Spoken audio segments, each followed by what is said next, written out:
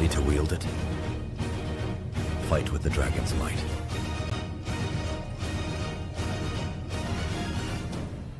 Dravian X suit. Get now.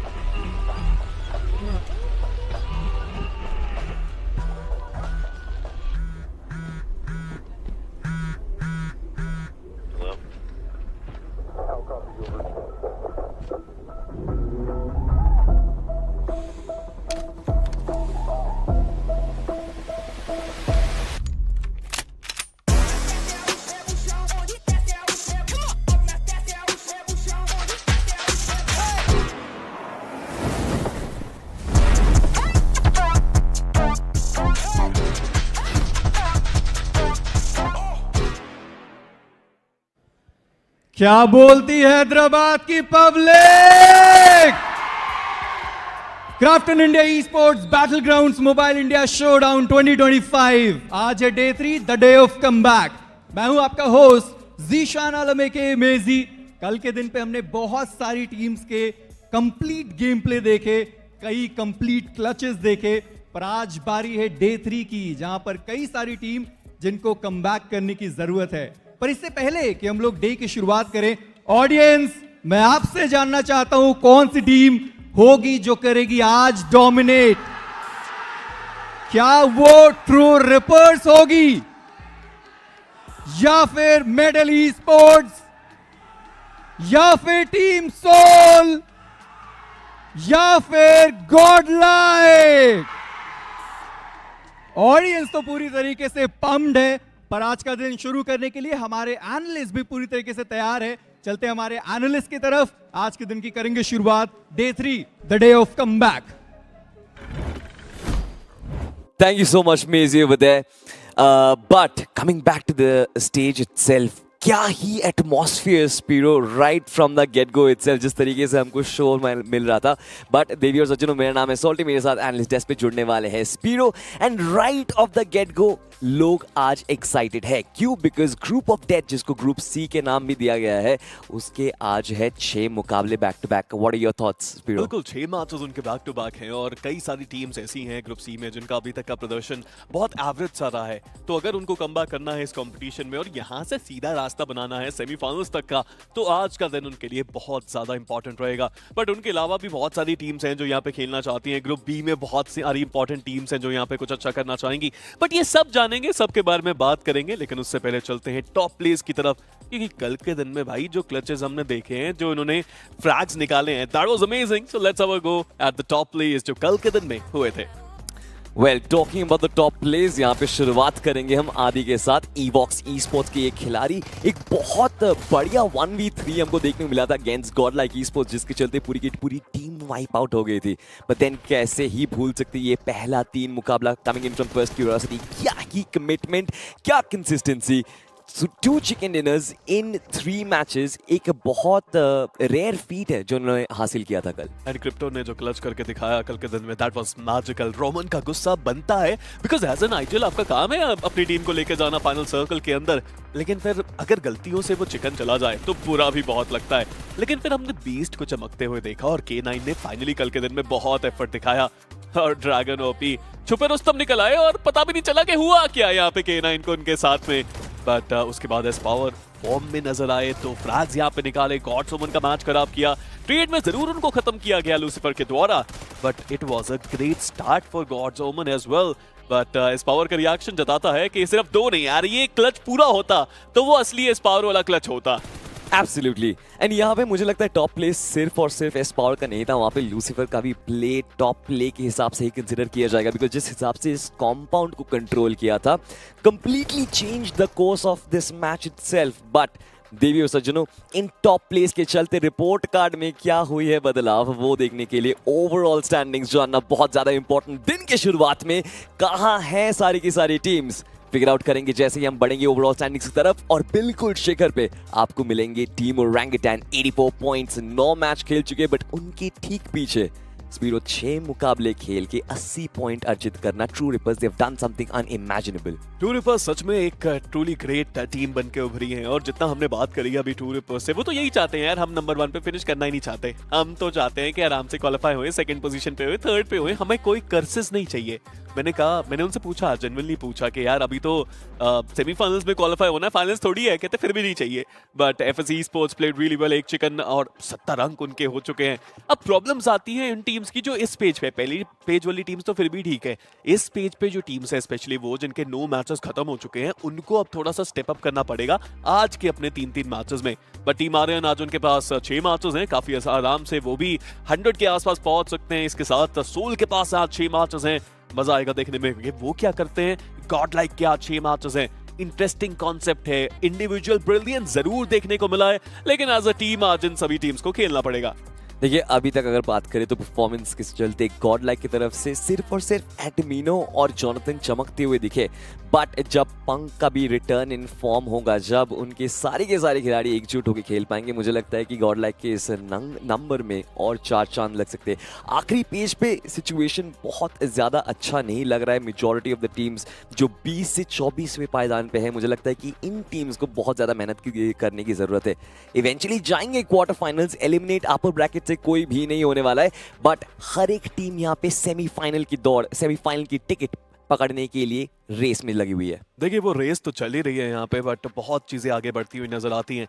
लेकिन जब हम रेस की बात करते हैं तो टीम्स के बीच में कंपैरिजन करना भी बनता है, तो चलिए एक कंपैरिजन की तरफ चलते हैं और देखते हैं किस तरीके से इन दोनों टीम्स का सफर अलग अलग जगह पे कैसा रहा था। लोअर ब्रैकेट से सिनवे थी जिनके पास इस समय पे एट दिस पॉइंट 2 दिन के बाद 90 टोटल पॉइंट्स है, और ओरंगुटान जो अपर ब्रैकेट में है उनके पास 84 टोटल पॉइंट्स है। अगर आप फिनिशेस के लिहाज से देखें तो ओजी के पास ज्यादा फिनिशेस है, बट पोजीशन पॉइंट्स और बैलेंस के लिहाज से देखा जाए तो सिनवे का प्रदर्शन उस लिहाज से ज्यादा बेहतर देखने को मिला।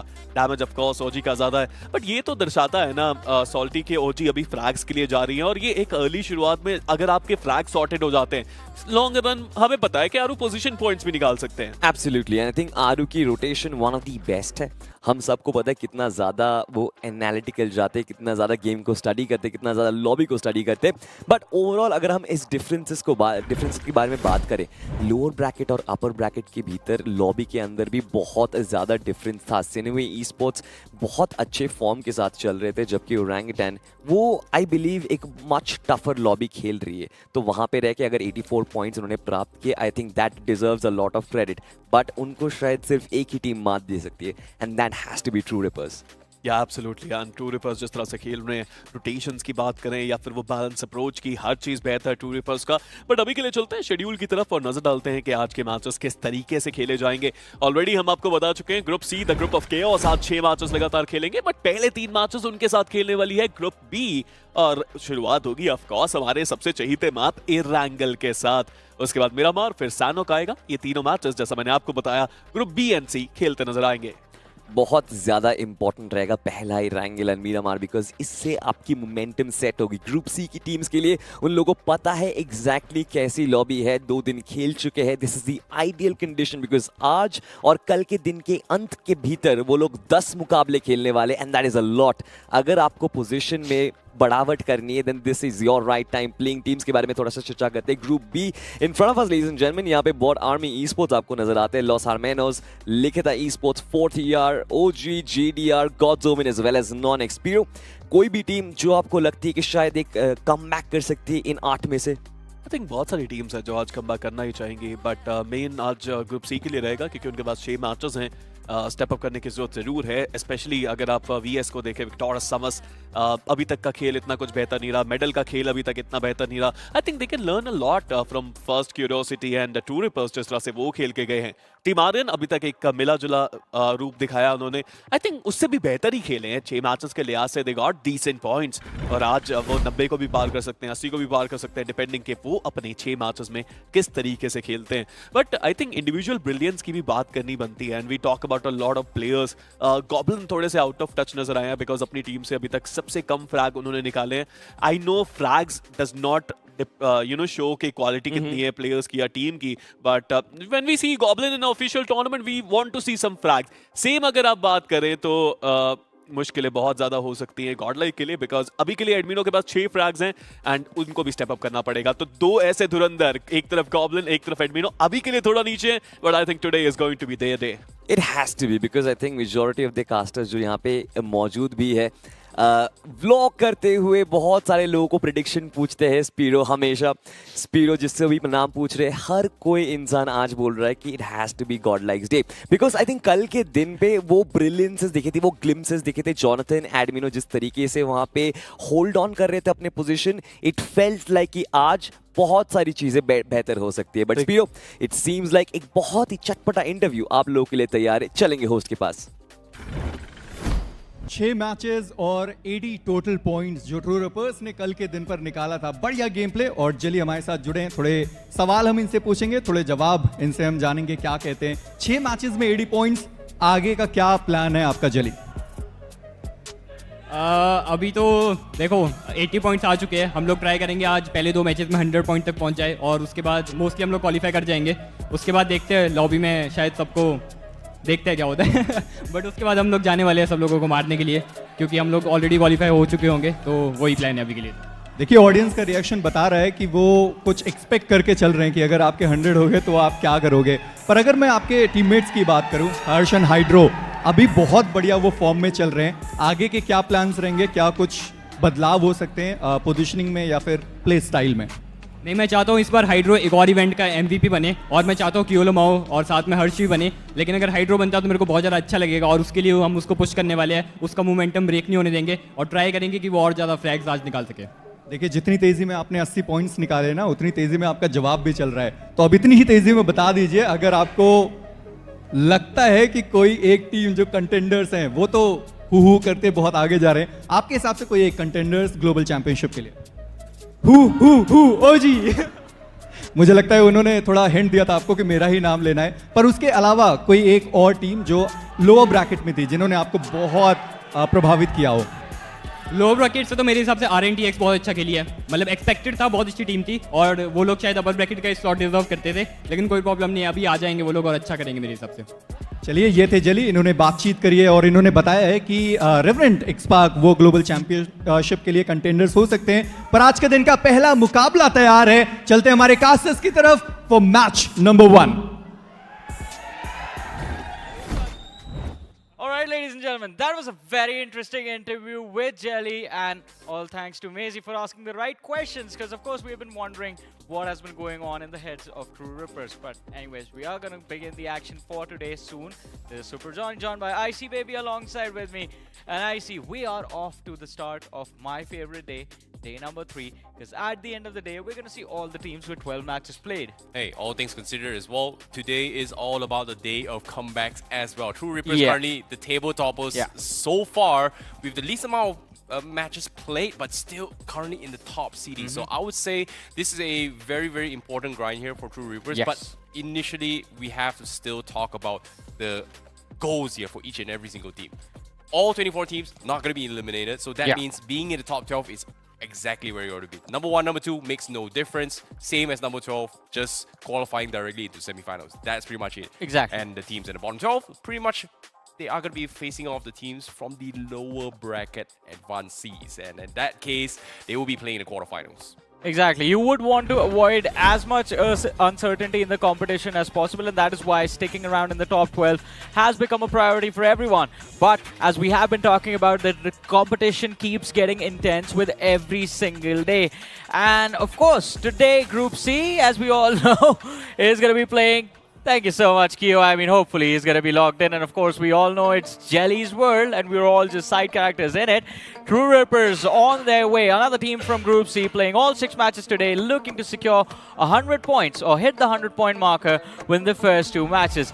Things kick off on the map of Erangel. Will they succeed in their goals, or are we going to see them fall apart? Time to find that out with this match 1.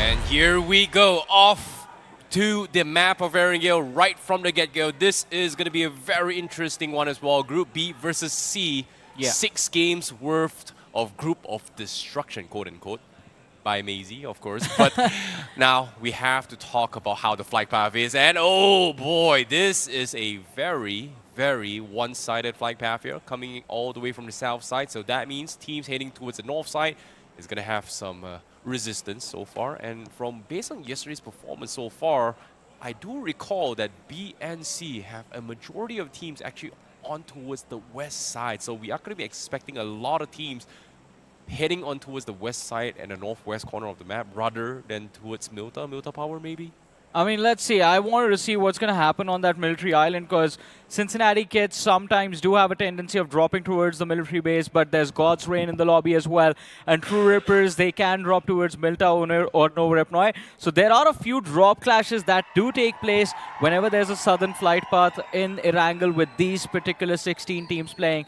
But right off the bat, a big change. Cincinnati kids, they've gone for that southwestern drop where we see Zeref towards Primorsk. Juicy has gone for a vehicle spawn along that western shoreline, and Skips is just going to stay there along with his teammate. They have a control of a ridge. They can keep an eye on the players of both Likitha Esports and Victoria Sumus, but we have a northeastern circle centered at the southern rice paddies of Yasnaya Poliana. And along with that, I think a big cluster forming up towards Milta Power as well. You see NON, you see Los Hermanos, OG, all the way towards Milta Power. First Curiosity heading towards Lipovka as well. This might result in a little bit of early action, but open positions, I think a little bit of worry for God's Omen, who are starting from farm. Well, speaking of God's Omen as well, I don't think there's going to be a lot of resistance here, but I do feel like NoNx is expecting to have some sort of company here, because a lot of teams are congested on towards the Medusa's intersection. We have Meadow, we have Hero Xtreme Godlike as well. We've got Soul in the vicinity, so we are going to be expecting some stranded players, but seems like everybody's going to be A-OK. OG is going to be in Milta. Oh, actually Milta Power as well as Milta. And seems like Los Hermanos is also near farm area, so I think maybe Los Hermanos and NoNx is going to have a little bit of an early run-in around that vicinity. And I think NoNx is going to be at a disadvantage. They are in a spread formation. We see Anonymous moving down south. Los Hermanos, as you mentioned, Milta City is theirs, whereas Kalyog has gone to the compounds closer to the Novorepnoi Bridge. Kanha just went west, and Anonymous with along with another team, it actually went north of Milta towards the shelter vehicle spawns. They picked up a few vehicles, but now take controls of the hills between farm and Milta. It seems like NON right now are setting things up to try and gatekeep the rotations of Los Hermanos, but this is a risky decision. If TrueRippers start to move in early, then you're going to lose Kalyug right off the bat before the fight even begins. You know, before the fight actually started, I was expecting a lot of teams heading towards the west because we saw this happen in yesterday's games as well. But now let's talk about adaptations here. The 2 biggest adaptations has been made so far is coming in from God's Omen and also NoNx right now. In particular, God's Omen, obviously they are going to farm. But for NoNx, they are so used to playing North Georgia Bowl for almost this entire 2025. Yeah. Like every single game, you know, previously they were called TWOB, now they're called NoNx Esports. This bunch has been playing North George for the longest of time. And for them to actually switch up this time, I'm generally curious here, are they going to be able to adapt this new rotation so far? This is a huge gamble coming from them. It is. I mean, it's an off drop for them. And same goes for the players from Godlike as well, by the way. We did see them start off One Erangel all the way in Georgia Pole. We have seen them be adaptive with their drops, and this time starting off from shelter actually gives them an edge. They find a comfortable footing inside the early stage of the game. But as we talked about it during the flight path itself, first Curiosity towards Lipovka. It seems like the players were spotted out by Godlike, and here comes the charge. Dreams, he will have to keep the dream for his team alive as all the players from Godlike have him surrounded. They are going to check this balcony, and Dreams instantly falls. That's going to be the first finish of the game in the hands of Godlike. Wow, that is a massive shakedown right from the get-go. Wasn't expecting them to actually pinpoint him exactly where he was, but it seems like they were able to scout him out from the distance. So very, very good takedown coming from Hero Extreme Godlike. That is going to be, well, seems like we are going to be expecting a show on to be coming from Godlike, considering how aggressive they are this game. Plus, they have 6 matches today. I think the amount of matches they have, and of course, if they do well in the starting few matches, it gives them the momentum to just go ham, berserk in the games later on in the day, and I think that is what the setup needs to be. First few matches, go aggressive, get those finishes, keep your players locked in, and the last 3 games of the day, you can just cruise through if you just play for survival as well. It seems like after going after one man from the side of First Curiosity, they are going to go after Crypto next. We see the fans in the arena excited to see their favorite teams perform. There's the supporter from Team Soul, and apparently he's there with all of his friends. I had a chance to interact with him earlier. All of his friends are cheering for Godlike, and he's the only man in the friend group that's supporting Soul.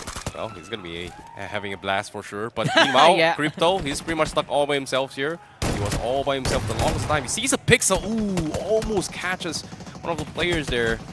Oh, but he needs some sort of backup. But Crypto, he's fighting 1 versus 2 all by himself here. He's getting some serious heavy fire. Finally gets hunted down here. Pong sneaks up from the stairs, takes him out. That's going to be Hero Extreme Godlike with 2 finishes in the bag. Yeah, and it's Pong, the IGL himself, who has gotten those finishes for the team right now. Although all 4 players are moving in tandem, in sync. And of course, we do see Simp performing in this game as well. He's just played 3 matches, but his performance has been one of the best in terms of the players of God. Like 3 matches, 9 eliminations converted. Gods on the other side. These are the 2 players that keep swapping to be inside of the playing 4. And for Gods, things not really looking good during the showdown itself. And Godlike, I think that is one of the reasons they've decided to stick around with Simp for a little bit longer. Of course, a decent start to this game, but oh, hold on a minute. At Esports, they have been struggling. They're dead last in the overall leaderboard right now. It seems like they're quite close to the players of Soul. Legend does see that buggy moving around.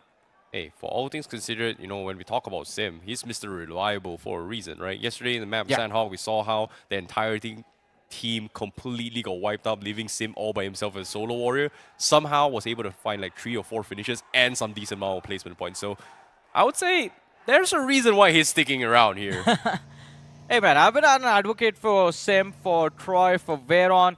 Veron actually, I think it's Necro who's been the biggest Veron supporter for, I think, the last 2 years. And of course, this time with the way the man is playing, it's quite clear why Necro saw that potential. For me, those 2 players have been Troy and Simp. And Joker, in fact, quite underrated. But these 3 individuals have always showed up whenever the team needed them to. Well, speaking of needing a play here, seems like First Curiosity definitely needs some saving here because they're getting dismantled on all fronts now. And as you can see, the remaining 2 players of First Curiosity getting scouted out by Los Hermanos, and the rest of Los Hermanos are going to come in to try and flush out Anuj 2OB. He goes in for the push. Unfortunately, it was too low, and he's going to go down. Meanwhile, backup has been provided as well. Gumla Boy was able to trade 2 himself, but it is in a 1 versus 2 situation. Gumla Boy has got a lot of heavy lifting to do this game. And he does manage to dodge that nade, tries to survive for a few extra seconds.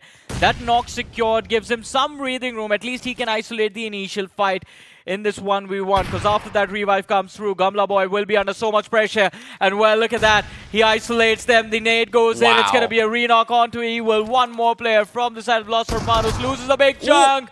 But Zyrex, he has been incredible so far for his team, and he continues to maintain that form. A jump shot, and Gumla Boy is going to get taken out. The first squad wipe of the game. First Curiosity sent back packing. Oh my goodness, first curiosity, they had a great run yesterday, but today their run stops right now. They're getting hunted down by every single buddy in this lobby right now. They're all scattered, they're all done for. But Los Hermanos, they do pick themselves the 2-piece, but they do have to sacrifice Shadow in the process. So that means they have to continue on with 3 players. But let's take a look on what's happening inside this circle here, because it seems like the circle is going to be shifting on towards the shelter vicinity here. We've seen this happen yesterday as well in the final game of the day itself as well. So it is going to be a very, very similar gameplay probably, where we are going to be expecting a lot of teams playing on the outskirts of those intersections around shelter. So Metal Esports, they're going to be playing from the Yasnaya approach instead, but I don't see any vehicles here. So this might be a concerning factor coming from Metal Esports. And Termi, he's all by himself as well. I'm not exactly sure why they're split up like that. I mean, Metal Esports, we don't really know what their game plan is, but hopefully it works out. As you mentioned, it's not just Termi, it's Venom as well, who just kind of overshot. And I believe that was a call by the team, but unfortunately it does put them in a little bit of a pickle. Because Venom's position is going to be surrounded by Orangutan on our screens right now, sitting at the top of the leaderboard, having played 9 matches so far. They've done quite well for themselves, but no chicken dinners. Orangutan still hasn't converted a single game in the 9 games they've played. This is going to be their 10th match of the day. And even though their average points per game is quite high, I would love to see them close out matches with those chicken dinners. Just like TrueRippers, for example. TrueRippers do end up doing well. They're consistent in terms of staying alive into the top 5, into the top 4, but they still do manage to get those chicken dinners whenever possible. A recap of, well, how Curiosity ended up being the reason for the demise of First Curiosity and Los Hermanos. They gave them a reason to talk among themselves. Yeah, and you can see intense discussions here coming from his Curiosity as well. Pretty sure something messed up right from the start. How did FC just, you know, scramble in all the direction they were? Got hunted down by Godlike. Yeah. 2 of the players got hunted out by Godlike, and the remaining 2 just got hunted down by Los Hermanos. So that is a very, very early shakedown, but obviously there needs to be adaptations to be made in terms of drop spots here, especially in the map of Erangel, which they will most likely be playing at the end of the day. But let's take a look and towards how the situation is here. It seems like the circle is going to shift on towards the Medusa's intersection. As you can see, it is going to be divided by 1, 2, 3, 4 quadrants of the map. So they have to pick their poisons right now. But there's something happening on the map if you notice. 40 yards towards their east is going to be Likitha Esports, and NON towards their west at the center of the open fields.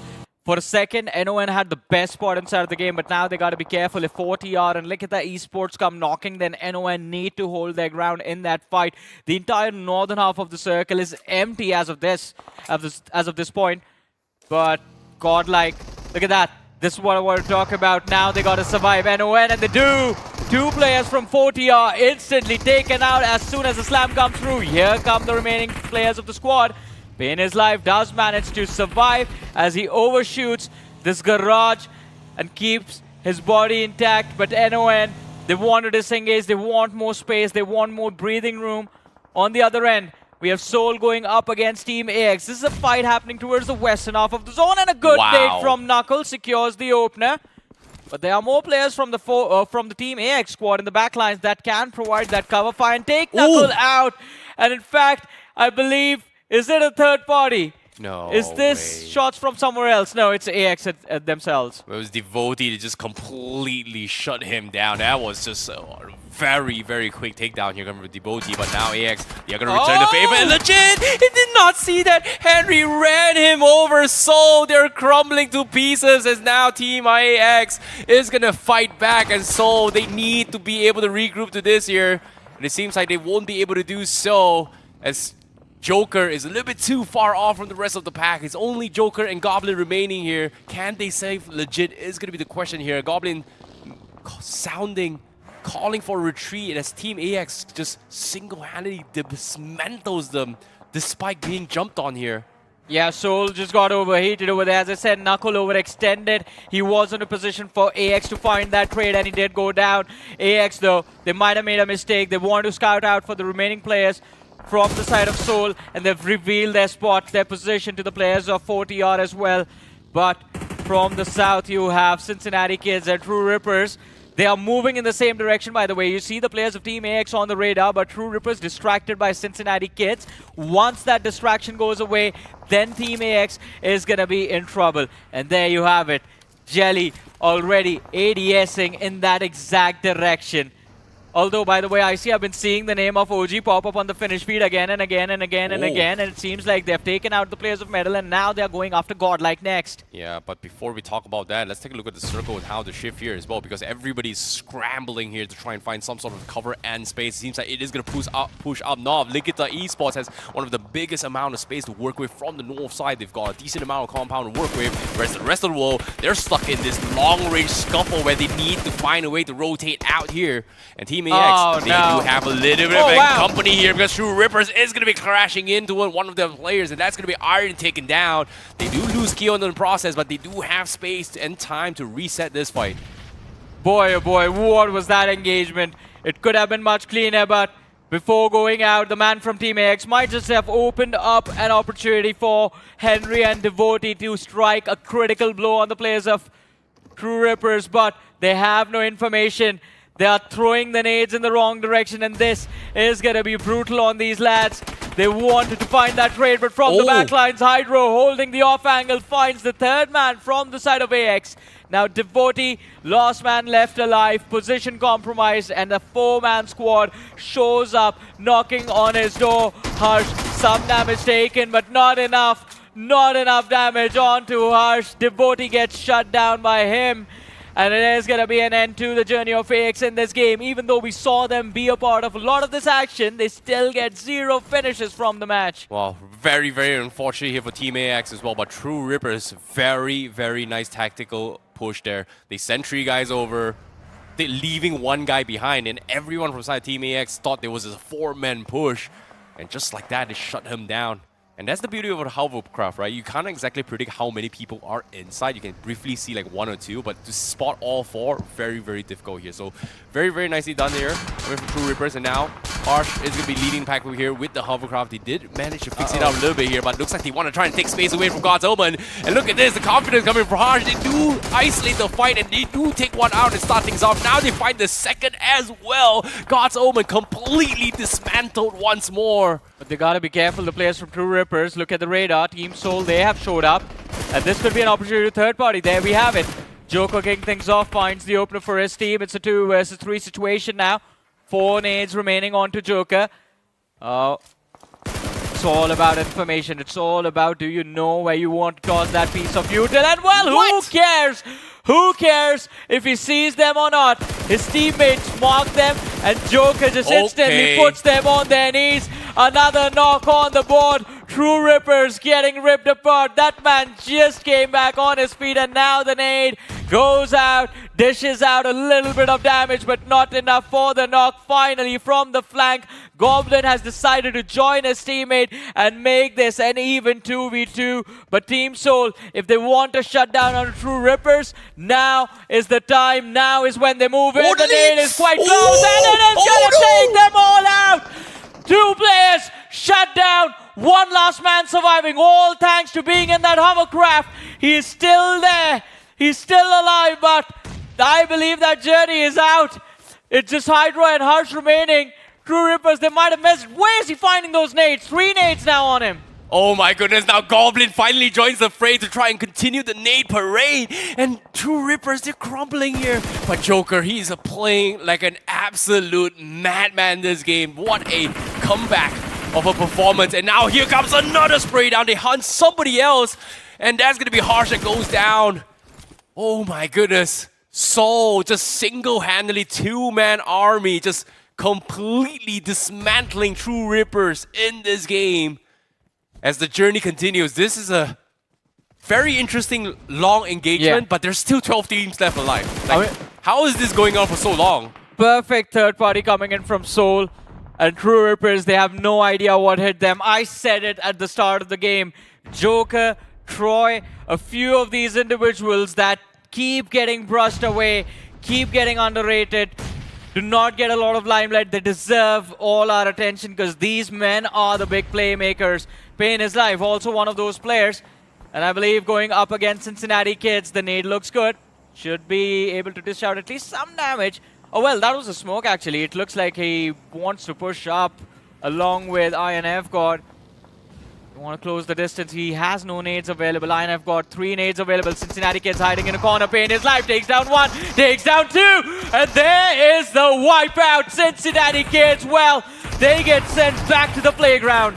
Oh my goodness. Meanwhile, inside the fight as well, Hero Xtreme Godlike, they are going to get run in by Victorious Summers as well. And just like that, they lose 2 and only Jonathan remains here. The MVP, the monster. Can he make a play right here, right now? He's got 2 nades. He needs to cook up something big to try and pick Amino up for the bigger fight. But if not, things are going to go south here for Hero Xtreme Godlike. One final nade needs to find the perfect connection. Seems like VS, they are able to get the reset in as well. Jonathan doesn't seem to be able to find and pick as well. Here comes the shorties. Couple of picks here and left and right, but he's taking too much damage. He gets the knock, but eventually gets naded out of the game. That is it for Hero Xtreme Godlike. Oh man, I mean, Godlike not really the best start of the day. They were able to secure that early fight. Only 4 finishes. They find themselves taking an exit on the 10th position. Now 9 teams remain, 24 players still alive. And NON, they have kept their heads down all this time. Just 2 eliminations on the board, but because of that, they've kept their numbers intact. The only team, well, there are 2 teams in the circle that have all 4 players, Likitha Esports and NON, but Victorious Summers, a critical position towards the southeastern edge of the circle, compromised, all thanks to the players of OG having line of fire on their heads, and Los Hermanos as well from that eastern edge can actually shut down any move from Victorious Summers to gain circle control. Well, and as of yet, you can see nades are coming in here from Los Hermanos to try and push in. BotArmyEsports, they saw a couple of nades here. They know their position is exposed. They are going to try and reposition this fight. Seems like they are going to make a run for it. Meanwhile, God's Omen will be the next team to be eliminated. And it's actually Joker from Seoul that actually takes them out. So that is another point in the hands of Seoul. Meanwhile, Los Hermanos still trying to find space here to try and farm up all those finishes. But based on all this distance here, all these are just long-range shots. And based on what I'm seeing, Xerax, he's out of ammunition. I mean, he's down to his last 80 bullets. Yeah, but I think his job is simple. Just make sure you take out anyone from VS as soon as they step in front and just keep them in the blue for as long as possible. I love the approach from Los Hermanos. They're swinging between 2 fights, by the way. They're constantly making sure Likitha Esports up north feel their pressure. And VS as well is not allowed freedom to move out, run down the open fields. But replay of how Victorious Summers dealt with the players of Godlike. An incredible moment. Jonathan couldn't really do much, stuck out into the open, surrounded from every single direction. And there you see, the fans were hoping for big plays, but unfortunately, they're going to have to keep the hope alive for the future matches. Oh boy, you can see the question marks on Jonathan's head as well. What the heck just happened? Where did everyone go? I know, right? You blink it and you miss it. And now, so they are going to be in a lot of scrap of pain as well. Pretty much gone down, losing Goblin here. OG scouts him out in the open. They do not have space to push inside the zone, and now the one-man army remains from the side of Seoul, the savior of Seoul, to try and rack up even more points, makes it into the top 8. Joker, last man standing, while Orangutan still have WizGod and AKOP, the 2 dynamic duo of OG. Yeah, but the end game for this match, it's going to be very awkward for everyone except NON and BotArmyEsports. Likitha Esports, they're going to have to traverse that open field, and once they do, Los Hermanos, NON, all of them are going to start shooting in that direction. Look at Victorious Summers, a 3-man unit just hiding in the hovercraft in the middle of nowhere. They're just hoping no one sees them. Well, speaking of seeing them as well, Galan has been, well, in particular, Los Hermanos has been playing a very annoying play. They're just hiding on the edge of the horizon there, barely hit glitching their way through, trying to pick through here and there, and then just causing a couple of shots in. But it seems like the call has been made. Xerax is going to push up closer towards OG to try and shut them down. Now they're going to be cooking on massive nades here. They need an opening knock for this. But WizGod does have a counter nade to shut him out. That's going to be Kalana gets taken out. Meanwhile, they're trying to smoke off to try and blindside those small little windows. But WizGod, he's going to be cooking up a lot of those nades here. He just needs one perfect nade through the crack. Does it look good? Nope, does not sneak in towards the shack though. That's a very difficult angle to lob a nade from. He has to throw it over the ridge without seeing, and then through the gap of the window. We've seen OG, by the way, in a similar position before, but with Victor Summers closing in from the rear, that hovercraft is spotted out. AKOP, 2 Molotovs, 3 nades, and one after the other. He's just throwing every piece of util to see if he can find an opening, to see if he can shut down that flow from Victoria Summers. This one looks good, and he takes out Mafia as well. The nade bounces with the player in sync, and the knock is secured. But that one bit of distraction has resulted in Los Hermanos finding the opening. And now WizGod is one of the last few players surviving from the side of OG. He has to be the miracle worker. They find themselves a spot in the top 8 with 5 eliminations. So this, considering OG is already at the top of the leaderboard, is a pretty decent game. But, of course, more is never going to be bad. Exactly. WizGod's just got so much nades to work with here as well. Like, he's constantly pressuring Los Hermanos with those nades to make sure that they do not push him, and he's doing a fantastic job at giving him time. But at the same time, Victoria Summers, they get the full reset, and now they're looking to try and punish OG. The smokes are giving them a temporary solace, but as of yet, Victoria Summers does have perfect line of sight of OG. But oh, Kalan, he went for a cheeky angle, got spotted out by NINZA. This 3-way showdown is allowing OG some sort of safety net right now because of Los Hermanos keeping VS in check and VS keeping Los Hermanos in check right now. Yeah, but while all this is happening, OG is also stuck in that dip. And Victoria Summers, finally, they have had enough. They make the bounce. First knock is going to be of the utmost importance. And it's going to be WizGod who finds the first AKOP with the trade away. He's the last man alive. And he's very low. And unfortunately for him, WizGod also has a nade to work with. It goes high and it blows in his face. Victorious Summers. They're not going to be victorious over here. OG with the finishes secured. Do end up getting wiped out, but they find a way in the top 6, and they have 8 eliminations to work with. Soul eliminated on the 5th spot. Victoria Summers was 7th. All right, so OG took an exit a little bit earlier before them, just after them, in fact, my apologies. And now we're down to the podium finishers. Likitha Esports, NON, and Los Hermanos. And Likitha Esports, this is going to be a brilliant turnaround. This team started the day on the 13th position, but with this match, they might just find a break that they need to get them inside of the top 10. Well, that's only if they secure the chicken dinner. We're down to the final 3 teams here. Likitha Esports with 4-man healthy. NoNx has been 4-man healthy as well. They've been hiding in the garage for the longest time here. They are able to stock up a decent amount of ammunition as well as vehicles to work with. But the question here is, how will they be able to close out the game? Because the edge is coming through here. The zone is coming in from the sides as well. It is going to force NoNx to come out. And right now, Smoker is the closest towards them. He's going to make sure that they do not get out safely, as they are going to be pressuring with those nades. Los Hermanos is also going to be creeping on the other side of the circle, making sure that NoNx comes out. But as soon as I say it, guess what? Los Hermanos was waiting for NoNx, and now they come out. They lose 2. They need the reset, and the circle is closing in. NoNx, they just might be bleeding out to the zone right now. Yeah, it's going to be tough for NoNx to survive this. And Los Hermanos, they are already doing well in the overall leaderboard. They have that confidence in them as well. And they're putting it to use. NON, one more player drops as Starboy lobs a nade inside that garage. Kana is the last man left alive. It's going to be very critical for him to stay alive as well. Just force Los Hermanos into the line of fire for Likitha Esports. That's the only way NON finish in the top 2. But Kana, for going out eventually, he goes for those finish numbers. Wants to secure that 1 extra point. Gets spotted out by EXO in the back lines.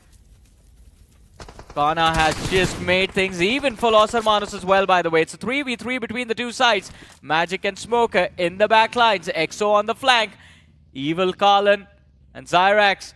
The 3-man unit that has done so much for Los Hermanos, that has gotten them into the top 2 of this game. Now hopes for a 20-point chicken dinner. If they can get all 3 finishes from the other team, that is. Well, that is if they clean out the game very, very cleanly here. But Los Hermanos right now in a segue where they have to push in towards Likitha Esports. Yeah. They need to find the opener here. Kalan, oh, he's going to be taking some serious zone there. Needs to go in for a little bit of reset. But based on the space we're given here right now, Likitha Esports, they do have a wide spread of angles to mark Los Hermanos. So it is going to be a very difficult push here if they do not start smoking up and try to go for the shack in the middle, which gives them some sort of a regroup point. But by doing so means allowing Smoker free, easy nades to push through. So Los Hermanos, they have to be very careful here. Meanwhile, Likitha Esports, all they need to do is just wait for the right timing to strike. But as you can see, Xerx, he is going to be sending out a couple of smokes there on the middle, but that's too little smoke, my friend. That's just too little smoke to try and master presence. Are they going to go for a one-man push? Or are they going to try and bait a reaction here? Seems like Evo is going to be on the buggy. The other two is going to try and bait some sort of reaction. A couple of nades, opening nades, preemptive ones here. It seems like they are able to send Evo through the smokes, not finding anyone. Likitha Esports gives away the position. They know exactly where he is. Smoker needs to find the opener. That's going to be the opener here. 3v2 almost gets traded off though. Yeah, but, well, unfortunately, Los Hermanos, before they can find the trade, Xyrex also falls. And that, I think, pretty much secures the chicken dinner for Likitha Esports. A big match for the squad that was on the verge, in fact, of knocking down the door to the top 12. And I think after this game, 9 eliminations, 19 points. That gets them to about 62. They are going to find themselves in the top 8. But the question is, can Likitha Esports be consistent today? This isn't one of those teams that has 6 matches. They just have the first 3 games. But if they can finish in the top 3 consistently, I think this is going to be their day. But Los Hermanos, I have to say, I mean, there were a lot of comparisons being drawn between Los Hermanos and Meta Ninjas, considering both of them were fresh faces on the block that we actually saw in action this year itself. But Los Hermanos overall have proven to be a little bit more consistent than Meta Ninja.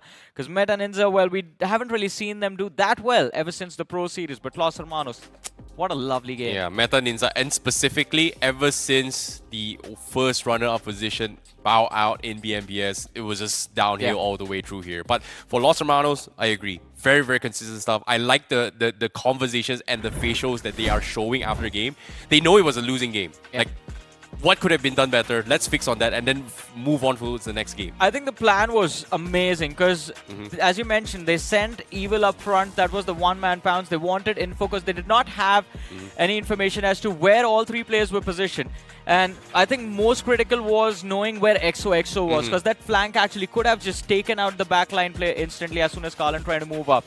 They sent Evil up as a distraction so that Xyrex could cross the road as that buggy went out right behind it. And he went up to that tree as well. But Xyrex had to find the trade instantly. Yeah. He failed. He got knocked out. He got punished. And that just completely gave away the win to Likitha Esports. But we can't take the props away from Likitha Esports.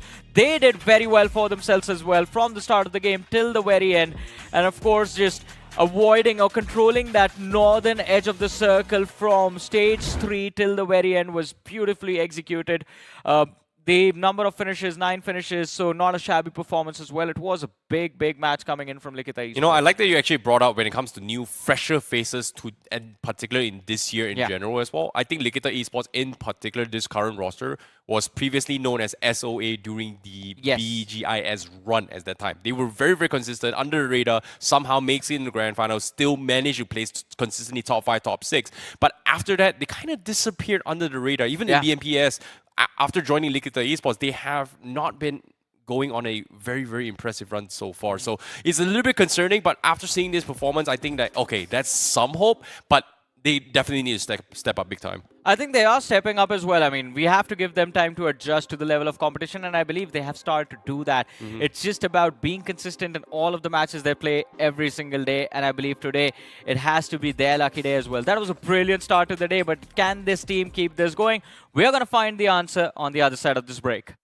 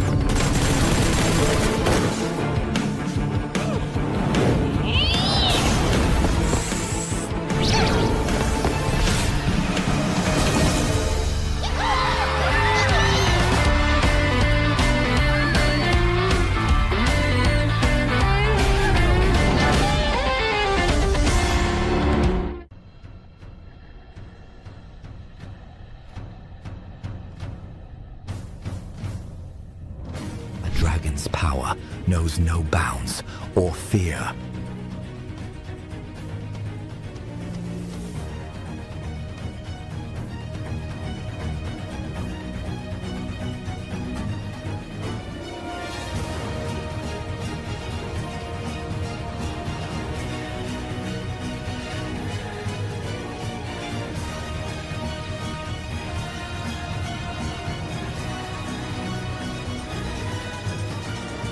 Ready to wield it? Fight with the dragon's might.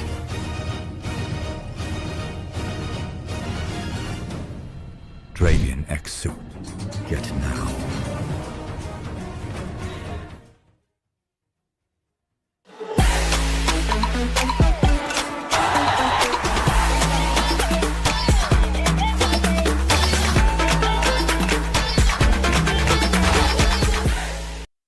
स्वागत है आप सभी का इस break के बाद, जहां पर हमने आज के दिन पे पहला मुकाबला देखा और पहले ही मुकाबले में लिखिता ई-स्पोर्ट्स एक बहुत बड़ा कमबैक करके गए हैं। मेरे साथ जुड़ चुके हैं नेक्रो आप बताइए, लिखिता ई-स्पोर्ट्स कल का दिन जहां 3 मुकाबलों में मात्र 4 अंक वो निकाल पाए और आज शुरुआत उनकी कितनी शानदार हुई। That's the whole point about Likitha Esports, right? Yes, they got a chicken dinner, but still for some reason I'm not really putting my whole trust onto this team, because even in the past, yeah, they get that one chicken dinner. Right after that, you will see Likitha Esports just bomb the entirety of the match, and we might just see that happen in the upcoming game. The consistency has always been an issue for this team.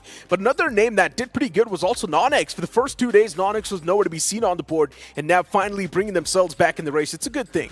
जी हाँ, और उनके matches भी comparatively ज्यादा हुए। 9 matches वो खेल चुके थे, आज उनका वो 10वां मुकाबला। तो और आप कह सकते हैं कि 9 मैचेस के बाद ही सही, लेकिन थोड़ा स्ट्रॉन्ग, थोड़ा कॉन्फिडेंट आपको ये टीम देखने को मिल रही है। फाइनली वो एक्सपेक्टेशंस जो उनसे लगा के चल रहे थे, ऐसा लग रहा है कि वो पूरी हो जरूर सकती है। लेकिन अगर आप एक्सपेक्ट कर रहे हैं कि आपके खाते में भी ये जो निक्स एंड सिनिस्ट्रा सूट है वो जाए, तो आप जरूर जाइए और स्पिन कीजिए, और मात्र 10 यूसी में आप स्पिन कर सकते हैं। और अगर आप लकी नफ रहे तो ये जो खूबसूरत सा एक सूट है ये आपके खाते में भी जा सकता है। पर खाते में किसके जाएगा ये अगला चिकन डिनर, उसके बारे में चर्चाएं करेंगे। बट उससे पहले एक बार लॉस हर्मानोस के बारे में भी बात कर लेते हैं, बिकॉज ये भी एक ऐसी टीम है जो स्टार्टिंग से ही प्रॉमिसिंग लग रही थी।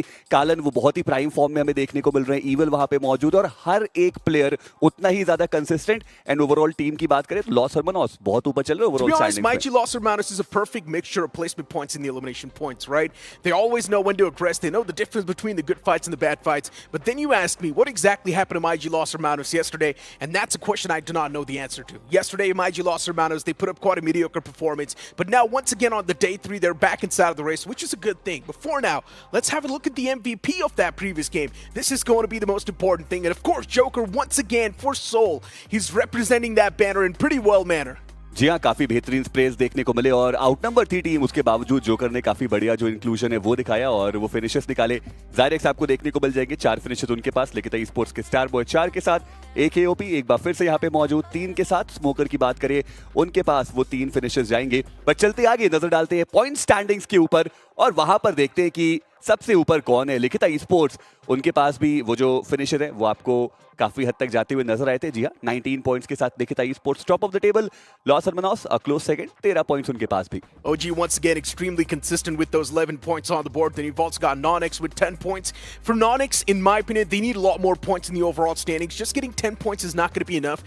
NoNx needs double digits back-to-back in the upcoming games, and that's the only thing that's going to save the sinking ship of NoNx. We've also got BotArmyEsports with 8 points. For Seoul, they've got 8 points as well. To be honest, for Seoul, yesterday's day was not too good, so now they need to compensate for yesterday's day too. जी हाँ, और Victor सुमस की बात करें तो वो भी उतना ज्यादा बढ़िया खेल के नहीं जा पाए, मात्र 4 ही पॉइंट्स उनके पास मौजूद है। एफसी मात्र 1 अंक उनके पास मौजूद, मेडल मात्र 2 के साथ गए। गॉड्स ओमन शुरुआत उनकी बहुत बढ़िया हुई थी, लेकिन अभी आज के दिन की शुरुआत उतनी बेहतर हुई नहीं है। 4 टीआर मात्र 3 उनके पास। गॉडलाइक की बात करें, 4 इनिशियल फिनिशेस निकाले, पर उसके बाद जो सर्वाइवल है वो उनका उतना बेहतर देखने को नहीं मिला।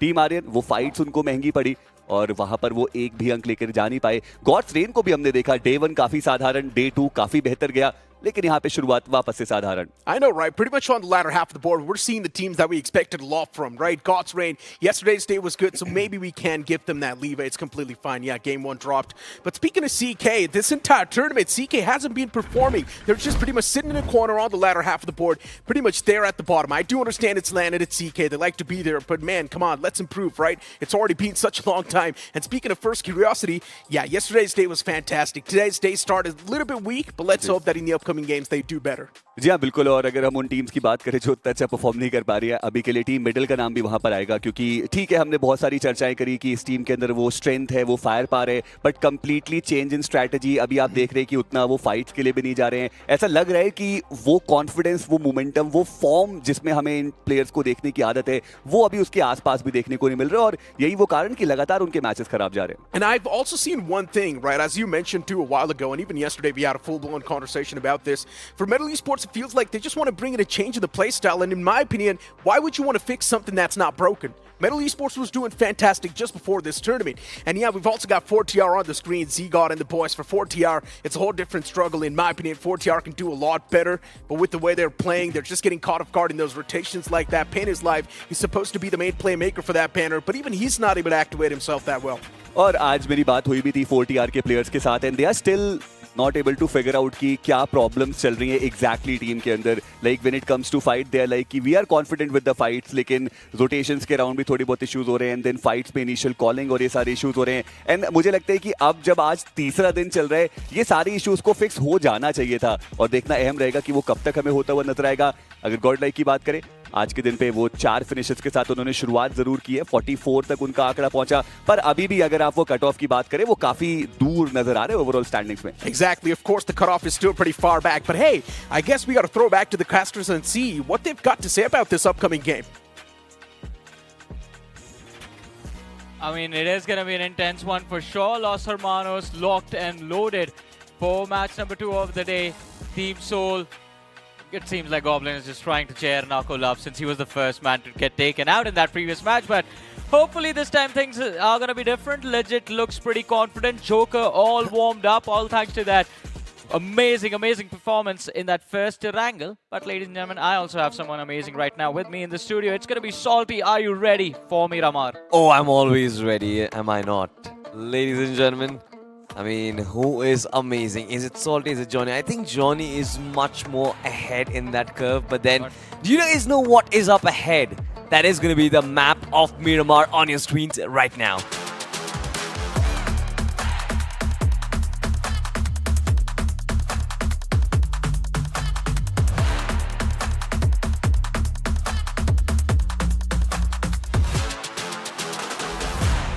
And of course, it continues the fight between teams from Group B and Group C. Now taken over to the map of Miramar. An opportunity for big names from Group C, likes of Godlike, likes of Cincinnati Kids, Victorious Sumus, and Metal Esports to make a bounce back. That first game also not a good start from these names, but on the other end of the spectrum, Group B teams, Likitha Esports ended up doing quite well for themselves. I heard the analyst talking about 4TR, and I have to say, I mean, pain is life. INF God, they're doing a lot of heavy lifting for the team. The other lads need to step up. But compared to what has happened in the past, that was still a pretty decent performance from 4TR in that previous game. That certainly was, and they, I think, will have to build up on that performance, build up momentum on the map of Miramar and take it to the map of Sanhok. I think today will be one of those days, one of those tests for 4TR. How much do they have endurance, especially inside of the battlegrounds, ladies and gentlemen? But we are yet to talk about the flight path, which did start off from the northern side of Impala. It goes on towards Trailer Park. A flight path which does dissect the map into equal halves. But then if you really want to go to the extreme south side, possibly towards Valilmar, towards Minaste Sur, Partona Prison, then you would actually need that intermediate vehicle. And I'm not sure if going there is going to be beneficial. Because the circle, ladies and gentlemen, Destro is going to be happy. It is the center, it is centered on up right ahead of Impala. Majority of the circle is completely, I would say, unusable because it's on waters, Johnny. You know why they're showing Destro, right? Because it's a home ground circle. Exactly. And you can see, I mean, or at least feel the cogs turn in his head. Now he knows how this end game needs to be played. I mean, he's just praying for that southern shift again and again. But there's going to be some pressure, of course, if the circle moves towards the west. It's an open terrain that God's Rain is going to have to run out to. Although I don't see any interesting drop clashes in this game. How did everyone just get away scot-free? One of those rare occasions, Johnny. We know the maps of Miramar have actually been this way. We see the first half of the map itself being a little more peaceful, and that is where you tend to think that, well, scenes inside of the battlegrounds are quite serene. Well, it's actually not the case, ladies and gentlemen, because the more serene the start of the match, the more chaotic it becomes in the latter half. I absolutely love it. I think everyone loves it except maybe BotArmyEsports. They've just gone all the way towards ruins. There's going to be a long terrain that they're going to have to traverse if they want to breeze the circle, and it's Miramar. We all know gatekeepers are quite brutal in this match. Likitha Esports as well. They're taking their own sweet time after winning the first game of the day. I think they have gained some confidence to realize that, yes, we can take that mid-game challenge if we get to the zone early. So stage 2 is going to be their timing where they need to find a space close to the center of the circle. But for now, starting from Torre Amuda all the way towards the northeastern quadrant of the map, Victorious Summers could be comfortable. Elazar, no one to contest them.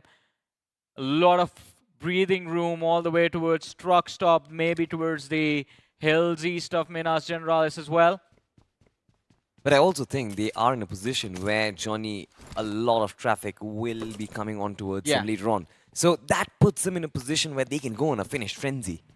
And I think if you actually have to go on a frenzy, you have to play the way you played against Godlike on that first map of Erangel. That was a wipe and a half. Really quick, real flashy. And I think 40R officials, another team that has actually started off strong on the map of Erangel. This time, where exactly are they? They are near the regions of Los Leones, if I can spot them correctly. I think an extremely lovely position to be at, still inside a little bit inside the circle. And then, of course, talk about inside of the circle, God's Reign right at the smack center. Well, smack center right now, but they're moving just in and out of Impala, looking for information, looking to see if anyone else wants to come and share their home with them. I think they're expecting OG to show up, since OG is also playing from Porto Pracio, but no incentive to move out. Absolutely no reason to force a fight from the POV of OG. They can just stay at the edge. And even in the first game of the day, I think it was stage 2, stage 3, when we saw them just aggressively clean out the circumference, the periphery of the play zone. One thing is for certain, Destro and his success rate actually shots up way higher when the circle is in his favor. He knows how to defend his own circles. It's always a little tactical for him when the circle is away from him, so it does take a little bit of time, does take away a little bit of that efficiency as well. But when the circle is right on top of him, especially these Impala circles, Destro absolutely adores them. Knows how to clean things up, always keeps up the man advantage. And me and Maisie have had a discussion about this on the analyst desk last day, that Destro, I think his strategy was to play out as many non-aggressive chicken dinners as possible, because that just ensures that he does not lose out. Not a lot of risk involved as well. But look at this, Anush Tiopi, this man, good at table tennis, good at BGMI either. Well, but what about God's Omen? They've been caught off guard. First man down on his knees. And First Curiosity still hoping to recover from that fiasco in game number 1. Lost 2 players to Godlike as soon as the game began within the first 5 minutes. And then another team came knocking on their doors for that wipeout. And First Curiosity, this time things are done differently. The first finish of the game, well, not the first finish.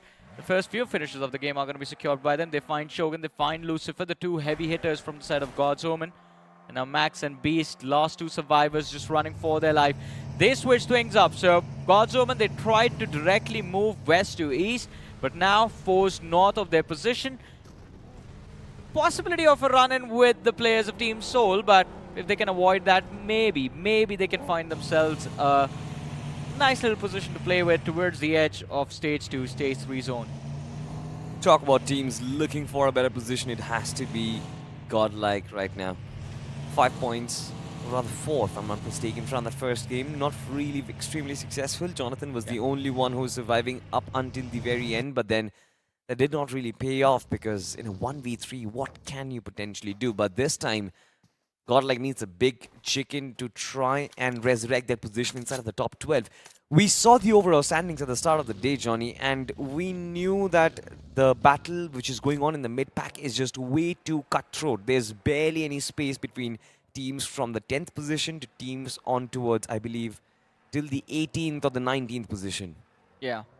There's barely like a gap of, what, 5 or 6 points. One big game, you will catapult yourself to the top. Well, yeah, but after that previous game, I think that gap has gotten Yeah, shorter that with- math will change, yeah. Yep. So it's going to be interesting to see how well the middle pack plays today, because day 3, even for the lower bracket, was when the teams that were outside of the top 8 actually ended up doing well. Oh, yes. The vacuum at the top got completely shut down, and today I think it's just Los Hermanos that can keep the ball rolling. Even in this game, they have a decent spot to work with. They get close to the center very quickly. You see them just outside of Impala towards the south. And the next shift of the circle, well, you see the cluster of the teams, but it's going to be a hard shift towards the northeast. Victoria Sumus, Max Center, Likitha Esports. Now that is just pure luck favoring them. Prime spot inside of the game. All the fights are going to be in the opposite direction, and Likitha Esports can avoid that action and just stay alive till the late game stages. But I feel for God's Rain at this point. Moving around, migration inside of the shorelines, it's extremely difficult, especially with all that rough terrain. And now look at this, inside of the PIP, you can find out somebody trying to rotate. Seems like shots are being taken against them. And of course, everyone who will try to migrate in an extremely tightly packed circle like this will come under the prosecution of crossfires. NoNx Esports, another one of those teams who were struggling, who has been struggling since the start of the upper brackets, looking to find that big jump, but will they be allowed is the question. Team Aryan from the distance. AK and a 4x combination. Johnny, can you actually control that beast? Yeah, I mean, it's still fine. You just got to tap away, hope to dish out some damage. And I think NoNx Esports, they feel threatened, considering one of their players' mid rotation was dropped extremely low. And Team AX, they had them surrounded for at least about 10 seconds. That was just panic coming in from NoNx Esports. But there it is, TrueRippers kicking things off against the players of 40R. OG chiming in as, well, a little bit of an awkward run-in with the players of God's Rain and Los Hermanos. Wiz got dropped extremely low by Karlan. Although OG, they were distracted as they found a knock onto Destro and they wanted to go for a finish over there, but this distraction forces them to fall back and reanalyze this situation. But Karlan needs to be careful. There's AKOP right behind him, Delta up top, 2 of the best players in the country. And if you mess up, if you, even for a second, are in an off position, these men will punish you before you can blink. Talk about punishing. AKOP definitely took some shots over there. But I think Los Hermanos did manage to escape from that monstrosity. And it seems like Los Hermanos, it's been their strategy to try and cause problems, take those outliers and keep troubling them as much as possible. They don't really engage, they don't full send it in, they just get finishes wherever they can. But now talk about this, there is another full fight happening for them. TrueRippers will have to take a pit stop, and Harsh did stop his vehicle to try and take this fight all by himself. There are the rest of his comrades who are on their knees. Kyo Lamar just got wiped off. Seems like damage has been done on towards Los Hermanos as well. Couple of their players on their knees, and Harsh can't step out of the smoke because as soon as he does it, look at his HP bar. He's been absolutely scattered. Boy, I mean, it is going to be a difficult recovery for TrueRippers from this perspective, but can be a saving grace coming through, all thanks to God's Rain. Just a few shots taken. Los Hermanos still struggling to recover, but a nade, if it makes contact onto Harsh, it changes everything, and it's going to be quite close. But Harsh's nade a little bit closer, and it would have gotten the job done. The second one from Evil, though, does find the knock that they were looking for, but TrueRippers, Jelly spotted out. He has to cancel the revive. Jelly, the tire goes out, and the IGL for TrueRippers gets ripped into pieces. Los Hermanos, 2 finishes secured. The third party as well. The timing played out in their favor, but how does the reset come through for this team? They're going to be delayed in terms of entering the zone. And there it is, OG now causing chaos for Karlan. He can't do nothing. He's surrounded all of them. Just find their shots, make contact. Karlan gets finished off. And OG, an easy point on the board for them as well. That was an amazing convoy, to be honest. Team Orangutan moving in tandem, just completely surrounding Karlan from 3 directions. And of course, just like you said, it was too overwhelming for him to react to that situation. But now, Orangutan will have to switch focus. Los Hermanos, they're still alive, one of their players at least. 2 of their players, in fact. There is God's Reign in the mix of things, who are still trying to make their push inside of the circle. And victorious Sumus nade bounces twice before exploding. Team Los Hermanos, they have managed to move out of that dangerous territory, and Mafia has no idea about it. But do you see what happened? He got knocked out and instantly. It was like an instantaneous pickup, I believe, onto Evil. That is just so lucky. And Shadow is there, but both the players have gone for a swim, so it should be an early exit for Los Hermanos in this game. All that hard work from that previous match about to be reset, but God's Reign, they've had pretty decent chicken dinner conversion overall in their journey so far in the upper bracket, and I think they would like to keep this going. 2 finishes on the board with OG pinned out in front of their eyes. Delta's position is brilliant. Justin, with the distance closed in, is even better, but the only problem is they do not have a lot of utility. They are going to have to spray this one down, and the first few shots do not make contact, but there's more players from the side of the God's Reign squad that are looking to take out the Apes, and well, a few shots make contact. There's the opener, Asanki on his knees. They are looking for this point, and they grab it as well. I love this coming in from God's Reign, looking to stop teams escaping, leapfrogging them from the distance. And man, look at this, Neo! What a wonderful spray down it could have been from the distance. Far away, barely inside, but Neo still managed to land that headshot. But now look at this, Team Arium, they are also in the midst of fight. First Curiosity, they come in and they devour Devotee. But from the distance, there are other players as well who can try and nullify the threat elsewhere. Orangutan, they're being chipped away by God's Reign. Another success coming in through for Justin. 4 finishes already for this team, and now they are trying to move past inside the circle. Destro, meanwhile, on the other side, has been pulled off. He's been pushed out of the lobby. Team God's Reign, they certainly are battling all the threats that is possible, and it just keeps on coming. I mean, majority of the fights that we witness right now are taking place towards the southern edge of the circle, but Team AX just got wiped out. Another fight from the western edge, but victorious Sumus, gatekeeping done to perfection as of now. God's Reign not allowed any real estate inside the play zone, and Los Hermanos, the last 2 survivors. By the way, still alive. That's a miracle. They refused to go out early. And that is what you expect from Los Hermanos, to just always be resilient in every situation. For now, God's Reign, they're yet to actually find a very good corner of the circle. They are not having any sort of real estate that will help them in the later half of this game so far. Still 14 teams alive, 39 players alive inside of the 4th circle, ladies and gentlemen. Meanwhile, Team Soul, they've sent in Nakul early to find that compound for themselves, to scout it for the rest of the comrades moving in, and it seems like he's done the job already. So Goblin and Legit are going to follow suit. They are looking for a little bit of space from the northeastern edge of the circle. And I think as soon as they find a safe haven to work with, a place to keep their heads low till stage 5, stage 6, stage 6, stage 7, my apologies, that is when Soul can choose to strike. But maybe I was wrong. They just instantly spotted one man from the side of First Curiosity, put him down on his knees. And now going to look for those frags. Crypto, there is no escape from this one. It's going to be a cleanup crew from the side of Soul that is just going to pick apart First Curiosity, and then maybe we might see them go after Godlike as well. Finally spotted on the radar. There they are on the slope of the hill. The players of Godlike looking to charge for the center. It's not going to be an easy push with Soul breathing down your neck like that. Oh yeah, I'm pretty sure they will be aware of their presence at least. It's about whether or not do they engage is the question.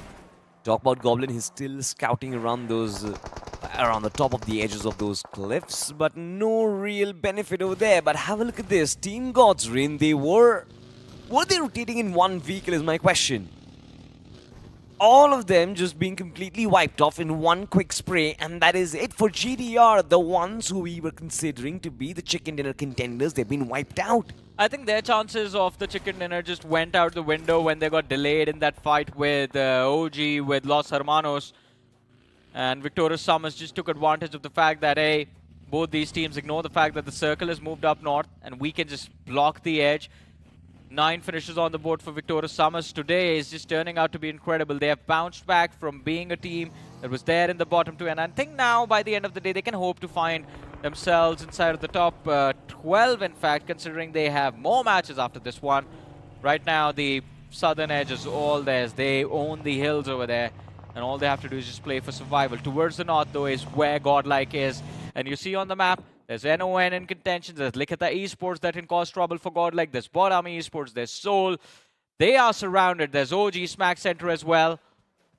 If the circle is not shifting towards the north, it is going to be a big challenge for Godlike to find a space or find a way in the top 4 of this game. But Soul on the other end towards the east and towards the northwestern edge of the circle, spotting out the players of God's Omen out into the open. They can gatekeep this duo very easily. And Legit is just waiting for both of them to get spotted out. Sees one, still holding the trigger, waiting for the perfect moment. He's waiting for them to feel comfortable to get inside those vehicles. And well, Max has just done exactly that, but I think the spidey senses of the players of God's Omen, they are tingling. They feel there's someone looking at them, waiting for them to get out from behind that cover. Imagine to have crosshairs on you for that long. That is going to be a lot of pressure. Of course, you wouldn't be able to know it, but looking at it from that angle just palpitates me. But have a look at this, Team NoNx right next to the lads of BotArmy, and what a spray down it could have actually been. Kalyug, that was an opportunity and a half. Team BotArmy have been brought down quite a lot. And now Kana feasts on that opportunity. Of course, needed to switch onto its shotgun, but that won't be allowed. Kana will get picked off. Lion just trying to be that stability for the rest of his teammates. One of their players, Fragger, BotArmy, has been taken down already. He's been that man who's been giving them the success, the early success in those firefights, but now it seems like problems are going to escalate because Godlike arrives to the party. Yeah, but still it is the players from Seoul that are putting pressure on the players of BotArmyEsports. It's a scramble for finishes between these two teams, and Seoul right now kind of coming out on top. They are going after the players of God's Omen as well in the meanwhile, as Goblin just secured a knock on the other side of the hill, but Wanted, he's still knocked out. Simp, he wants those finishes. Nakul as well. Joker moved in, but now finally backing off. Wanted, the finish goes to the players of Team Seoul as he eventually bleeds out. No revive for him. But look at Nakul. They are inching. They are eager to grab info of individuals on the other side of the hill. And Godlike is still holding that slow. But the crowd has thinned out for Godlike. BotArmy down to 1 man, NON down to 1 man. Likitha Esports more further east on this hill, across the road. Kind of in a tricky position to look for an active engagement, but if they do, they can catch that Godlike squad off guard. Talking about catching this Godlike squad off guard. Well, Simp on his scouting missions knows and is aware, I think, of a lot of the presence that is about to come. He's definitely talking about Team Seoul, who is making so much noise right next to them. Just taking down the outliers one by one. Now their targets are going to be Team 4TR. A couple of shots being taken by Joker. This man has been fantastic, especially in the last year. Now have a look at this. Simp being knocked out, taken out as well. Non-Kalyug. That was beautiful execution. But they themselves have been eliminated. Seems like the trade did not go in their favor, but at least you walk away with the finish. Godlike, now a 2-man lineup. I mean, NON was down to the last man, couldn't really do much, but still, as you mentioned, picking off even one individual, that extra point does help. But Godlike not having a good day today, man. There's fans in the arena that want this team to perform, and yet the struggles continue. But talk about struggles, and Likitha Esports, they find one for themselves. As a man from Los Hermanos, a team they beat in the previous game, they beat in Erangel for the chicken dinner, has found the opening against them. Los Hermanos, though, they've forgotten that they're down to the last player, and there goes Evil, there goes Los Hermanos from this game. Likitha Esports, a brilliant reset for them underway, but Soul on our screens going up against 4TR. This team was cut down in numbers from the start of the game, and Soul has been very on point in terms of just finishing off these loose stragglers. They have secured 9 eliminations so far, just picking off these duos and these isolated players at the edges of the play zone. And this is brilliant because you get 9 points without even taking a head-on fight, to be honest, against any other teams. Possibly one of the safest ways to actually scout for points, but this time Metal Esports, they disengaged from a fight right up front. They had a massive threat in the form of Victorious Sumus, who's been brilliant. 9 eliminations for that lineup again. Have a look at this, 31 total points, but then out of that, 9 points came in this game itself. Victorious Sumus have been moved to a completely different lineup, but now finally Venom strikes as that headshot on towards Legit will bring him down. Team Soul will have to figure a little bit of that resurgence mission, but as of yet, Metal Esports aren't in a great position themselves. They are also sandwiched in between Team Soul, and from the backlines chasing will be Victorious Sumus as well. Yeah, it's very difficult for Metal to move out, and Victorious Sumus, with how they're moving around the radar, it seems like they've won that fight. They want Metal Esports to be gone, but we are constantly just seeing that western side of the play zone right now. I want to focus a little bit on the eastern front because I believe Likitha Esports, they're doing something phenomenal right now. We might just see a back-to-back conversion from them. Even if not that, Likitha Esports might finish in the top 3 of this game. But Godlike versus Soul, of course, it is the fight of the Titans, a 2v4 situation. Jonathan still eyeing out for more information, wants to see the players on the other side. He has Punk there to support him as well. And it's the IGL and the support of position 4 for Soul versus the IGL and one of the frontliners for the side of Godlike. 2 versus 2, while Goblin and Legend have been sent down south to deal with the players of OG, to deal with Metal Esports, but the circle takes a northern shift, and this will give the edge to the players of Soul. They are in a position to secure another win if they survive all of the fights around them. They have so much map control right now, and well, a helping hand being lent by the players of Victorious Sumus as aimbot falls, but Venom strikes a big blow, picks off one, but instantly gets shut down, and Altu is going to be taken out by Goblin over there. Metal Esports, this was a good game. 4 finishes in the bag. They finished in the top 6. It could have been better, but there was too much pressure from the surroundings. But now look at this, the next fight begins. No time to celebrate for Team Soul, at least for now. Goblin cooking up the nade already. But where is it going to land? Inside of the smoke, of course, a little bit of distraction does proceed. It seems like Victorious Sumus, they've done a good job disguising their presence inside of the smokes. A couple of random ones, but it seems like one just needs to land right on the money. You did mention about Likitha Esports, and have a look at this. Their rotations have been insane so far. Yeah. They are rotating clockwise, moving themselves to the back lines of Victorious Sumus, and they are looking to knock on their doors, which all of a sudden just causes problems for Victorious Sumus because all of a sudden they are in a sandwich situation and Joker is going to take advantage of it. I think Victorious Sumus is done for. 2 players from Soul move in from the front. Likitha Esports from the rear. And Victorious Sumus, they had no answer, but still a brilliant matchup. Top 5 finish with 11 eliminations on the board. This is just phenomenal, but Likitha Esports, this one move, instead of breaching from the north, where they have been all this time, moving down south, might help them secure the win. The game plan is simple. They know where the players of OG are. They know where the players of Soul are. They do not want to fight for that hill because Godlike and Soul up north will in tandem just punish the players of Likitha Esports, and they want to isolate these teams. Also, because Soul went for a 2-2 split, if Goblin and Legit fall, then Soul's chances of securing a chicken dinner are going to be out the window. But as I say that, Joker is like, what are you saying about my team?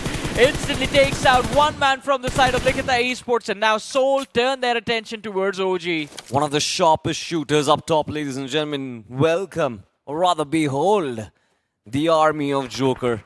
This man can single-handedly destroy teams out there, especially coming in from the high ground where he's almost invincible. But now look at this, it seems like Orangutan and their position has actually been brought out. Goblin will send out a nade in their direction, of course, but a pretty difficult connection to be made. Likitha Esports yet to identify the compound. Wizguard now being the solo survivor as chip damages will result in the fall of AKOP. Wizguard still holding on to his dear life. It seems like tasting his own medicine is not that enough. Smokes, nades, a lot of that, but it's... Oh, no. Wait, no, it's not Likitha Esports. It's Soul from the backlines and Legit and Joker from the distance. They've been doing a crazy job so far. Top 3 teams, 10 players alive, Johnny. Yeah, and Likitha Esports, I feel bad for them because every single time they decide they want to go after someone, Team Soul just walks in and takes away those points. Soul has been bullying Likitha Esports all this time, and I think this is going to go on for a bit, but Knuckle put under pressure. Did you forget about these two lads? Godlike also in the top 3. They are tossing nade after nade to try and shut down Knuckle, but they miss everything. How is Knuckle still alive? The accuracy of those nades just completely off, and Godlike, under the assumption that they have done something, try to move out. They get punished. 17 eliminations for the players of Seoul, and Likitha Esports also getting shut down. Just last 2 teams remaining, and it is Team Seoul that have the upper hand. It's a 3v3 situation. They have the high ground advantage, but Goblin get taken out by XOXO. A big play for Likitha Esports. Is it going to be a back-to-back win? Or are we going to see Team Seoul take a massive leap? A 2 versus 3. Smoker, a lot of damage taken. The struggle is going to be there. Starboy out of the way. Legit, he starts things off in a brilliant manner. Another knock secured. And Legit will be able to find a clutch. It is a 2 versus 2 still. Likitha Esports, the momentum, the flow has gone away. It certainly has gone away. Team Soul, they just completely flipped the script right now. Legit being the only player. Just hold on to that entirety of the side. Not just giving a revive to Goblin, but also look at him distinguish the players and extinguish them in front as well. Knuckle from the backlines, of course, will keep on delivering, tossing in those Molotovs, but it's not going to be of any use because look at the Esports. They only have their 3 men, and it seems like Team Soul, they've done away with it. They go through, and now they will try and take this fight. It's a final 2v2 between the two sides, and I almost felt Smoker made a mistake, but he still does manage to hold on to that grenade in his hands, in his backpack, in fact, and Magic. Utility will be important. Smoke slobbed out by the side of Likitha Esports as Team Soul hopes to get a massive, massive chicken dinner to their name.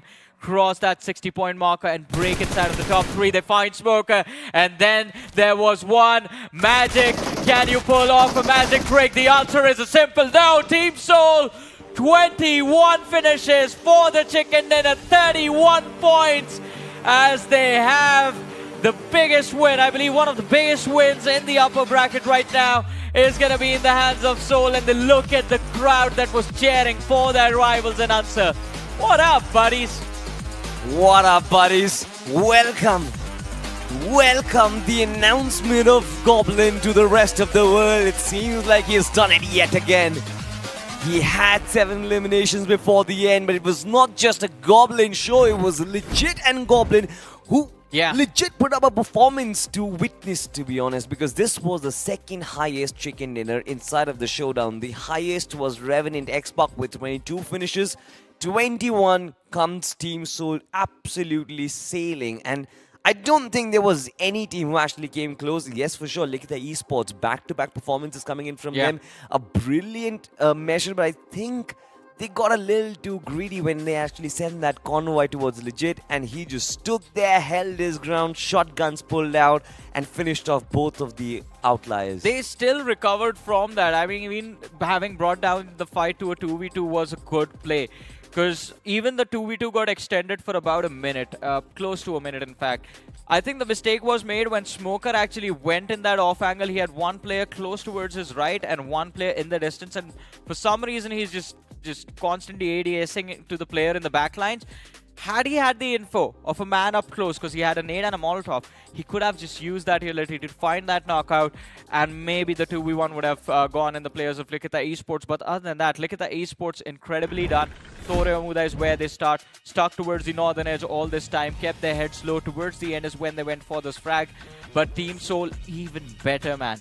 Starting from El Pozo, Campo Militar, towards the northwestern quadrant, in fact, and then slowly and steadily just dominating every single edge of the circle. This team never once eyed the center. They were constantly on the edge. They were the kings of the hill, and they were the kings of this game of Miramar. They certainly are. I mean, imagine having about 9 to 10 eliminations without taking a single 4v4.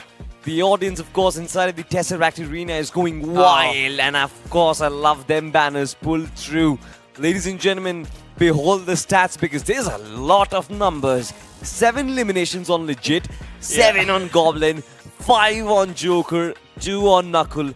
Do the math, it's a lot. I mean, it is a lot. It's 21 eliminations on the board, but Joker, I have to say, the cutest guy in this team is also the one who talks the most amount well, who does the most trash talk after the game is done and his team win. Because while Goblin was there just pumping up his teammates, just high fives all across the board, Joker just looks at the crowd. Yeah, you guys just stay calm, okay?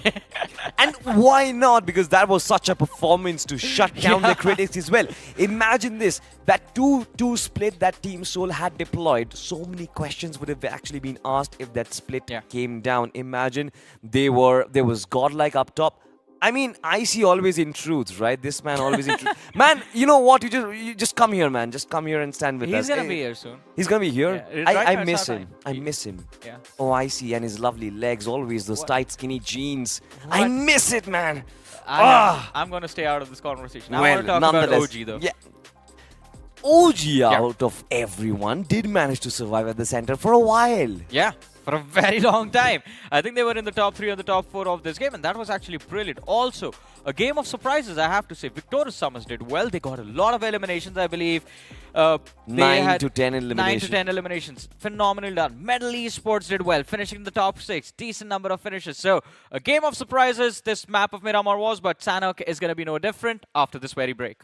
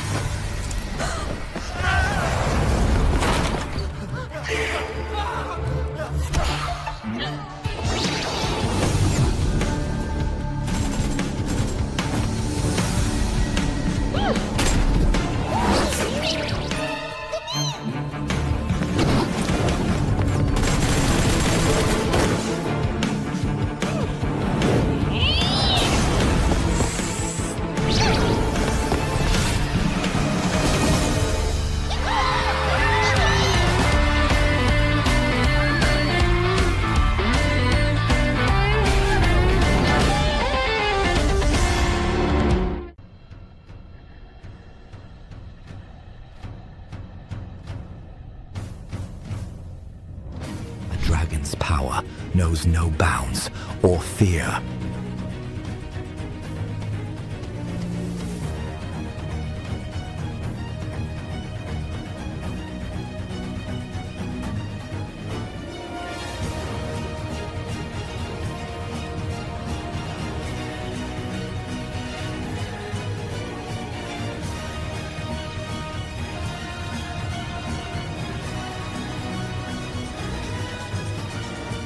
Ready to wield it? Fight with the dragon's might.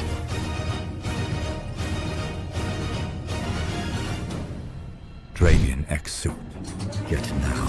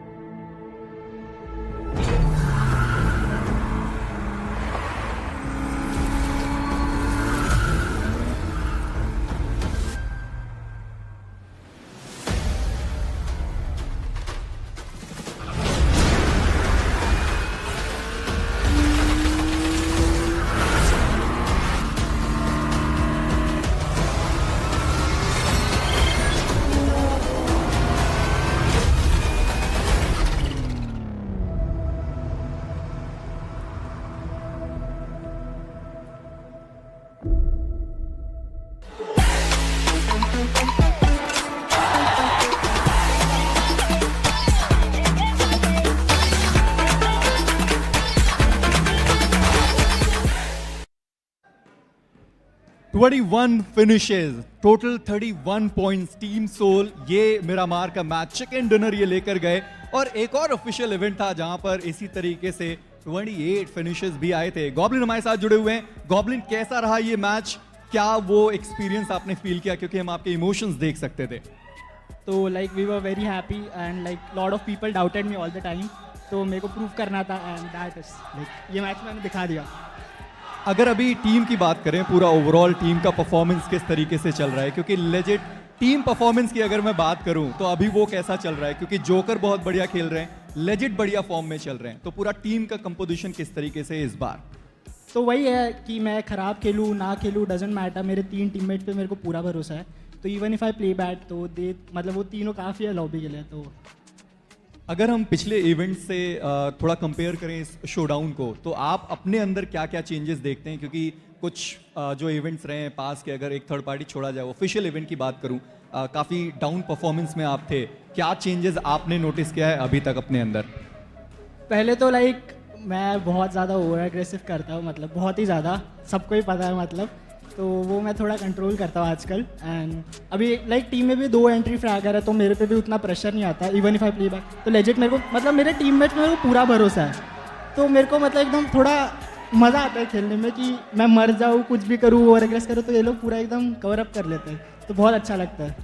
चलिए एक आखिरी सवाल कि नकुल की आइजिलिंग में आप खेलकर कैसा फील कर रहे हैं? भाई सच बताओ तो स्टार्टिंग से लेके अभी तक मेरे को एक ऐसा आईजीएल चाहिए था जो अपने बेसिक पे स्टिक करके खिलाए, and Nakul is the perfect example of it कि लाइक मतलब एकदम बेसिक होता है ना, उस पे खेलने वाले सबसे अच्छे खेलते हैं। एंड नकुल मतलब 10 on 10 आईजीएलिंग, मतलब बहुत ही प्यारा है यार, क्या ही बोलो, मतलब मेरे वर्ड्स ही नहीं है, इतना अच्छा आईजीएलिंग करवा रहे हैं। चलिए thank you so much goblin हमारे साथ जुड़ने के लिए, और ऐसे ही आप बढ़िया खेलते रहे, टीम सोल बढ़िया खेलते रहे। पर हमारी ऑडियंस पूरी तरीके से पम्प्ड है क्योंकि अगला मुकाबला आने वाला है सैनहॉक का। पर उससे पहले चलते हैं सीधा एनालिस्ट की तरफ, जानते हैं कौन कितने पॉइंट्स लेकर गया।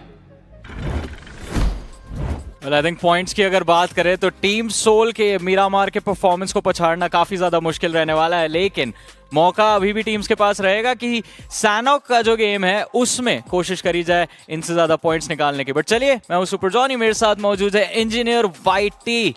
अभी ये जो हमने मोमेंटम बिल्डिंग देखी है आज के शुरुआती 2 मैचेस के अंदर, खासतौर से ग्रुप सी की टीम्स पे इन पे आपके थॉट्स जानना चाहूँगा मैं कि क्या है। टीम सोल ये अच्छा खेले, विक्टोरियस सोमस उनका एक अच्छा टर्न अराउंड देखने को मिला, मेडल ई स्पोर्ट्स भाई उनका भी पिछला गेम जो था वो अच्छा गया। देखिए, आपने वीएस को लेकर चर्चाएं करी हैं तो 14 अंक पिछले गेम से निकाले हैं और ये एक बड़ा नंबर है उनकी तरफ से। वहीं पर जब चर्चाएं करते हैं तो सोल तो ऑलरेडी बहुत अच्छा खेलते हुए नजर आ रहे हैं। आप सोचिए कि 31 पॉइंट्स का अभी तक कह सकते हैं कि इस पूरे टूर्नामेंट का सबसे बड़ा गेम वो हमें देखने को मिलता हुआ नजर आया। एक बड़ा नंबर उन्होंने कन्वर्ट किया है। हाँ, उससे पहले भी हमने देखा है कि RNTX भी इस तरीके के नंबर अपने साथ लेकर जा चुकी है। बट देवियो सज्जनों, अगर आप चाहते हैं कुछ बेहतरीन अपने लिए लेकर जाना तो आपके पास मौका है कि केवल 10 यूसी में एक लकी स्पिन करें और एक बेहतरीन ड्रैवियन सूट आप अपने साथ लेकर जा सकते हैं। जी, आई मीन कोशिश करी जा सकती है 10 यूसी में इस ड्रैवियन सूट को पाने की। अगर मिलता है तो हमें हमारे साथ भी खुशियां बांटिएगा अपनी। बट फिलहाल खुशियों की अगर बात करें तो आई थिंक मौका सेलिब्रेट करने का लिखिता ई स्पोर्ट्स के पास भी रहने वाला है। आज के पहले 2 मैचेस एक्सट्रीमली कंसिस्टेंट, और अब आई थिंक एक सेफ्टी कुशन के साथ टॉप 5 के अंदर ये टीम हमको नजर आने वाली है। एक अच्छा टर्न अराउंड था इनका, लेकिन चलिए स्टैट्स की बात करते हैं, नजर डालते हैं कौन था हमारे इस मिरामार के गेम का MVP। End of course it is legit. जिस तरह से वो डायनामिक डुओ जो था ना लेजेट और गॉब्लिन का, उन्होंने वो सदर्न फाइट्स कंट्रोल करी, काफी सारी टीम्स के एलिमिनेशन का कारण यही 2 खिलाड़ी बने, including OG and Los Hermanos. I think बहुत ही बेहतरीन परफॉर्मेंस रहा। ये देखिए 7-7 फिनिशेस दोनों के पास। देखिए, बहुत सही खेले हैं और माफिया की भी बात करते हैं तो उन्होंने भी 6 फिनिशेस निकाले हैं। बट एक बार पॉइंट स्टैंडिंग पे चक्कर नजर डाल लेते हैं और आप यहाँ पर देख सकते हैं कि सोल 31 पॉइंट, एक बड़ा गेम। वीएस की तरफ से 14 अंक, लिखता ई स्पोर्ट्स पिछले मैच में 19 अंकों के साथ एक चिकन और इस मैच में 12 अंक निकाले। बट कुछ ऐसे नाम जिनकी तरफ से आज का दिन उतना बेहतर नहीं रहा। आप गॉड्स रेन की चर्चाएं कर सकते हैं, पहले मैच में 0 पॉइंट्स, इस मैच में केवल 4 अंक देखने को मिले, और वहीं पर FC वो भी कुछ खास नहीं कर पाए। इंजीनियर भाई, आप क्या चाहते हैं, मैं कितना हार्श हो सकता हूँ? देखिए, केवल मैं तो ये चाहता हूँ कि आप ये कहें कि अगला मैच शायद उनकी तरफ से बेहतर रहेगा। ठीक है, चलिए यही बोल देते, वरना मैं तो बोलने वाला था घर का सर्कल था भाई, इम्पाला का सर्कल था, और वहां पे मैं एक्सपेक्ट कर रहा था कि गॉड्स रेन एक अच्छा गेम निकाले, पोजीशनिंग अच्छी थी, लेकिन वो फाइट्स में इतना डिले हो गया ना कि रोटेशन के बारे में कुछ प्लानिंग हो ही नहीं पाई।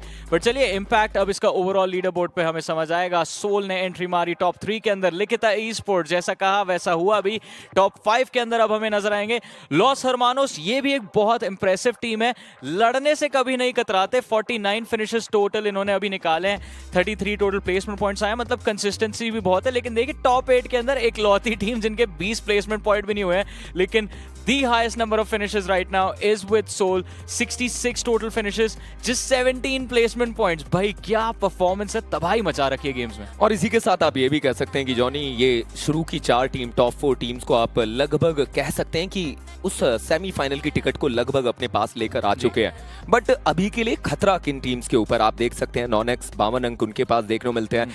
बात करते हैं गॉडलाइक की, हाँ बेहतर खेलते हुए नजर आ रहे हैं। जिस तरीके से सोल ने एक बड़ा गेम निकाला, केवल एक बड़ा गेम, और वो भी अपने आप को टॉप 4 टॉप 5 में रख पाएंगे। एग्जैक्टली एक बड़ा मैच है, आपको कंसिस्टेंट रहना पड़ेगा। आई थिंक आज के दिन का सबसे अच्छा एग्जांपल लिखिता ई स्पोर्ट्स है, उनसे बेटर कोई हो ही नहीं सकता। बिकॉज 13वें स्थान पे दिन शुरू किया भाई, 2 गेम्स के अंदर टॉप 5 के अंदर, क्या अच्छी एंट्री मारी है। लेकिन अगले पेज की तरफ चलते हैं, यहाँ पे भी जो टीम्स है हमारी वो डेंजर जोन की तरफ हमें आगे बढ़ती हुई नजर आ रही है। मार्कोस गेमिंग, ये एक बड़ा हार्ट ब्रेक रहने वाला, परफॉर्मेंस इनकी भी अच्छी नहीं जा रही। मेटा निंजा, इनसे तो काफी ज्यादा लोग निराश हैं, और मेटा निंजा की तरफ से कोशिश भी हमको होती हुई नजर आ रही है, मगर अभी ऐसा नहीं है सब कुछ खत्म हो गया, अभी भी मैचेस है। देखिए मेटा निंजा से मेरी चर्चाएं हुई थी, और चर्चाएं इस बात पे थी कि जोन को ज्यादा प्रायोरिटाइज किया जा रहा है, बट फाइट्स बहुत कम ली जा रही हैं। और आज के दिन उन्होंने कहा है कि आज हम एग्रेसिव भी जाते हुए नजर आएंगे। सिंसिनेटी किड्स, ये भी एक चर्चाओं का विषय है, क्योंकि आप अगर देखें तो मैचेस उतने अच्छे नहीं जा रहे, और आज के दिन भी केवल आप सोचे तो 2 मैचेस में केवल 0 पॉइंट उनकी तरफ से। जी अभी तक तो दिन अच्छा नहीं गया, बट एक टीम जिनकी थोड़ी सी प्रेजेस बनती हैं, विक्टोरियस समस। अभी तक जो 6 मैचेस खेले थे उसमें आए थे टोटल 16 अंक, उससे ज्यादा पॉइंट्स आज के 2 मैचेस में इस टीम ने निकाल दिया। और जो अग्रेशन इनकी तरफ से आज नजर आ रहा है, ऐसा लग रहा है कि प्लानिंग इसी चीज की चल रही थी। लेकिन अग्रेसिव आप खेलते हैं तो मैप भी आपको थोड़ा केओटिक चाहिए, और अगला जो मैप है वो हमारा सैनोक का ही रहने वाला है। देखते हैं कैसा रहेगा इन सब टीम्स का performance on the upcoming map of सैनोक, और उसके लिए चलते हैं हमारे कास्टर्स के पास। What a start of the day we've had, ladies and gentlemen. But of course, to keep on continuing that momentum, I've got a slight change on the panel. Mr. Icy Baby is back on the desk. How are you feeling, my man, especially after that explosive chicken dinner from Team Soul? First and foremost, when it comes to Soul, you always remember record-breaking moments in the map, Miramar. Yeah. Wasn't expecting it to be tried, and or in this case, an attempt to be replicated in this particular game here in Miramar. That's number 1. Number 2, what was that zone?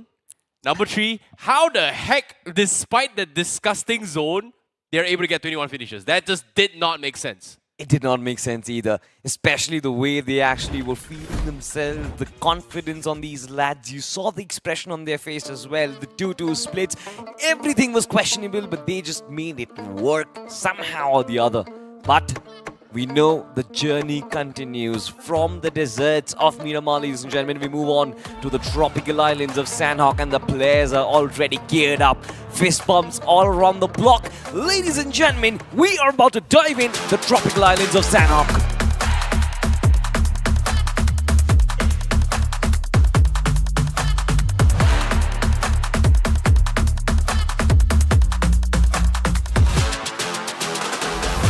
Here they come, the Warriors. The Battlegrounds are ready for sure for all 64 of them as they do decide to dive in. Of course, the flight path will have to be discussed. But before that, your pilots are, of course, going to be Salty as well as Icy Baby. We're going to be joining you alongside our 64 Warriors for this map of Sanhok, where the flight path takes us from the right-hand side of Hatin and we move towards docks. Icy, what are your thoughts? I think it's pretty standard. Nothing super crazy compared to yesterday's Sanhok here. But I'm curious on how Soul is going to be taking this approach here, because it's very concerning on how they were able to make a huge comeback of today in just one game, shooting themselves into a top 3 in the overall leaderboard. That's number 1. Number 2, They have so much finish points, but not enough placement points. So that begs the question here as well. Will they be able to convert even more? But before that, let's talk about this drop clash right now. It's going to be FC going up against 4TR. Official Pain is life, pretty much down one player right now. And FC in a lot of trouble. They do have Gumla Boy drop down pretty low, but 4TR Official, they've already lost one player. The ones who is in trouble has to be 40R right now, I see, because one of their players has been absolutely eliminated. Painter's life is knocked out. Gumla Boy will heal himself up. So now, first Curiosity, with all 4 players, they're looking extremely strong. Iron have got not even in the mix of the fight. It means that one of their players will get isolated and overwhelmed. Look at the way they charge in through Gumla Boy and Anuj Duopi in the front lines. I love this lap. The jump shot comes through as the shotgun connects.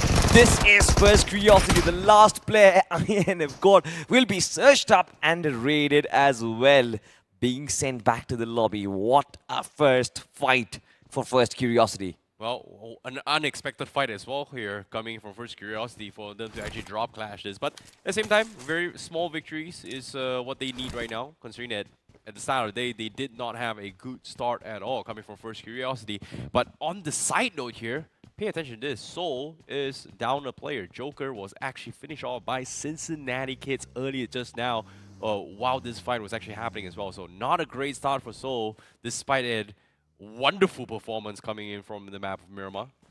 But on the screen here, we do see Orangutan actually having a little bit of a potential skirmish between them and Los Hermanos down towards Quarry City here. And with the circle shifting down south as well, it makes a lot of sense why they want to try and get control of those cave regions, just because it is kind of in the center of the zone right now where BotArmyEsports wanted should be it. Los Hermanos is there as well. Orangutan still deciding whether or not they should be making a mad dash down to the center right now. And talking about the center of the circle, it seems like before they proceed, they will have to take care of the lads from Godlike. It seems like one of their players will be caught off guard. He will find Jonathan, but instant trades coming through. Punk wants to punish this lad for taking away his star fragger. And it seems like he did. Atanki has been knocked out, but where are the rest of the lads from Team Orangutan? The split might not just pay off in this one. Yeah, this might be a little bit of mistake here coming from Atanki, but at the same time, fortunately for Hero Xtreme Godlike, their hesitancy is the reason why they could not find those conversions here, because the rest of Orangutan has been given ample enough time to actually regroup to try and reset this fight here. Hero Xtreme Godlike, do they want to commit to this fight is the question here. Gods, the nades here, scouts out WizGod, nukes good. Ooh, doesn't clip him though. But they know they are very, very close. This is going to be a major fight between OG and Hero Xtreme Godlike. The pre-fire from Gods clips WizGod just as he was about to exit there. Very, very nice shot from Gods, and now he's going to try and make a second one here. OG crumbling under the pressure right now. And the trade-offs comes through. Aru gets outflanked by Punk, and just like that, OG, they just might be taken out just like that. They might be taken down, but they still have that ray of hope, and that ray of hope has to be AKOP. Punk comes in from the distance. Godlike, they have taken considerable amount of damage in this fight already, and they don't really want to increase that. But Punk decides to punish AKOP for all that nuisance, and WizGod as well from the distance has been charged on Punk. In a matter of a flash, this man does a 1v4. Orangutan have been eliminated, and Godlike, they thrive under pressure. Oh my goodness, you can see OG, they were not happy about that performance here. But despite all that, the gunshots came through. Medal looking for the third party. They've heard all these commotions here. Amino to fall, God's next to fall, and that is going to be Hero Xtreme Godlike out of the equation as well. They fought too long, they have attracted a lot of attention, and NoNx Esports comes in, swoop in with 8 crates worth of loot. What can you do? What else can you possibly do if you're Godlike Esports? Punk, he got caught off guard by the rest of the players from Orangutan. Couple of his assaulters, his prime assaulters being taken away, but he still pulls off a 1v4, but then Metal comes in diving, and the plunge was massive. Dermy with that one finish, Venom of course to land that final blow. Godlike were absolutely dissipated in that fight. Oh, wow. Boy, goodness, that was just unfortunate there. But at the same time, OG, they've got to be scratching their head there. Atenki, what were you doing, my man? Like, he got so greedy, and the whole team paid the price because of it. Oh boy. They have to reset themselves to the next lobby as well, considering the fact that they do have more games to go. Oh, in this case, actually OG's games are done here for today. They will be playing tomorrow. Not a great performance coming from OG. But for Hero Extreme Godlike, they've got 3 more to go. So that is going to be more games to watch. Yeah. But considering how early this phase of the game is, with down like, I don't know, 13 teams left, it's just a little bit unexpected here. But Destro gets picked up out in the open by Thunder for absolutely no reason. And it seems like the roster change coming from Seoul here has kind of switched things around a little bit here. They've set Nakul down and brought in Thunder. Well, it seems like testing the waters for Team Seoul. They want to try everyone. I wonder who is IGLing now. I wonder if it's going to be Joker or I think legit would IGL, right? Yeah, legit Makes a lot of sense. He has been doing that for a while. So it's always been that filter, I guess. Now he also gets the opportunity to actually take the team on his rim. Wasn't Thunder and legit from Metal Yeah. Esports previously as well? They never played for Metal, but they had played in teams together. So legit, Thunder and Pro are actually ex-teammates. And this is the duo, the dynamic duo of Legit and Thunder together once again, but now for a much bigger banner as we have a look at the replay, ladies and gentlemen. This is how things had begun. Orangutan spots Jonathan off guard, and then Punk was always there to actually punish him back. Look at these nades coming through. Got was brilliant. WizGod did get revived, but then after that point, it was always Punk. It was all about Punk. In every single direction, this man, his sprays were fantastic and the audience went wild. Look at that, the energy.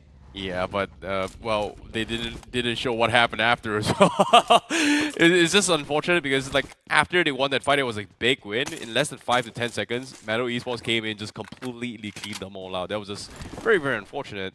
But seeing him circle here, it seems like it is going to be shifting onto his quarry. Oh my goodness, OG's got to be banging their head there. They should have stayed where they were to begin with. Did not expect the circle shift back down towards quarry here. East side completely cleared. The mountain terrains are great for free-for-alls in terms of just getting high ground advantage. But other than that, everybody's going to be playing on the west side here. We've got guard terrain, we've got Los Hermanos near the quarry region. Got Likitha down south as well. Cave has got a decent amount of high ground, but everybody else is on the west side. So that's going to be a big problem.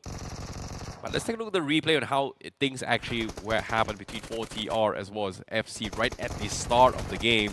Drop clash happened.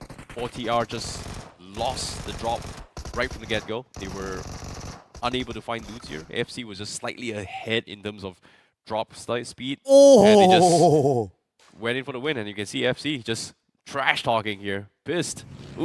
Stay out of our place, man. Well.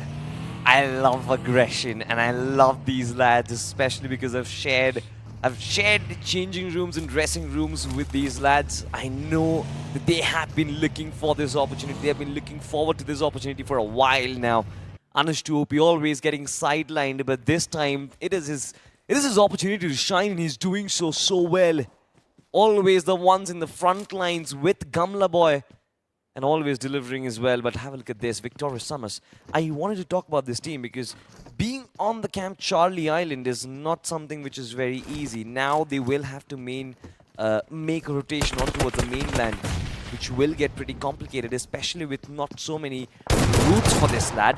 Pratik being caught in a 1v4 right now, wants to actually get the better of his opponent. The nade comes towards him, ricochets away from that window pane, and of course, Service is going to find the target. Bot Army lose one on their lads. Oh boy. Just like that. Left all by himself. Could not do anything about this. Victorious Sumus. Pretty much a very, very easy push here. Isolating the fight. They are going to be having bigger problems here as they need to rotate in to across the river there. As northeast is where they need to go in. No vehicles whatsoever. And they need to figure out how they want to cross there. If the circle, well, most definitely, almost 80% guarantees the circle is going to be shifting across there. And as of now, Los Hermanos, smack middle of the sun to control. They've got widespread of control there. 2 of the warehouses being secured. Very difficult to hold on, but Kalan, they are still very afraid of the teams coming from the east side. But from our perspective, we know for a fact that there's no one on the east. But again, the east side is the biggest threat so far. Yeah. In terms of a high ground advantage. So makes a lot of sense why Los Hermanos is paying extra attention onto the east side. We do have the minimap on our screens right now, and if you do decide to cut the circle in 2 equal halves, you would find majority of the teams being just on the Western Hemisphere, and that is how problematic it has been so far. Everyone coming in from the West so far seems like will try to cross on from that Painan region where Team Aryan have it marked already, with all 4 players alive. Then there is, of course, another bridge towards Camp Charlie, which has been currently marked by BotArmy, and they themselves find themselves in a good position. Of course, a man down, but they can't stop the progression of Victorious Summers on towards the circle. Likitha Esports on the move, Cincinnati Kids on the move, God's Omen on the move. Everybody wants to be at the heart of the fight. Speaking of the heart of the fight, there is also something going on around the bootcamp region, ladies and gentlemen. We'll find out. God's Omen and Cincinnati Kids in extremely close proximities, and also Team Soul and a NoNx. And uncharacteristically so, it seems like Thunder did not take any shots. This man looks for opportunities to thrive on, but this time they just decided to lie low. Look at that, shots coming in from God's Rain. NoNx did manage to escape, but God's Rain, they will also have to be a little cautious, because it seems like they don't really take a lot of time to try and give away momentum. Oh boy, Meadow now in a lot of pain. They're trying to go for hard slam against NoNx, and now they are playing the defense here. Viper gets a decent amount of attacks in, but they need to win those 1v1 fights. But Anonymous is down. Now it comes down towards a 1 versus 1. Viper versus Termi. Termi a little bit late to the party, but needs to reset his health. His health is down there very, very low. He's patching himself up, but it comes down towards a 1 versus 1. Termi still gonna clean up all those players, but they are all grouped up in the back corner of that room, and Termi is looking for the huge flag. He gets tagged up pretty bad. The nade forced to prematurely explode there. And Termi now forced to play the first aid kit once more, as NoNx wants to even out the numbers game. The push comes through. Termi looking up those mollies, trying to bait some sort of reaction. This 1 versus 1, it has to come down towards it as well. Viper has no choice but to take this fight. Termi not making it easy as well, but Viper is down towards his final shotgun bullets. Teammates passes him some ammunition, able to prolong the fight, but a revive comes through once more. Termi getting baited out, but he misses the shot, and Termi clutches it big time, wipes off NoNx, and salvages the fight. A lot of time actually being delayed in that fight itself. Teams will have to be prepared for exactly this one. Termi taking so much time in getting the fight done and cleaning up, and of course picking up his teammate. Now Aimbot finds himself in a now 1v3, which is completely impossible for him to survive. Of course does have the shotgun, finds one. Aimbot, we always know that this man does have something special, but can he pull it off is the question, as he finds Justin. The first knock is there, the second one can be pulled through as well. He finds connection. Aimbot, there can be a time where he actually survives, and it seems like from the distance it was streams from First Curiosity who finds Neo. What an unlucky fight for God's Rain. Oh my goodness, oh my goodness. How did Meadows able to hold on to every single thing inside that fight? Now with 9 finishes in the bag, they've done the job. Take a bow. But on the other hand, let's take a look on AX's journey. They've just crumbled in one push coming from VS. But despite the push, that was a price that they have to pay as well. They've lost a couple of members behind them while rotating in. Devotee now going to be joining the fray to try and salvage the fight. Looking to try and pin them in his play. The Molotov comes through, force him out, and smoke jumps out. Devotee completely blinded here. Walks into his own Molotov and goes down, but eventually VS, they get taken out for a random player, and that's going to be Cyrek that saves the day. But before the start of this map, Johnny did say that this is going to be chaotic, and this is the most chaotic map, ladies and gentlemen. This is Sanhok for you. There is no answer to the questions being posed by these players, but of course, Team Aryan, they will be able to survive. Devotee will find himself back on his feet. But from the distance, Team Soul, I guess they have it marked. I guess they can hear those gunshots. They have seen the commotion as well at the distance. Shots being fired can be a big threat coming in. Team Soul looking to enter the circle on foot. I'm not sure if that is the best of options. And now look at this. Zyrax receiving end of the shot coming in from Legit. Team Soul will be looking to capitalize on this opportunity. One of their players has been knocked down. This is a big fight. This is going to be a fight for Team Soul for survival. And it seems like both their players has been got down. Cyrax still holding on to the front lines brilliantly so far. Does have the little bit of the vest being chipped away, but that is fine as long as this nade lands right on the money. Team Soul will be extinguished from this fight. Legit does escape from this nade itself. I guess it will be exchanged between either sides. Still no connections being found. Arian need their support. Devotee needs to be back up. The rest of the two players from Team Soul, they are just watching as these nades do sail away.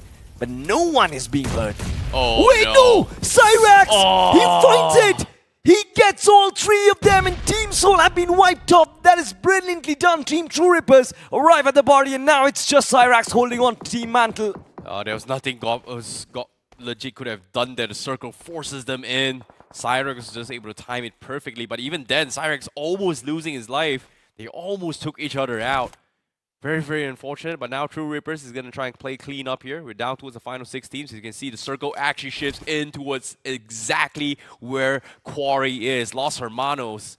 Seems like they are going to be very happy seeing everybody on the west side and all the gunshots in. They are pretty safe coming from the east side. And meanwhile, Likitha Esports, they have no choice but to dunker down and hide inside the Quarry itself. Nothing much they can do. Only thing they can do is just play for some sort of position points. Getting finishes is going to be extremely difficult. But of course, if they drag this out long enough, they should be able to make it in towards the final stage of the zone, forcing enemies in towards their vicinity. All they need to do is just wait for the next phase of the zone, and they should be fine. Meanwhile, Cyrax has been taken out by FC. Not exactly sure how FC was able to do that, but seems like Crypto, he was playing on the west side, sees everything. Oh, that was a random guy. Goodbye, Cyrax. You gotta go. Honestly, I see, if you want my honest opinion, I don't like Quarry circles at all. Because nobody likes Quarry, man. It's disgusting, to be honest. Because you never really know how do you want to play out a Quarry circle, right? You are either inside of the ditch, which makes your life so much more difficult. But then if you are outside of it, the circle never really favors it. It is a massive territory of absolutely nothing. I would say in the Quarry, 80% of it in the map right now is unplayable. Yeah. Until the circle shifts inside of Quarry. Then it's playable. Which is unfortunate. In this case, Likitha Esports, all they have to do is just sit there, do nothing. Do absolutely nothing. Wait for the guys or teams to just fight each other on the outside and then proceed to go in. But now I'm genuinely curious here because I see 3 teams. But where's the other 2? Because there's 5 teams remaining. Los Hermanos is on the east. Likitha Esports is inside Quarry. Who else is in play? Cincinnati kids, I think? Yeah. Juicy's still alive. Okay. There's TrueRippers as well. So that's a solo warrior. And of course, especially in circles like these, it's highly likely that there will be solo warriors just, hiding away in so many territories. There are so many angles that you will have to check. Meanwhile, at the distance, Los Hermanos, they're the ones who are taking shots against First Curiosity. Anuj 2OP has been caught off guard and instantly extinguished. Now, that is some quick and efficient play coming in from Shadow. Yeah, but at the same time here, FC, they have to push in towards Los Hermanos. They circle in favor of Los Hermanos. And even then, Los Hermanos, they've got the high ground advantage. And this is the thing I've been talking about from the other end. For a circle, whoever dominates the east side do have a very, very high likelihood of winning this game just because of how much control they have. As you can see, FC, they try to make a mad dash through Quarry. And Likitha Esports, they finally bare their fangs and they are going to get a couple freebies themselves. The wait is finally over. It's time to rise from the ashes, Likitha Esports. Well, we'll find out if they do so, but Starboy and Smoker, they have been holding on to this position for a while now as the nade does sail in. There is, of course, the lines of sight not open, so Dreams just immune to that explosion coming in from that nade, but Starboy, will he throw another one is the question. Likitha, how many finishes do they have on board? Just 2, but meanwhile on the other side, First Curiosity, they've had a blinder of a start. Ooh, Starboy is running out of space to work with. They really need to clean out FC, but it's gonna be very difficult. Dreams spots a pixel, and they're done! Dreams! Dreams! Dreams! That is disgusting! Oh my goodness, one good nade is all he needs. Daddy Dreams just showing how it's done, isn't it, IC? Yeah, that is a very, very clean one. Meanwhile, TrueRippers, they managed to sneak up onto its Los Hermanos. This is the biggest threat right now. They may have taken some shots from inside Quarry, but now they can shift their entire focus onto its Los Hermanos. And even then, Los Hermanos, they found the last solo warrior from the side of Cincinnati Kids. Juicy has been taken out. And TrueRippers does have an off angle. He cannot afford to miss Keo. Oh no, he actually missed the shot. Dreams goes down, but Los Hermanos, they're weak. TrueRippers, it is now or never. TrueRippers go through for sure. Lamar wants to actually continue the onslaught as nades do seal in back to back, one after the other. This time a Molotov to try and delay the push coming through from Los Hermanos. He's got the high ground advantage. Lamar, such a beautiful angle to be set up. It still misses the shots. A little bit of advantage for TrueRippers for sure as they flip back and switch hit. This is good stuff coming in from Los Hermanos, but for how long will they be able to hold on to this position is the question, because from the outside, constant nades, constant pushes, one point or the other, will you be forced to flush out of this compound and take those fights? And that is where the high ground advantage comes into play, I see. Oh no, that is not what we were expecting as well. But all things considered right now, TrueRippers, final two teams, they've got a little bit of work with here. Hydro's got to make things work for them. But the circle is going to shift inside the house, so Los Hermanos have no reason to push out at all. All they need to do is just make one mistake from TrueRippers, and that's where the entirety of Los Hermanos is going to start collapsing out. They're waiting on Shadow to build some sort of health here from those meds, while TrueRippers is still relatively healthy, so they have to wait towards the final few moments before they go in for Destroyed, which makes a lot of sense for Los Hermanos. Every single health counts.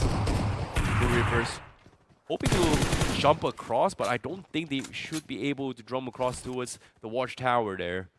It's a good spot to be in, but I don't think they have the distance for it. That is too much of a distance, to be honest. And if any of our audience is actually aware of Bollywood references, Krish would have been able to reach till that point. Have you watched Krish? No. Hrithik Roshan? No, but at the same time, if they try and jump over and vault for it, they are going to be stuck by the animation here. But Los Hermanos, they blend out the zone. That's 1 down, 2 down. Immediately, the rest of TrueRippers says they're going to deny the points. We have to go in now. And they just clean them out. So a very, very nice chicken dinner coming from TrueRippers Jelly. But at the same time, props towards Los Hermanos' consistency game thus far today. They have been doing really, really well. Nicely done. A well-deserved chicken dinner for TrueRippers Jelly. This is unlikely what this is something which I did not expect, to be honest, because the last time I met these lads, Lamar said that they are asking for 20 points from the 6 game that they're playing today. He says anything beyond that is, we don't want it. We just want 20 points from the 6 games because we don't want to be first on the overall standings qualifying to the next round. We want to be second or third. We don't want to be first. That is very surprising. But that man, I think he's avoiding a curse now. Okay, superstitions are not here for me. Let's be real, guys. Let's be real for a bit. Number 1 to 12 makes no difference. They just qualifies in towards the semi-final stages here. Yeah. Like, it's not like, oh, if you're number 1, you qualify semi-finals and you get an additional 30 points head start. That just doesn't make sense. So, yeah, all things considered, I think playing consistent, playing safe, considering like 20-30 points per game, good enough, out of all the 16 games, that's 100 points. Well, that's still number 1. But all things considered, getting 89 points based off lower brackets performance here pretty much puts you guaranteed in the top 12. So yeah, I would say getting in top 12 is all you need. Done. After that, just figure things out, practice a little bit more, which in this case, I think Seoul, they brought in Thunder, was a good addition as well. They've just, in one game get themselves in the top 3 with 87 points. So technically, getting 2, 3, 4, 5 points not that difficult for Seoul. Not that difficult, and of course they need to try out and test out combinations, right? Different combinations. So Knuckle was subbed out, Thunder was brought in.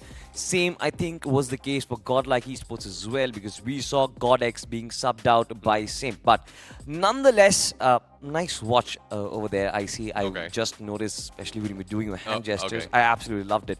But coming back to that conversation once again, I feel like there has been certain teams who are beacons of consistency. Talk about Likitha Esports. This time, once again, they are inside of that podium finishes. If not podium, at least in the top 5.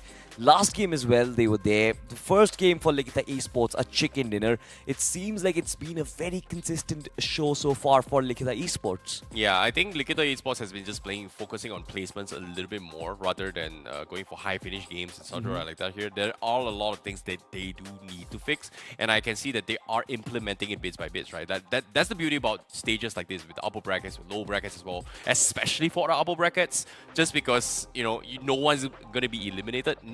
Now is the best time to make mistakes, and then why? Because you can fix them quickly and prepare for the next stage, rather than, oh no, I get eliminated, nothing to be fixed, see you next season. Well, have a look at that, ladies and gentlemen. A lot of errors to be fixed. Few teams, but we will come back after a very short break.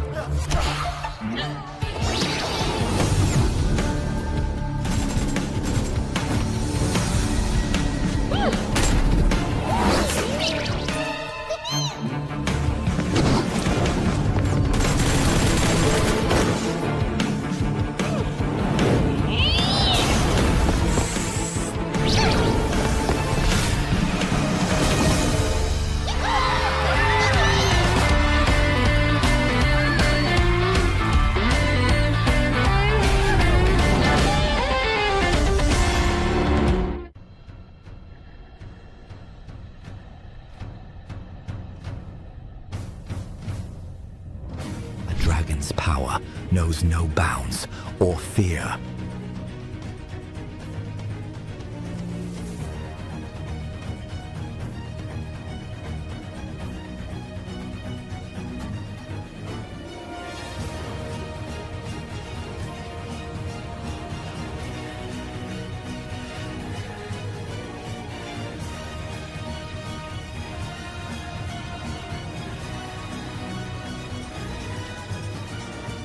Ready to wield it? Fight with the dragon's might.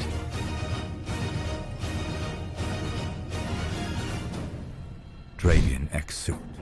Get now.